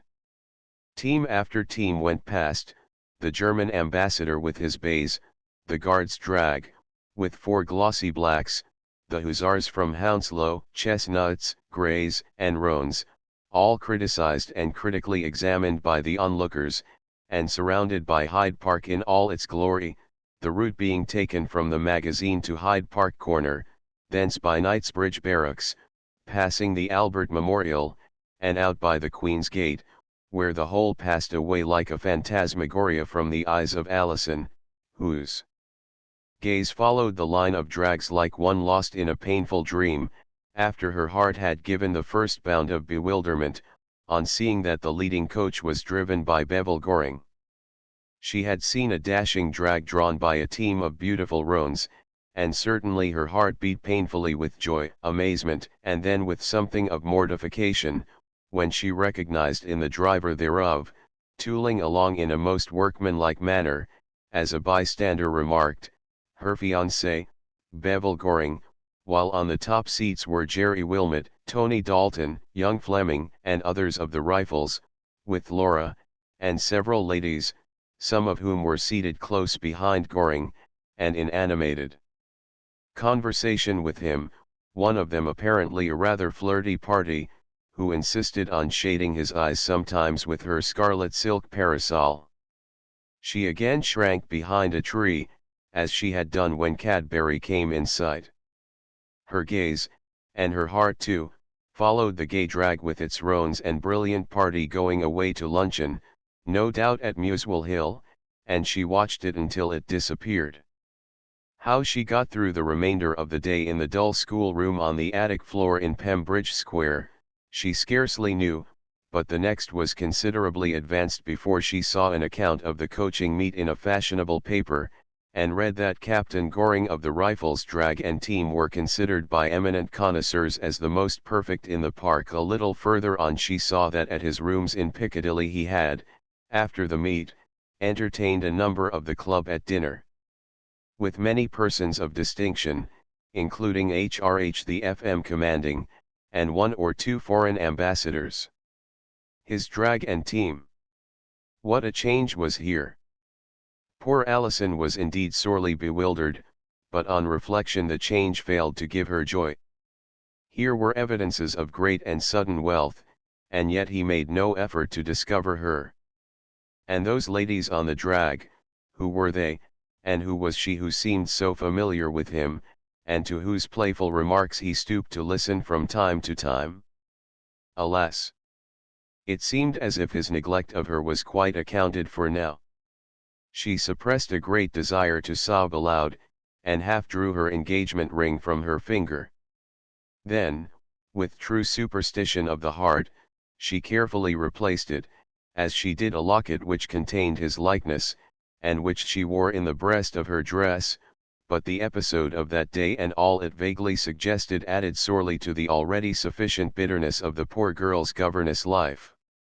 She knew not that though, in accordance with his recently acquired wealth and position, his own tastes, and the wishes of friends, Bevel had started a drag and joined the four-in-hand club. He had been baffled resolutely more than once in his efforts to trace her by the well-meaning vicar of Chilcote, and that he was in perpetual anxiety to discover her, and was trusting to hope that her father's death on one hand and his own ample means had removed the barrier that the former had raised between them. It is the fate of true love apparently never to run like a railway. But why that proverbial asperity should be confined to what is true we are unable to say, writes a novelist, adding, for our own part, that eternal smoothness has but little charm, and the ripple which reflects sunshine and shade, bright gleams and darkening clouds in love as in nature, gives brightness and variety to the prosiest poetry in the world. But doubtless Goring and Alison Cheyne were beginning to think that they had endured enough of the darkening clouds that seemed as yet without a silver lining. Chapter 17. Humiliation. Had Goring indeed forgotten or ceased to love her? This was the ever-recurring question in the mind of Alison now, and she recalled the lines of the Spanish song, Vans mis amores, as applicable to herself: how could I bear, how bear disdain, who not the slightest favor ever received without a blush of pain, how could I bear disdain? Oh, never. 1 hour of absence, swift and brief, I could not bear. How should I bear a long and tedious age of grief, an age of grief, of gloom and fear? Oh, I shall die without relief, for I am young, and oh, sincere. If Goring was, as she thought bitterly and repiningly, remiss in attempting to trace her or not caring to do so, as her heart at times began to forebode, she certainly would not and could not throw herself in his way. She could but wait and hope, suffer and endure. But one day she had an unexpected annoyance to encounter. While the two little girls with the fantastic names, Irene and Iseult, played on the grass near her in Kensington Gardens, seated under the shadow of the trees, she was reading or trying to read, for her mind was ever preoccupied a railway volume. She became conscious that a man was hovering near, indeed, hanging over her. She looked up and instantly recognized Sir Jasper de Horsey, or Captain Smith, as she supposed him to be regarding her with his calm and insolent though admiring and insouciant smile.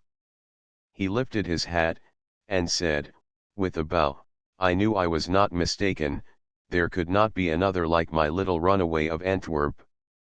Alison blushed scarlet with intense annoyance and then grew pale with alarm. She felt herself so friendless and alone. Finding her silent, he spoke again. We have met before, you remember me, I hope. Sir, I have no wish to remember you, and still less to renew the acquaintance, said Alison, quitting her seat. Now, that's too bad, said de Horsey, deliberately barring her way, too bad indeed. If my admiration of you please to remember that I cannot listen to your insolence. These children to whom I am governess, you hear is a game, said he, mockingly. Ahoy, girls, run after this, find it and keep it. Taking a crown piece from his purse, he spun it along the grass to some distance, and the girls rushed after it to search for and find it, a task of some difficulty.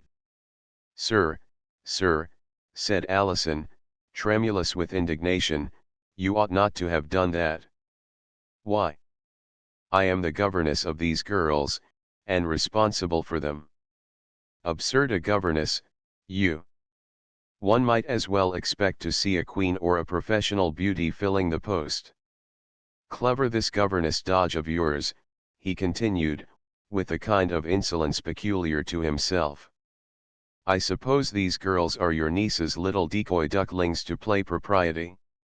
And how is our mutual friend, old I mean Lord Cadbury? Seen him lately?" "No answer." "Quarrelled? I suppose these things never last long, but you are as charming as ever. How bad of you to leave me as you did that night in the Café Opera Grace." Allison called the children to her side and walked away. There was in her whole air and manner a conscious dignity that might have quieted the presumptuous coxcomb and roué who dared to address her, while affliction had touched her features with something in expression that was beyond even beauty. But de Horsey was one of those men who had a total disbelief in any feminine purity. "Where do you live, little one?" he asked, while deliberately following her. Allison made no reply, but looked round to see if Archie was near. He was in sight, but an appeal to him just then would have been unwise, for, old though he was, de Horsey would have felt the full weight of his walking staff. "How dare you, coward that you are, to molest me thus?" exclaimed Allison. "A rough word from such lips as yours," he said, mockingly, but changing color nevertheless, "but as an old friend. Votre pardon, mademoiselle, acquaintance then." Allison quitted the gardens in haste, and hurried home with her 2 charges, and she was afterwards compelled to relinquish promenading there, one of her chief pleasures, as de Horsey was always on the watch for her, and more than once had followed her at a little distance to the door of the house in Pembridge Square.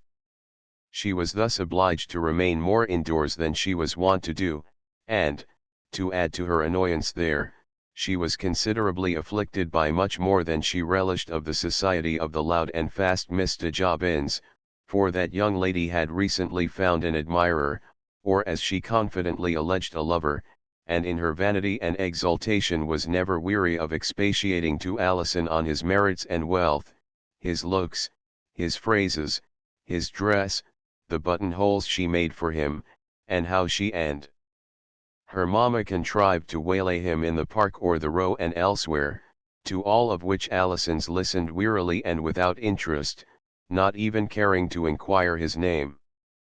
She had her own sad thoughts of love, and they were enough for her. "I should like you to see him when he comes to mamma's weekly reception," continued the young lady, as she frizzed up her hair and practiced her yades at herself in Allison's little mirror, "but as a rule mamma never intrudes a governess on friends, excuse me saying so." "I am aware of that," replied Allison, softly, and heedless of the cutting rudeness of the speech. "Since Miss Smythe was here, she fancies that governesses require to be snubbed." "Why?" "As a matter of principle, I suppose, but, upon my soul, I think it is rather hard upon you," continued this slangy young person. "We met him at Mr. Tape the lawyer's house, in Sussex Gardens, and, as he is rich, mamma fastened on him at once for me, don't you know. Oh, isn't it fun?" "Are you engaged then?" asked Allison, when Mr. Jobbins had expatiated on the subject for more than half an hour. "Engaged? Oh, no, not exactly yet, but it is only a matter of time.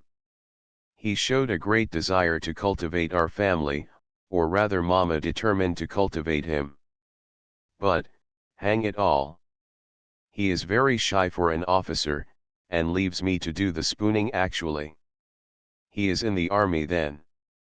"Yes, and hangs out at Aldershot." Allison felt her color change at the name of that locality, but she only said, "Mr. Jobbins, you should not use the fast phrases you do." "Well, Ma uses them, Ma always does." She did not add, that which perhaps she did not know, that her Ma had whilom been most accomplished in cherry glass flirtations while behind the bar at the Black Swan.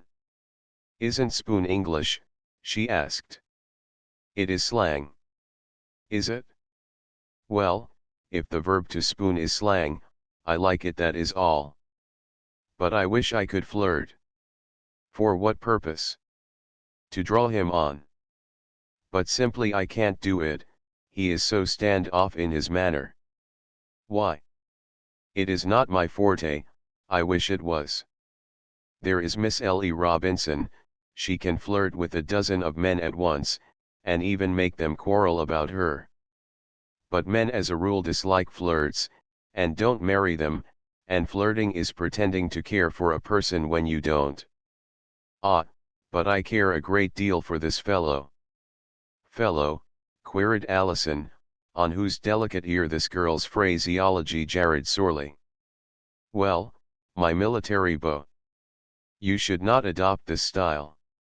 "You are not my governess," retorted Mr. Jobbins, with some asperity. "Some day, no doubt, I shall see your intended." The daughter of the house blushed with pleasure at the phrase, but thought that, with a governess so undeniably handsome, it might be better that no meeting took place as yet. Suddenly she said, "You have some fellow's photo that you wear at your neck, you have it on now," she added, making a clutch at a ribbon which encircled the slender throat of Allison, who instinctively drew back and placed a hand upon her bosom. "Some fellow's photo, how can you use such a style of language?" she asked, haughtily. "I have told you before that you are not my governess, and I won't be lectured by you, but as for the photo, it is not a photo I wear today." "What then?" "An ornament which I wear because what?" asked Mr. Jobbins, impatiently. "It is the anniversary of Papa's birth." "And you won't show it to me?" "I have not said so," replied Allison, gently, as she drew up the object from her bosom. It was her father's badge, and the badge of his father before him, as a baronet of Nova Scotia, a gold oval species of metal, bearing in escutcheon, argent, a St. Andrew's cross, azure, with thereon an escutcheon of the royal arms of Scotland, with an imperial crown, and the motto of Henry, Duke of Rothesay, Fax Mentis Honesta Gloria. Mr. Jobbins, who had never seen anything of the kind before, surveyed it with equal wonder and admiration. "What a funny thing! I would so like to wear it at a ball tonight," she exclaimed. "Excuse me," replied Allison, as she replaced it in her bosom, "but I cannot lend it." "How greedy of you! Then you will sell it, perhaps." "Sell it," repeated Allison, with an inflection of voice that struck even the dull ear of the soap boiler's daughter. "Not for worlds. I thought you said that your father was dead." "He is dead." "Then who is that queer-looking old Scotsman whom Irene and I zult see speaking to you sometimes?" "He was my father's faithful valet, and is now my faithful friend," replied Allison, with mingled hauteur and emotion. "Dear me! How romantic, how funny! But I suppose you will have no place now to spend your holidays in?"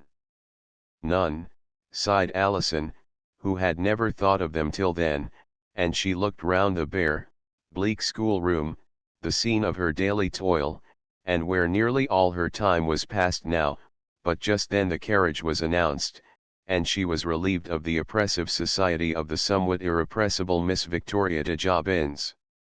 If the children talked thus of poor old Archie Auchindwar, they might speak of the insolent Captain Smith. Thus she might lose her situation and be again cast on the world. Oh, how tempest-tossed was her poor little heart! The perfect, self-posed, and ladylike manner of Allison was to a certain extent lost upon the rather rough, pampered, and hoydenish damsel who had just driven off to the road to meet her admirer, no doubt, and who saw in her only a paid dependent, whom her mother might discard like one of the housemaids at an hour's notice or less. Her sweet nature, her natural lightness and cheerfulness, her readiness and wish to oblige, yet never intrusively in any way, were all lost on the coarse natures of those among whom her evil fortune had cast her. She was glad that on this particular day, inspired by filial reverence, she had substituted the relic of her father for the locket which contained the photo of Bevil Goring, whose face she would have shrunk from subjecting to the offhand criticism of the young lady who had just left her, and she was not without a stronger fear that the military lover of Miss de Jobbins, if lover he was the Rue de Horsey, who now haunted Kensington Gardens and Pembridge Square, though Captain Smith seemed scarcely the kind of man to be captivated by the soap boiler's daughter. Chapter 18. Miss de Jobbins' Admirer. You will be good enough to keep the children quiet and amused this evening, Miss Cheyne, said Mrs. de Jobbins, as we have company coming to dinner. Also have them nicely dressed, as they may be sent for to dessert or to the drawing room. Being now used to be spoken to in this style, Allison merely bowed, on which Mrs. de Jobbins said, sharply, "You heard me, I presume." "Yes, you certainly spoke loud enough." Mrs. de Jobbins frowned. She would have liked her to add ma'am, like any other paid dependent, but Allison, of course, never thought of such a thing. "You may withdraw now, Miss Cheyne," said the lady, with an assumption of would-be dignity that sat rather absurdly on the whilome dispenser of glasses of gin and bitters and pints of stout at the bar of the Black Swan. "Oh, Miss Cheyne, I wonder when the wedding is to be," exclaimed little Irene when Allison returned to the schoolroom. "Whose wedding, dear?" she asked. "Why, Vic S. Don't you know she is going to be married to that rich military swell?" "Oh, fie, Irene, you must not use such terms." "Why not?"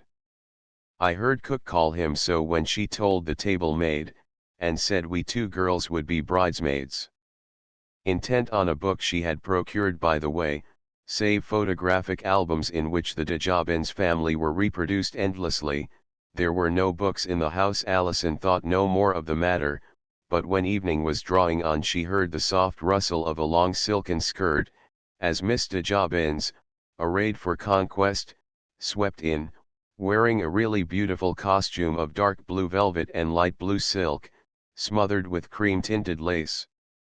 He is coming to dinner. Mamma got him to promise that he would, at last," exclaimed the young lady, pirouetting about in the extravagance of her joy. "Tell me how you like my dress." "It is indeed exquisite in material," replied Allison, who of course had dined in the schoolroom with her pupils at 1 o'clock, and felt little or no interest to learn that Miss Victoria's lover, or admirer, was coming to a little dinner en famille at 7 p.m. "He will soon be here. How do you think I look?" she asked for the third or fourth time. As Allison's delicate fingers were adjusting some parts of the lace, the sharp eyes of Miss de Jobbins observed, as they had often done before the ring, the engagement ring, which the former had received from her lover, under the Whispering Beeches, one evening. "It is very beautiful, and must be valuable," said Miss de Jobbins, examining it closely. "It is valuable. Too much so, I think, for one teaching to wear. When it was given to me, teaching was not thought of," said Allison, in a low, sad voice. "I have no end of lovely rings, but," urged the girl, who was by nature covetous, "you might lend it to me, just for tonight, though you wouldn't lend that funny ornament for the L.E. Robinson's ball." "Excuse me," replied Allison, coldly, "it never leaves my finger." "Not even when you wash your hands?" "Not even then." You will spoil these beautiful stones. It shall never be seen on another hand while I live. Indeed, sneered Mr. Jobbins, and thereby hangs a tale, I suppose. Upon my Sam, you are very romantic. Of course you got it from the fellow whose photo you wear, but will let no one see. Allison made no reply, but her color came and went with annoyance at the girl's brusquerie, and the latter began to chant the praises of her admirer, a subject of which her listener was utterly weary. He has we don't know how many thousands a year think of that, oh my. Talking of love, I heard him say laughingly to Mama, who was chaffing him on the subject, that he would not be in love with anyone again. And what of that? He meant, of course, with anyone again but me. How do you construe his remark thus? Because his eyes met mine as he said so, and I do hope I blushed, I am sure I did. And he is rich, you say? Yes, rich enough to satisfy even Mama. That is fortunate, replied Allison, with a sigh, as she recalled her father's bitter opposition to her own engagement, and all the wiles and worry of Cadbury. Fortunate indeed, but there is about Bevel, exclaimed Allison, startled by the uncommon name. Don't snap me up so. Yes, Bevel is his name, sweetly pretty, I think it Bevel Goring. And he is rich, you say? Yes, has 20 or 30,000 a year at least. It cannot be the same, though the conjunction of name is very singular, said Allison in her agitated heart. Is he a merchant? She asked, a city man? City be hanged, responded this impulsive young woman. He is an officer, a captain in the rifle brigade, and, when not in town, hangs out at Aldershot. But there is a carriage, the people are arriving, and I must be off. She quickly withdrew, leaving Allison pale as a corpse, trembling in every limb, and rooted to the spot, propping herself by a hand on the table, till she sank into a chair, oblivious of the wonder with which the two little girls regarded her sudden, and, to them, unaccountable emotion. For some time her thoughts were terrible.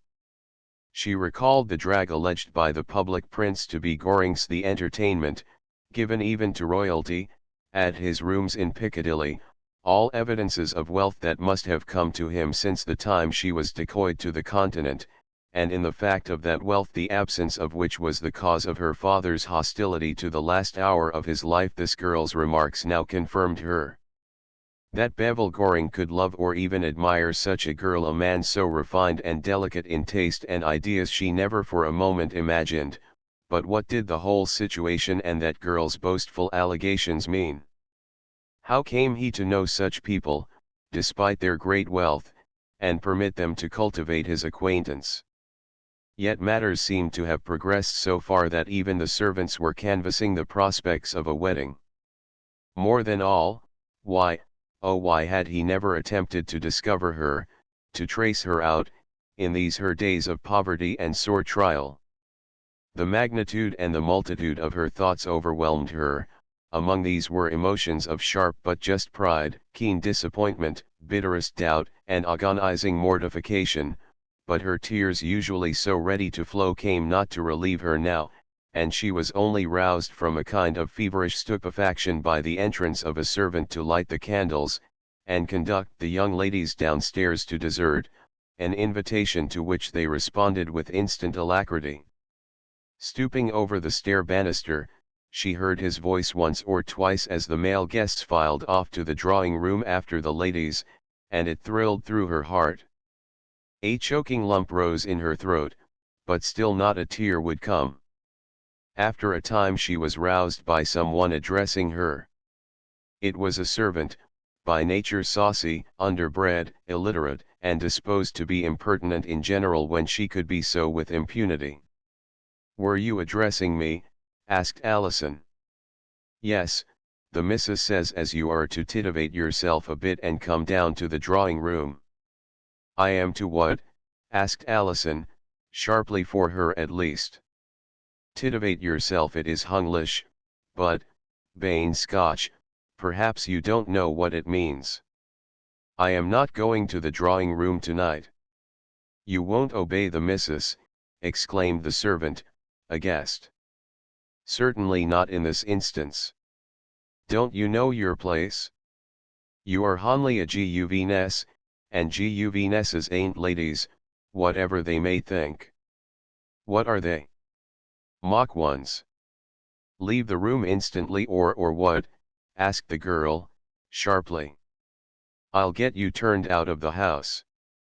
The girl withdrew, uttering as Parthian shot some remarks about upstarts hoarding their betters about.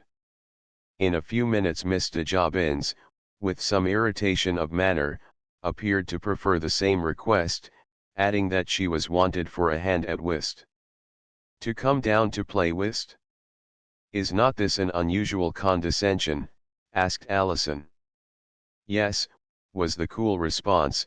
Ma thinks it part of your duty to make yourself generally useful, and, I suppose, you can play whist.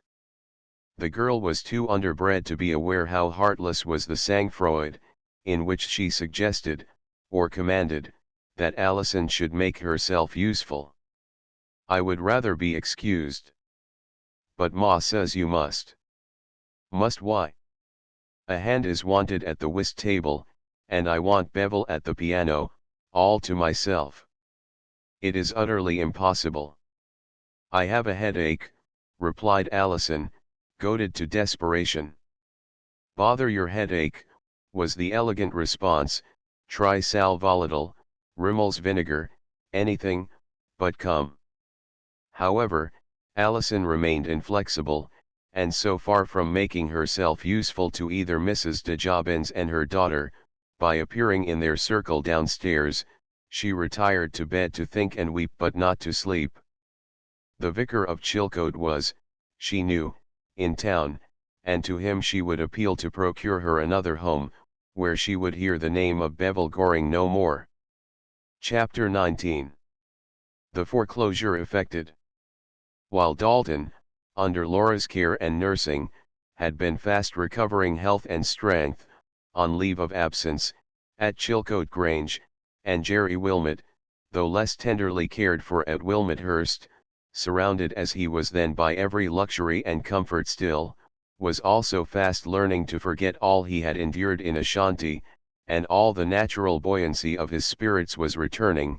Lady Julia was as full of unspeakable animosity at Mr. Chevenix as the languid character of her aristocratic nature would permit her to be. A regular breach had replaced the cool indifference with which she had viewed that personage. In the profundity of his plebeian insolence he had at last taken full measures to obtain the interest on his mortgages, and more, he had foreclosed them, and ruin now awaited the house of Wilmot. And again, while tenderly caressing Flossie, or having her long tresses brushed out by Mademoiselle Florine, she languidly bewailed to Cousin Emily, or to Jerry, who lingered near her with the cigar in hand he dared not light in her presence, that the artful pillager of the Wilmot estates would drive her to a beggar's grave in a foreign land.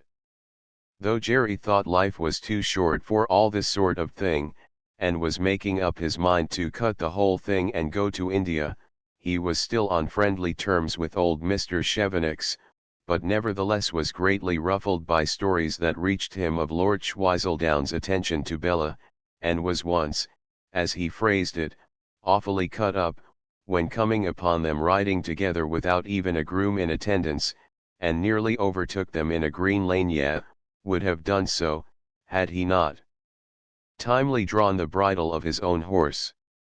They had been laughing and talking amicably, certainly more like friends, it would seem, than lovers, as gossip averred them to be, and with aching heart, and eager and admiring eyes, poor Jerry Wilmot, poor in more ways than one, for he was a ruined man now, observed the air and bearing of the handsome girl, in her dark blue riding habit, a costume so fitted for the display of every womanly grace, while from her slender waist she moved with every movement of her horse, the very action of which seemed to assert that he was proud of having such a rider. Still more was Jerry cut up and then perplexed when, soon after, he met Mr. Chevenix, who, with a twinkle in his eye whether of pride or mischief the said Jerry failed to detect, informed him, somewhat unnecessarily as he thought, that Lord Schweizelsdown had proposed to Bella. "Proposed," repeated Jerry, in a rather breathless voice. "Yes. And when does the marriage come off?" "It won't come off at all." "Why?" "She has refused him." "Refused him?" "Yes, odd, isn't it?" "Can't make Bella out at all," replied Mr. Chevenix, as he nodded, smiled, and trotted away on his cob. Jerry was, we say, perplexed on hearing of this. Bella's refusal of Schweizelsdown's hand delighted him greatly, but was it born of regard for himself or regard for someone else?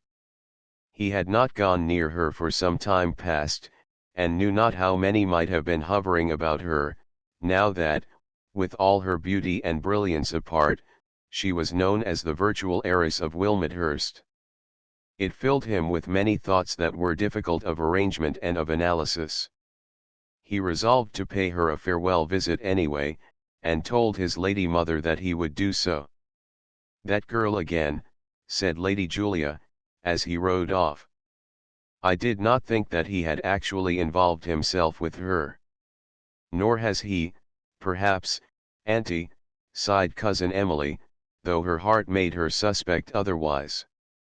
"I believe Jerry to be, like many young men of the present day," resumed Lady Julia, still obtuse as to the new situation, "one of those who think they can, especially with a girl of her position in society, go to the utmost confines of love-making, can look, say, and do what they please, and yet do and say nothing that will quite compromise them, or involve their honor, and girls such as the Chevenix quite understand the matter. But that there should be more in it passes my comprehension, and yours too, darling Flossie," she added, taking the cur out of its mother-of-pearl basket and kissing its nose tenderly. She spoke, as usual, languidly and softly, for she was ever one of those who deem that feeling, or any betrayal of it, is a sure sign of an ill-bred person, bad form, in short. Meanwhile Jerry was tête-à-tête with Bella Chevenix in her pretty little drawing-room overlooking the ivy-clad church and the village green. Jerry was rather grave, for Bella had been piqued by his absence, and received him, he thought, rather coldly, which led him to fear there was some other fellow in the field, but anon Bella began to rally him, for she could not but remember that the letter he had written on the night before Kumasi was entered, amounted quite to a declaration. "I begin to sicken of the world and all its bitterness, Bella," said he, a little irrelevantly, on which she sang, softly, "Oh, what shall I be at 50, if I am then alive, if I find the world so bitter when I am barely 25? I wonder if you will be so merry when we meet again, years hence, if ever," said Jerry, almost angrily. "Years hence, what do you mean, Jerry, for I must call you Jerry as of old, if you adopt this tone," said she, regarding his now grave face attentively. "I go to the Horse Guards tomorrow to arrange about an exchange for India." "Why? Can you ask when you know that I am a ruined and beggared man?" He was looking doggedly out of the window, and did not see how her sensitive lips quivered, and how her shapely bodice was heaving with the painful pulsations of her warm and affectionate heart, for impulsive Bella felt that if she said only a little more she must break down altogether, and the muscles of her slender throat ached with the efforts she made to keep back her desire to weep. "Ruined, Jerry, you," she said, after a pause. "You know how, and why, the past is over at an end, and forever, but do think of me kindly, Bella, when I am far away from you, for my own kindred are few and cold, yet seem to have little heart for me." "Jerry, dear Jerry," said the girl, in a low voice, "ere this, I thought you would have asked me to marry you." "I dared not, Bella." "Why?" lest you might misunderstand me. But you love me. God alone knows how well. Then, Jerry, will you marry me, she said, while her sweet voice sank into a pleading whisper, I have always loved you. Jerry caught her wildly in his arms. Bella, my wife, my own little wife at last, exclaimed Jerry, in a rather broken voice, as they kissed each other solemnly and passionately, for all doubts between them were ended now. Oh, Bella darling, said Jerry, after sundry incoherences had been indulged in, though far, far away from you, I often dreamed of such an hour as this, for I was always with you in the spirit. I would rather have had you, as I have you now, you dear, provoking old Jerry, in the flesh, replied Bella, with one of her arch and waggish smiles. It is much more satisfactory. So Wilmethurst would return to the old line again, in all its vast extent of fertile acreage, and with the latter would come a bride second to none in brilliance and beauty that had ever come there before, though not like haughty Lady Julia, the daughter of ever so many earls, but of a hale, stout, and warm-hearted old fellow, who loved Jerry as his own son, though, sooth to say, we fear he will never be able to abide his mother, who eventually took up her abode, in sullen and stately grandeur, with cousin Emily, at the restored Dower House in Langley Park. So Jerry did not go up to the Horse Guards after all, but quietly and rapidly set about the arrangements for his marriage, which was very soon to come about, and, meanwhile, as may be supposed, he spent every spare hour, and he had a good many of them, with Bella. The joy of my life is a tete-a-tete with you, dearest Bella, said Jerry, as he lay on the grass at her feet one evening smoking his briar root. My lady mother's manner is so cold and stately that she quite thrusts all a poor fellow's heart back upon himself. By Jove, you should have seen her mode of welcoming me home after our shindy in Ashanti. I would have preferred less etiquette and more love, some of the kissing and clinging some of our poor fellows, like Tony Dalton, received on the day we landed at Portsmouth. Poor Jerry. You will never want for kisses now, said Bella, laughingly. By the by, I have a letter from Goring, who is again in town, and cutting quite a figure, I hear, in the world of fashion. Has he heard aught yet of Miss Cheyne, poor girl? Asked Bella, who naturally took a deep interest in all love affairs, especially just then. He says that he has not. Here is his epistle, but that he is bored to death by a soap boiler's widow and her daughter, an absurd couple, whom, for his sins, he met at the house of Tape, his solicitor, and who have made a dead set at him, waylay him in the park with their carriage, haunt the vicinity of his club, and pester him with invitations. They are shameless in their mode of teasing me, these devilish women, he continues, and seem to possess the power of ubiquity, and bid fair to run me to earth. I must either cut them or hook it, and come back to the camp. Only fancy, Bella, what odd creatures they must be. But everyone has not the wealth and handsome person of Captain Goring. Yes, and Bevel is one of the right good sort. So there were two sides to the picture drawn by the fervid fancy or vanity of Miss Victoria de Jobbins, and Alison Cheyne, had she known all, need not have wept so bitterly far into the hours of the night, as related. Chapter XX. Homeless. With Alison, events were fated to follow each other fast now. On the day subsequent to the dinner party at Pembridge Square, she felt too ill to leave her bed till the afternoon was well advanced. She was, however, visited by Miss de Jobbins, who gave her a very inflated account of Goring's attentions to herself, how she completely snuffed out the 3 Le Robinson girls, and gave him credit for many flattering, and certainly peculiar, utterances that Alison thought very unlike the Goring that she knew. Still she was painfully uncertain what to think, and was very glad when her garrulous visitor, after readjusting her frizzled hair in the mirror and inspecting the few trifles that lay on the toilet table, took her departure. Allison, we have said, could not throw herself in Goring's sway.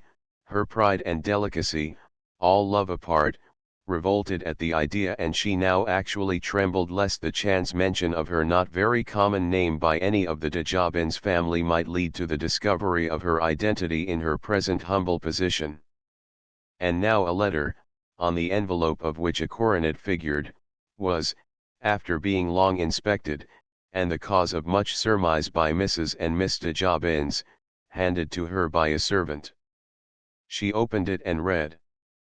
It would seem that, though Bevil Goring had failed to obtain from the Vicar of Chilcote the London address of Alison and a clue to her circumstances, the Right Honourable Lord Cadbury had succeeded in obtaining both, in virtue of his rank, we presume, and the result was this letter, most subtly and cunningly worded, and dated not from his club or from Cadbury Court, but from the villa of his lady friend at Street John's Wood, offering her a home there, and containing what she conceived at first to be another offer of marriage, but, on rereading it, the real meaning of and nature of the document came before her, in all its insulting form and truth, as it fell from her hand ere she tore it into minute fragments with trembling fingers. She grew deadly pale, but her lips became firm and set, her bosom heaved, and all the purity of her nature, her pride of old position and race, l'esprit de famille which her father had inculcated rose within her. She covered her face with her hands as if to thrust back her tears, and exclaimed, in a low voice, "Oh, papa, papa! It wanted but this insult to complete the humiliation of my life." So the parvenu peer sought but in vain to put a keystone to the edifice of his own innate rascality. At last she rose from her bed and proceeded to dress herself with the intention of visiting the vicar without delay to beseech him to find her another home, but on looking about her toilet table, where she had certainly left it overnight, she missed her locket, the locket with the likeness of Bevil in it. She instituted a strict if hurried search over all her little room, but no trace of it could be found. The servant who had brought breakfast to her on a covered salver had never approached the toilet table, she was certain, but Miss de Jobins had, as she remembered, lingered before the mirror, and trifled with the little et ceteras that lay thereby. Could she be the abstractor, the delinquent, the thief? Impossible.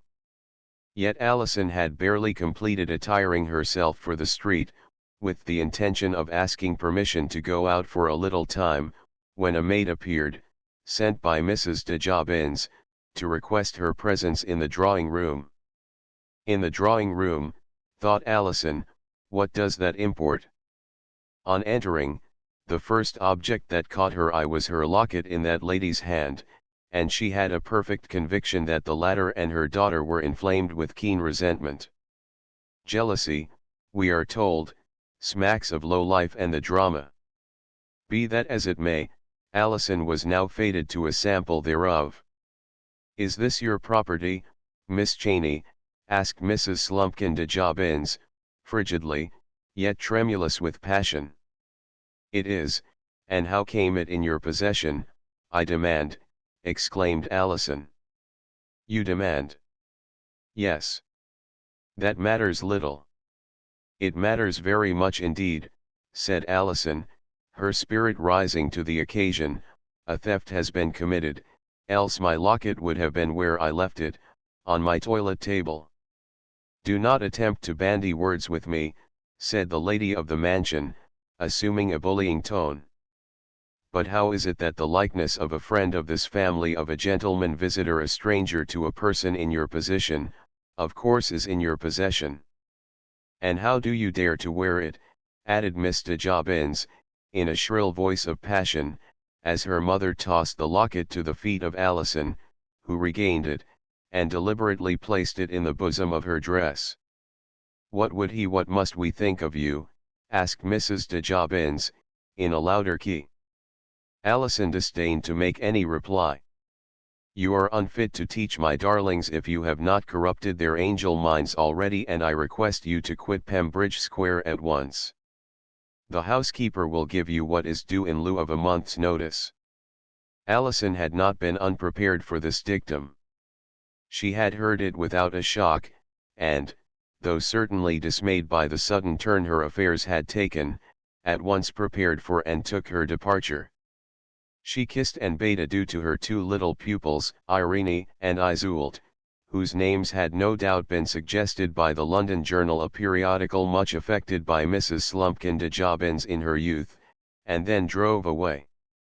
The daughter of the house, enraged and bewildered, knew not precisely what to think of the affair, but she had a gloomy fear that so far as Bevil Goring was concerned her hopes were vanishing into thin air, or on the eve of being shattered like the crystal in the basket of Alnaschar, of whom no doubt she never heard.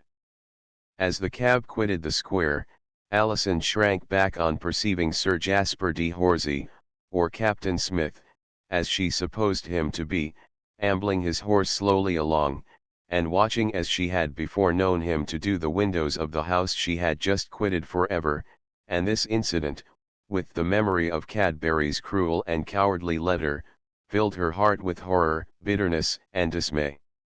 She felt so well nigh penniless and helpless, too. The summer sunshine was in all its brightness and glory, but Alison felt as if a mist surrounded her, and as if the surging of great waters was in her ears, and she feared that she might faint. Almost at the same moment she quitted Pembridge Square, Bevil Goring entered it to leave his card, like a well-bred man, on the de Jobbins family, whom he devoutly hoped to find not at home. Indeed, he selected the time when he knew that the mother and daughter were generally harrying themselves, as they called it, in the Row, and as he drew near the house he came suddenly upon a well-known form and figure. "What, Archie? Faithful old Archie Auchindoir, you here?" he exclaimed, as he shook the old man's hand with ardour. "Can it be you?" "By my certy it is, sir," replied Archie, "and pleased I am to see a Kent face in this unco-human wilderness o' brick wa's. And what are you doing here now that poor Sir Ranald is dead?" "Just what he wad ha' doon watching our missy, sir." "And where is she, Archie, where is she?" "Where her forbears wad little like to see her." "How, where, what?" asked Goring, impetuously. "Governess to some brats in the square up by." "What square?" "Pembridge Square," replied Archie, adapting the name to his own vernacular. "And whose children?" "A Mrs. de Jobbins, she sees hersel," replied Archie, with a contemptuous smirk on his wrinkled visage. "My God," exclaimed Goring, growing red and pale alternately, "my darling reduced to this, and all unknown to me. When came this about?" "A week or two after the master gied to his Langham, sir." "Puir Sir Ranald," said Archie, with a break in his voice, after a he had possiused and tint, a kissed, and a sheet was a he needed in the Langrin. "And you have been watching over her, you say?" asked Goring, again taking the old man's hand in his own. "I had a wee pickle siller saved, and I thought, but never mind, the men in the Mearns can do nae mair than they may." "And she is in Pembridge Square now?" "Yes, sir." He slipped a card with his address into Archie's hand, and hurried to the house, where the startling ring he gave the bell brought an indignant housemaid to the door speedily as a genii of the lamp. "Mrs. and Miss de Jobbins," she answered, "was not at home, having just driven off to the park, thank heaven, and Miss Cheyne." "The governess?" Yes, is she at home?" He was rather curtly informed that she had been dismissed from her sitivation, and with her trunk had left the house a short time ago. "Dismissed and gone where?" No one in the house knew. He turned away in great agony of mind, and he had in his haste forgotten to ask Archie where he lived. He looked about him in every direction, but the old man was nowhere to be seen. And so she would be utterly homeless now. Homeless, and in London, and she so young, so tender, and beautiful. Alas! More evils than ever the fatal Black Hound of Essilmont forebode might be in store for his Alison now. Chapter XXI. Conclusion. So she was out in the world once more, with apparently no earthly tie to bind her to it. Could I but see Bevil's face once more and then die, was her thought, as, blinded with the hot tears that flowed under her veil, she was driven through the sunny and crowded streets of pleasant Bayswater. We have said that the vicar of Chilcote was now in town. He had brought his family with him, and was residing in private apartments not far from Pembridge Square, and overlooking Kensington Gardens. Thus Alison's first thoughts, indeed her only resource, was to throw herself upon him as she had before intended, but now she was terrified that, if he naturally made inquiries of Mrs. de Jobbins, in the spirit of sourness or malevolence she might give a very distorted account of the late episode, and, indeed, the worthy old man was greatly disturbed when she told him her simple tale, as the same ideas occurred to himself, and he saw all the peril of giving the name of that irate matron as a reference to anyone else, and thus for 2 entire days he remained in sore perplexity what to do. On the third he began again to question Alison, whom he kept with his family. "And the portrait which caused this grotesque disturbance, the portrait of this gentleman, is that of your fiancé?"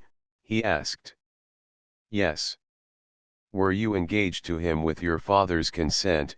asked he, suspiciously, while he regarded her keenly, but not unkindly, under his shaggy, white eyebrows. "No, to my sorrow be it said," replied Alison, with a little hesitation. "That seems wrong. Why?" "He was not rich enough then to suit papa's views, having little more than his pay." "Then is he rich now?" "Yes, more than rich, even wealthy." "And has he since sought you out?" "No," sobbed Alison. The vicar shook his white head and groaned. "What is his name?" he asked, and Alison told him. Goring," said he, pulling his nether lip thoughtfully, "I have heard the name. He called on me more than once to ask your London address, as also did Lord Cadbury of Cadbury Court, but suspecting his object, I declined to give it." "Oh, why?" "He is an officer, and officers are often wild and unscrupulous fellows. You are young, more than most attractive, and are without a protector, you understand." "Oh, sir, how you have wronged him." "I am sorry you think so, but good heavens, you may have parted me and Bevil forever," she exclaimed, in a voice of intense pathos and sorrow. "Not so, my darling, I am here," said Bevil Goring, who had entered unannounced by the boarding-house servant, and in a moment his arms were round her and her head upon his breast. The darkest hour is always that before the dawn, it is said, even as clouds are a prelude to sunshine. It is chiefly in novels and on the stage, but seldom in real life, that people start and scream, or faint and fall, so Alison, on finding herself suddenly face to face with the object of all her dearest and tenderest thoughts, felt only her color change and her heart give a kind of leap within her breast, while power so completely seemed to leave her limbs for some moments that she would have slid on the carpet but for the support of Bevil's caressing arms, and for more than a minute neither spoke, for great emotion induces silence. So she remained folded in his close embrace, content, safe in the shelter of his arms, with her white face nestling on his breast, while he showered kisses upon it and her hair. "Captain Goring," said the vicar, "how did you discover that she was here with me?" "She wrote to her old servant whither she had gone, and he informed me without delay at my club. He did not distrust me, as you, sir, did." "I trust, Captain Goring, you will pardon that now, as all is well that ends well," replied the vicar, with a smile, and thinking, wisely, that he might be rather de trop just then, he withdrew to another apartment. Goring now then held her at arm's length to survey her face, it was so long since he had last looked upon it, and then drew her close again to his breast. After a time, he asked, "What is all this that I have been told about your being a governess, Alison? Love, tell me." "I am one now, at least. I was one, in a house in Pembridge Square." "With a family called de Jobin's absurd name?" "Yes." "Is this a riddle, a joke, or what?" said he, giving his moustache an almost angry twitch. "No riddle or joke," replied Alison, sweetly. "I seemed to have no friend in the world to aid me, and I had my bread to earn." "My poor darling." "Yes, poor indeed." "And you have left that woman?" "No, how?" "She dismissed me bluntly and coarsely."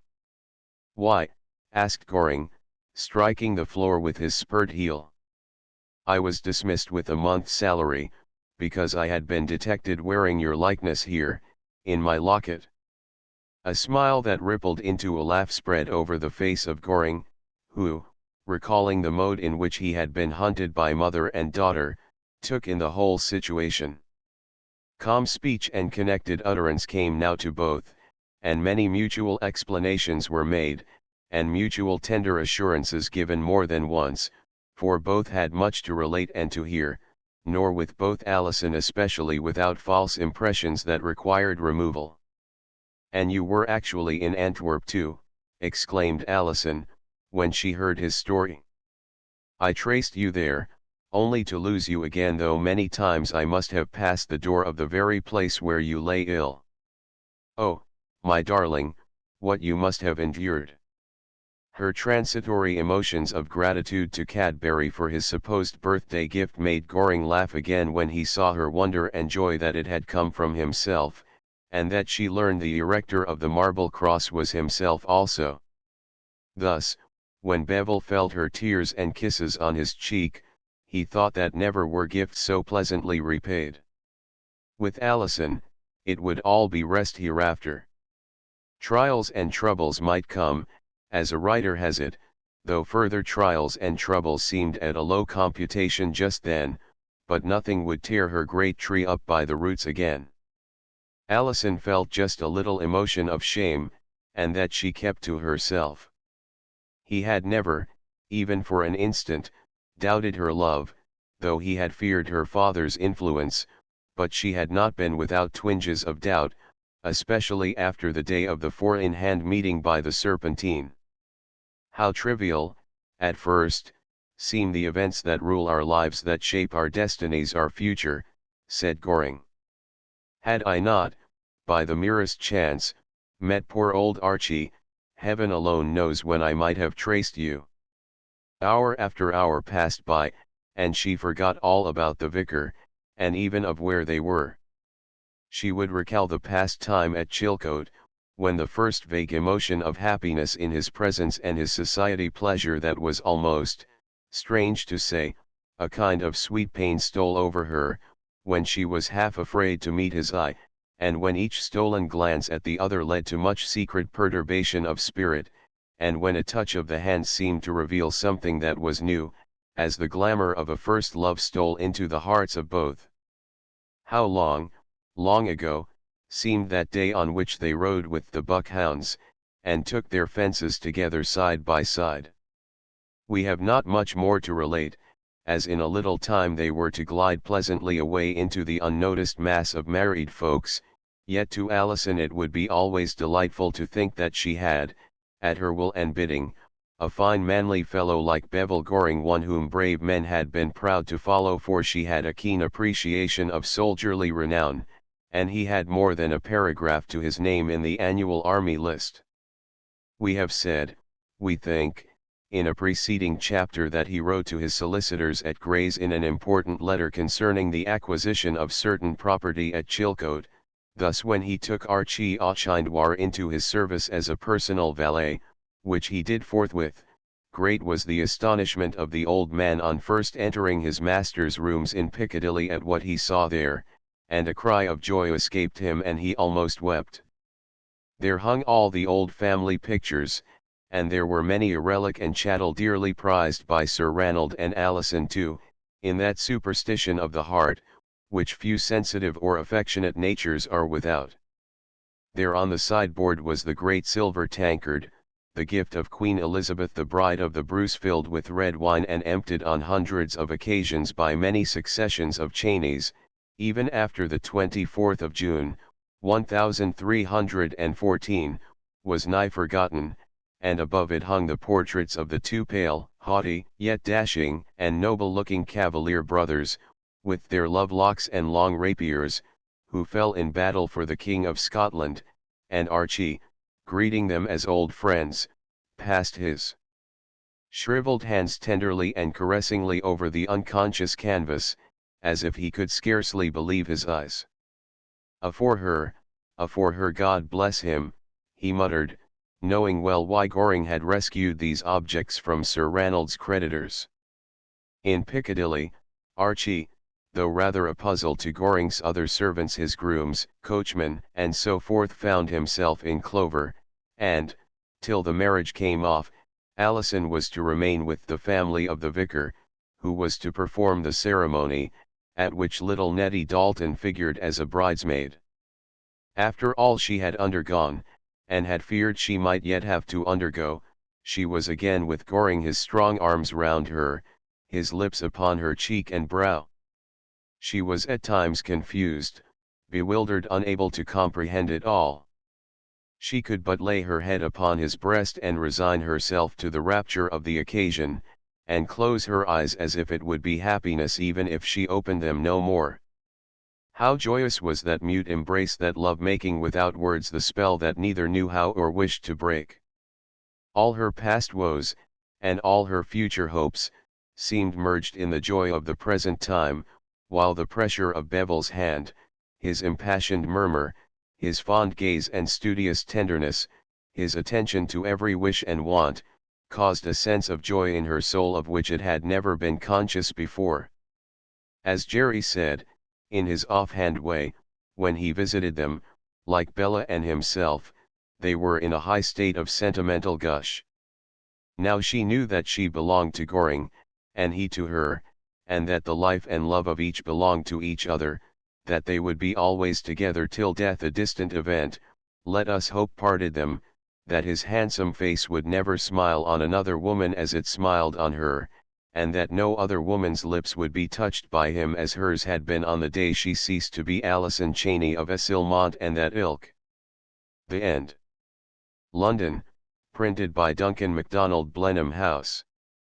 End of the Project Gutenberg ebook. Miss Cheyne of Essilmont, Volume 3, of 3, updated editions will replace the previous one. The old editions will be renamed.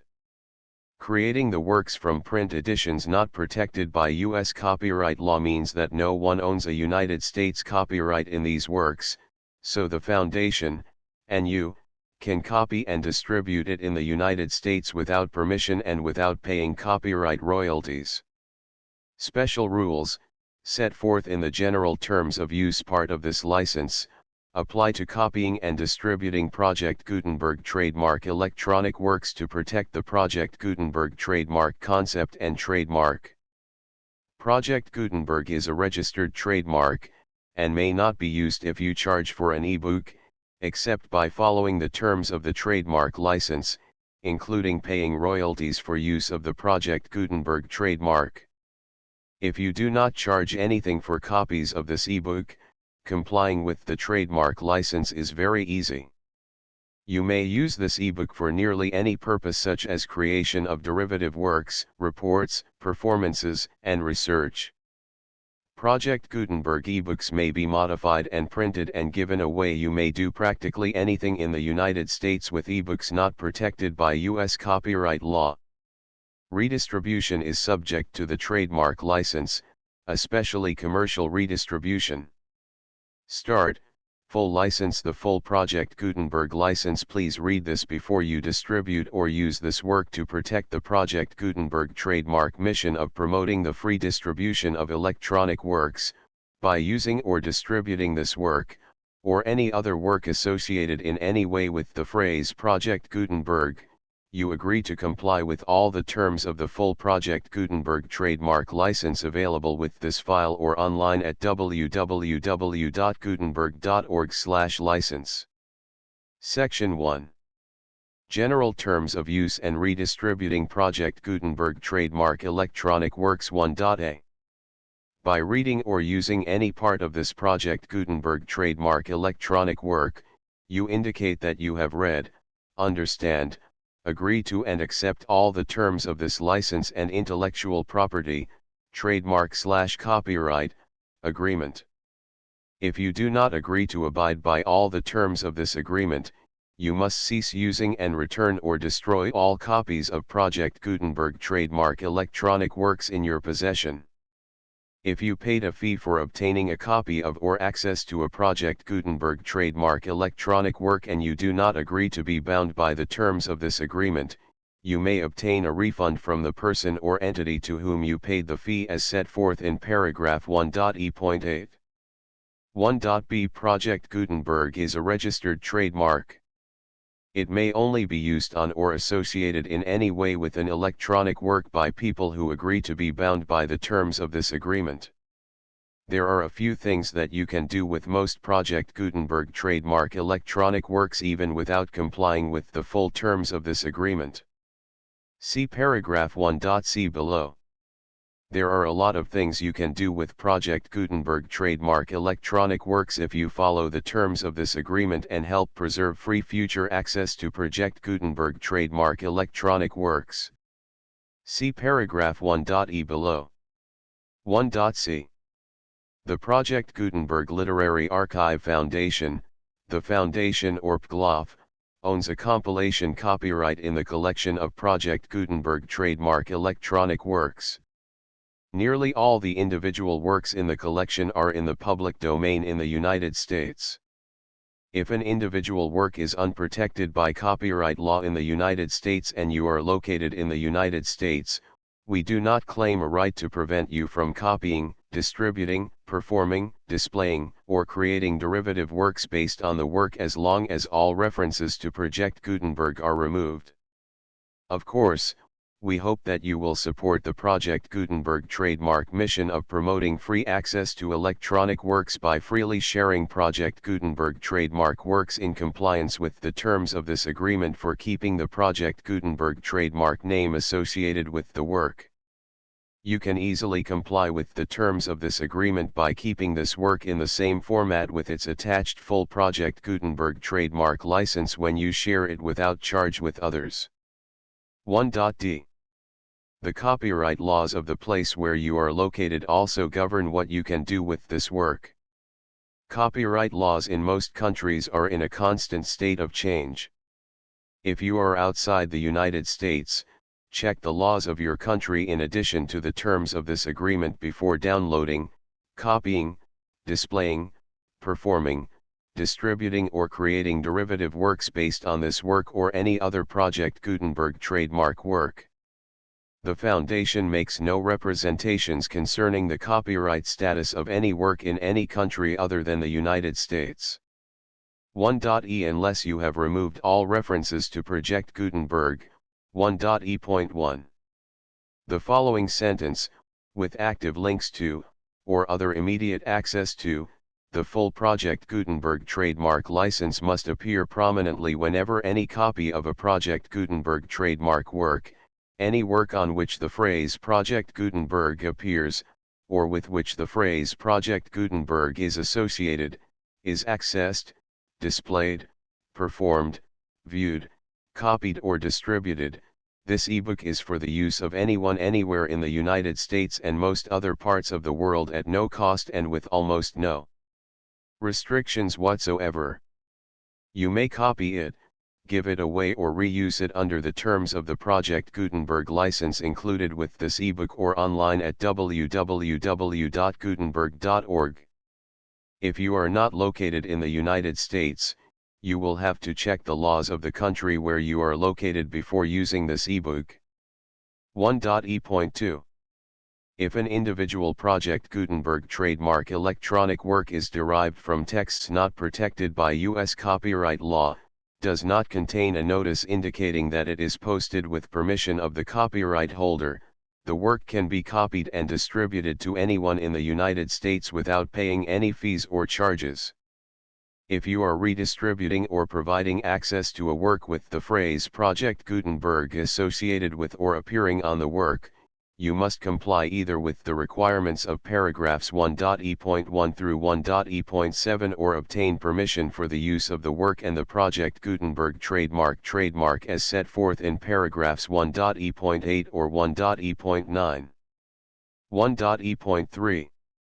If an individual Project Gutenberg trademark electronic work is posted with the permission of the copyright holder, your use and distribution must comply with both paragraphs 1.e.1 through 1.e.7 and any additional terms imposed by the copyright holder. Additional terms will be linked to the Project Gutenberg trademark license for all works posted with the permission of the copyright holder found at the beginning of this work. 1.e.4. Do not unlink or detach or remove the full Project Gutenberg trademark license terms from this work, or any files containing a part of this work or any other work associated with Project Gutenberg trademark. 1.e.5. Do not copy, display, perform, distribute or redistribute this electronic work, or any part of this electronic work, without prominently displaying the sentence set forth in paragraph 1.e.1 with active links or immediate access to the full terms of the Project Gutenberg trademark license. 1.e.6. You may convert to and distribute this work in any binary, compressed, marked up, non-proprietary or proprietary form, including any word processing or hypertext form. However, if you provide access to or distribute copies of a Project Gutenberg trademark work in a format other than plain vanilla ASCII or other format used in the official version posted on the official Project Gutenberg trademark website, www.gutenberg.org, you must, at no additional cost, fee, or expense to the user, provide a copy, a means of exporting a copy, or a means of obtaining a copy upon request, of the work in its original plain vanilla ASCII or other form. Any alternate format must include the full Project Gutenberg trademark license as specified in paragraph 1.e.1. 1.e.7. Do not charge a fee for access to, viewing, displaying, performing, copying or distributing any Project Gutenberg trademark works unless you comply with paragraph 1.e.8 or 1.e.9. 1.e.8. You may charge a reasonable fee for copies of or providing access to or distributing Project Gutenberg trademark electronic works provided that, you pay a royalty fee of 20% of the gross profits you derive from the use of Project Gutenberg trademark works calculated using the method you already use to calculate your applicable taxes. The fee is owed to the owner of the Project Gutenberg trademark, but he has agreed to donate royalties under this paragraph to the Project Gutenberg Literary Archive Foundation. Royalty payments must be paid within 60 days following each date on which you prepare, or are legally required to prepare, your periodic tax returns. Royalty payments should be clearly marked as such and sent to the Project Gutenberg Literary Archive Foundation at the address specified in Section 4, Information about donations to the Project Gutenberg Literary Archive Foundation. You provide a full refund of any money paid by a user who notifies you in writing, or by email, within 30 days of receipt that he does not agree to the terms of the full Project Gutenberg trademark license. You must require such a user to return or destroy all copies of the works possessed in a physical medium and discontinue all use of and all access to other copies of Project Gutenberg trademark works.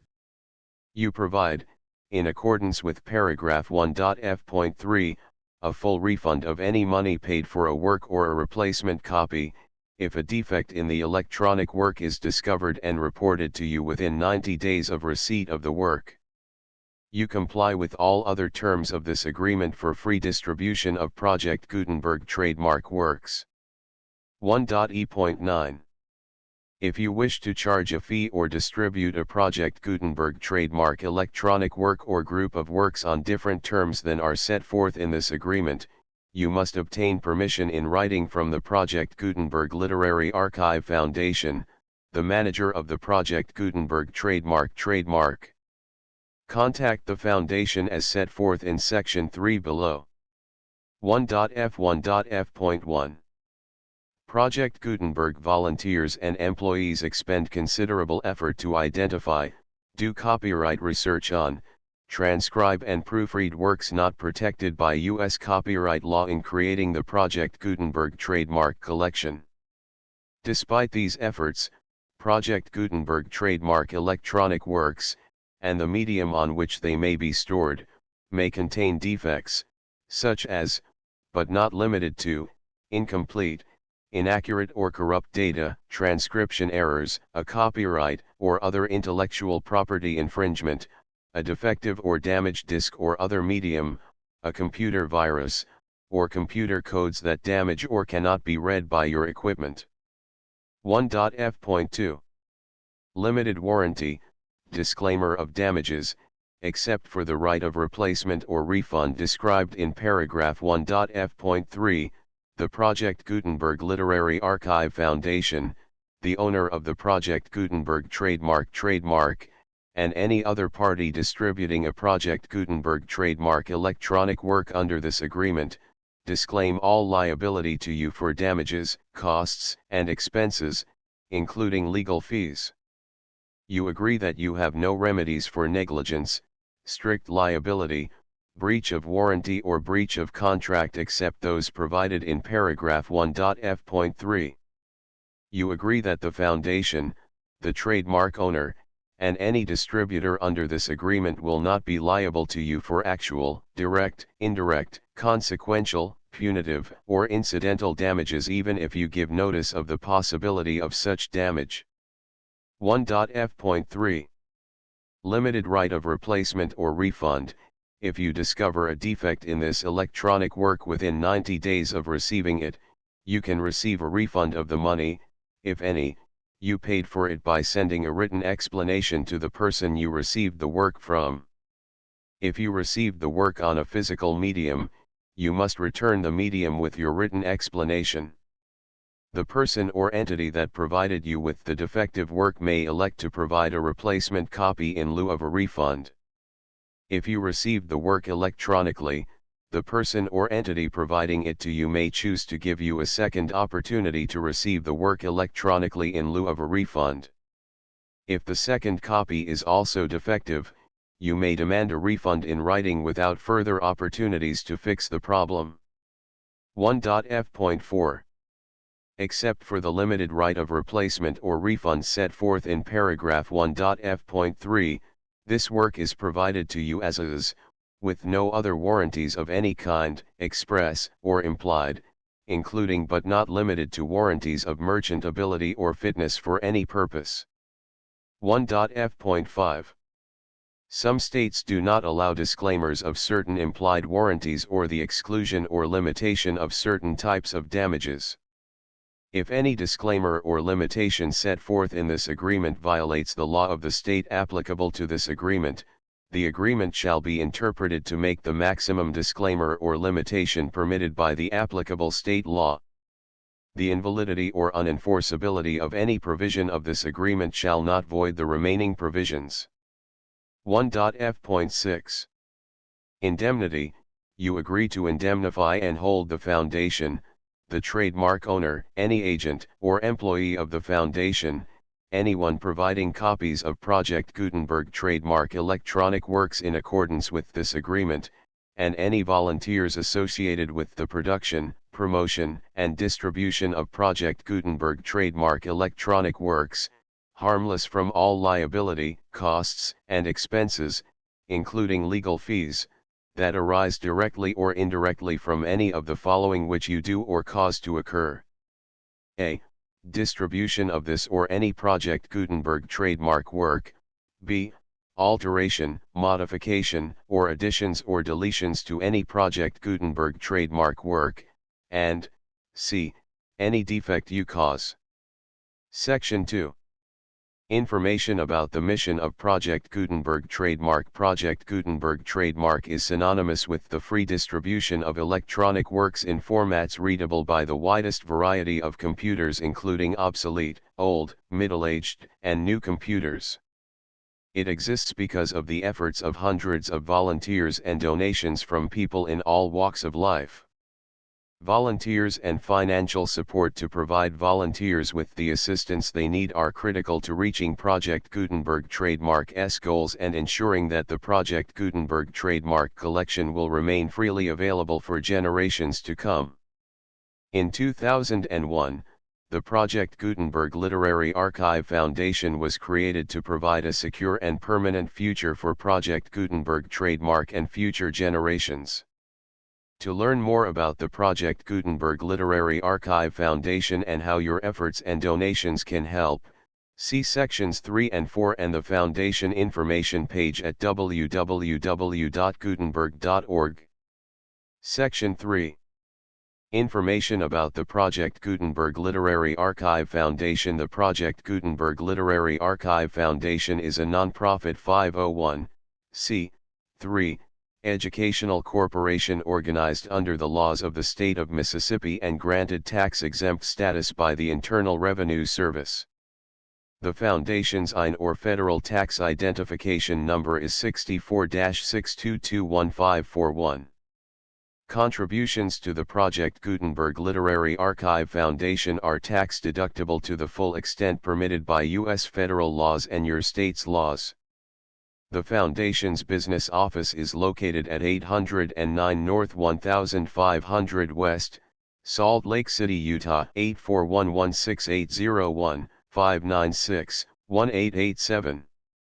Email contact links and up-to-date contact information can be found at the Foundation's website and official page at www.gutenberg.org/contact. Section 4.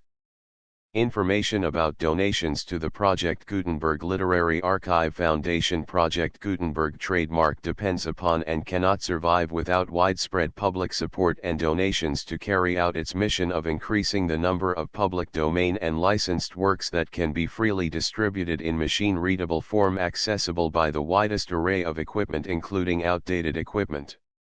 Many small donations, $1 to $5,000, are particularly important to maintaining tax-exempt status with the IRS. The Foundation is committed to complying with the laws regulating charities and charitable donations in all 50 states of the United States. Compliance requirements are not uniform and it takes a considerable effort, much paperwork, and many fees to meet and keep up with these requirements. We do not solicit donations in locations where we have not received written confirmation of compliance. To send donations or determine the status of compliance for any particular state, visit www.gutenberg.org/donate. While we cannot and do not solicit contributions from states where we have not met the solicitation requirements, we know of no prohibition against accepting unsolicited donations from donors in such states who approach us with offers to donate. International donations are gratefully accepted, but we cannot make any statements concerning tax treatment of donations received from outside the United States. U.S. laws alone swamp our small staff. Please check the Project Gutenberg web pages for current donation methods and addresses. Donations are accepted in a number of other ways, including checks, online payments, and credit card donations. To donate, please visit www.gutenberg.org/donate. Section 5. General information about Project Gutenberg trademark electronic works. Professor Michael S. Hart was the originator of the Project Gutenberg trademark concept of a library of electronic works that could be freely shared with anyone. For 40 years, he produced and distributed Project Gutenberg trademark ebooks with only a loose network of volunteer support. Project Gutenberg trademark ebooks are often created from several printed editions, all of which are confirmed as not protected by copyright in the US unless a copyright notice is included. Thus, we do not necessarily keep ebooks in compliance with any particular paper edition. Most people start at our website, which has the main PG search facility, www.gutenberg.org. This website includes information about Project Gutenberg trademark, including how to make donations to the Project Gutenberg Literary Archive Foundation, how to help produce our new ebooks, and how to subscribe to our email newsletter to hear about new ebooks. Miss Cheyne of Essilmont Chapter I, The Battle of Amofool. Chapter 2. The Scarabaeus. Chapter 3. The Lost One. Chapter 4. A Year of Joy. Chapter V. In Hampshire Again. Chapter 6. Thoughts that Often Lie Too Deep for Tears. Chapter 7. Oh, for a Horse with Wings. Chapter 8. A Birthday Gift. Chapter 9. Cadbury Redivivus. Chapter X at Cape Coast. Chapter 11. The Old Warning. Chapter 12. Ashes to Ashes. Chapter 13. Events Progress. Chapter 14. Bella's Dot. Chapter 15. In Bayswater. Chapter 16. The Four in Hand Club. Chapter 17. Humiliation. Chapter 18. Mr. Jobbins' Admirer. Chapter 19. The Foreclosure Affected. Chapter XX. Homeless. Chapter XXI. Conclusion. The full Project Gutenberg license.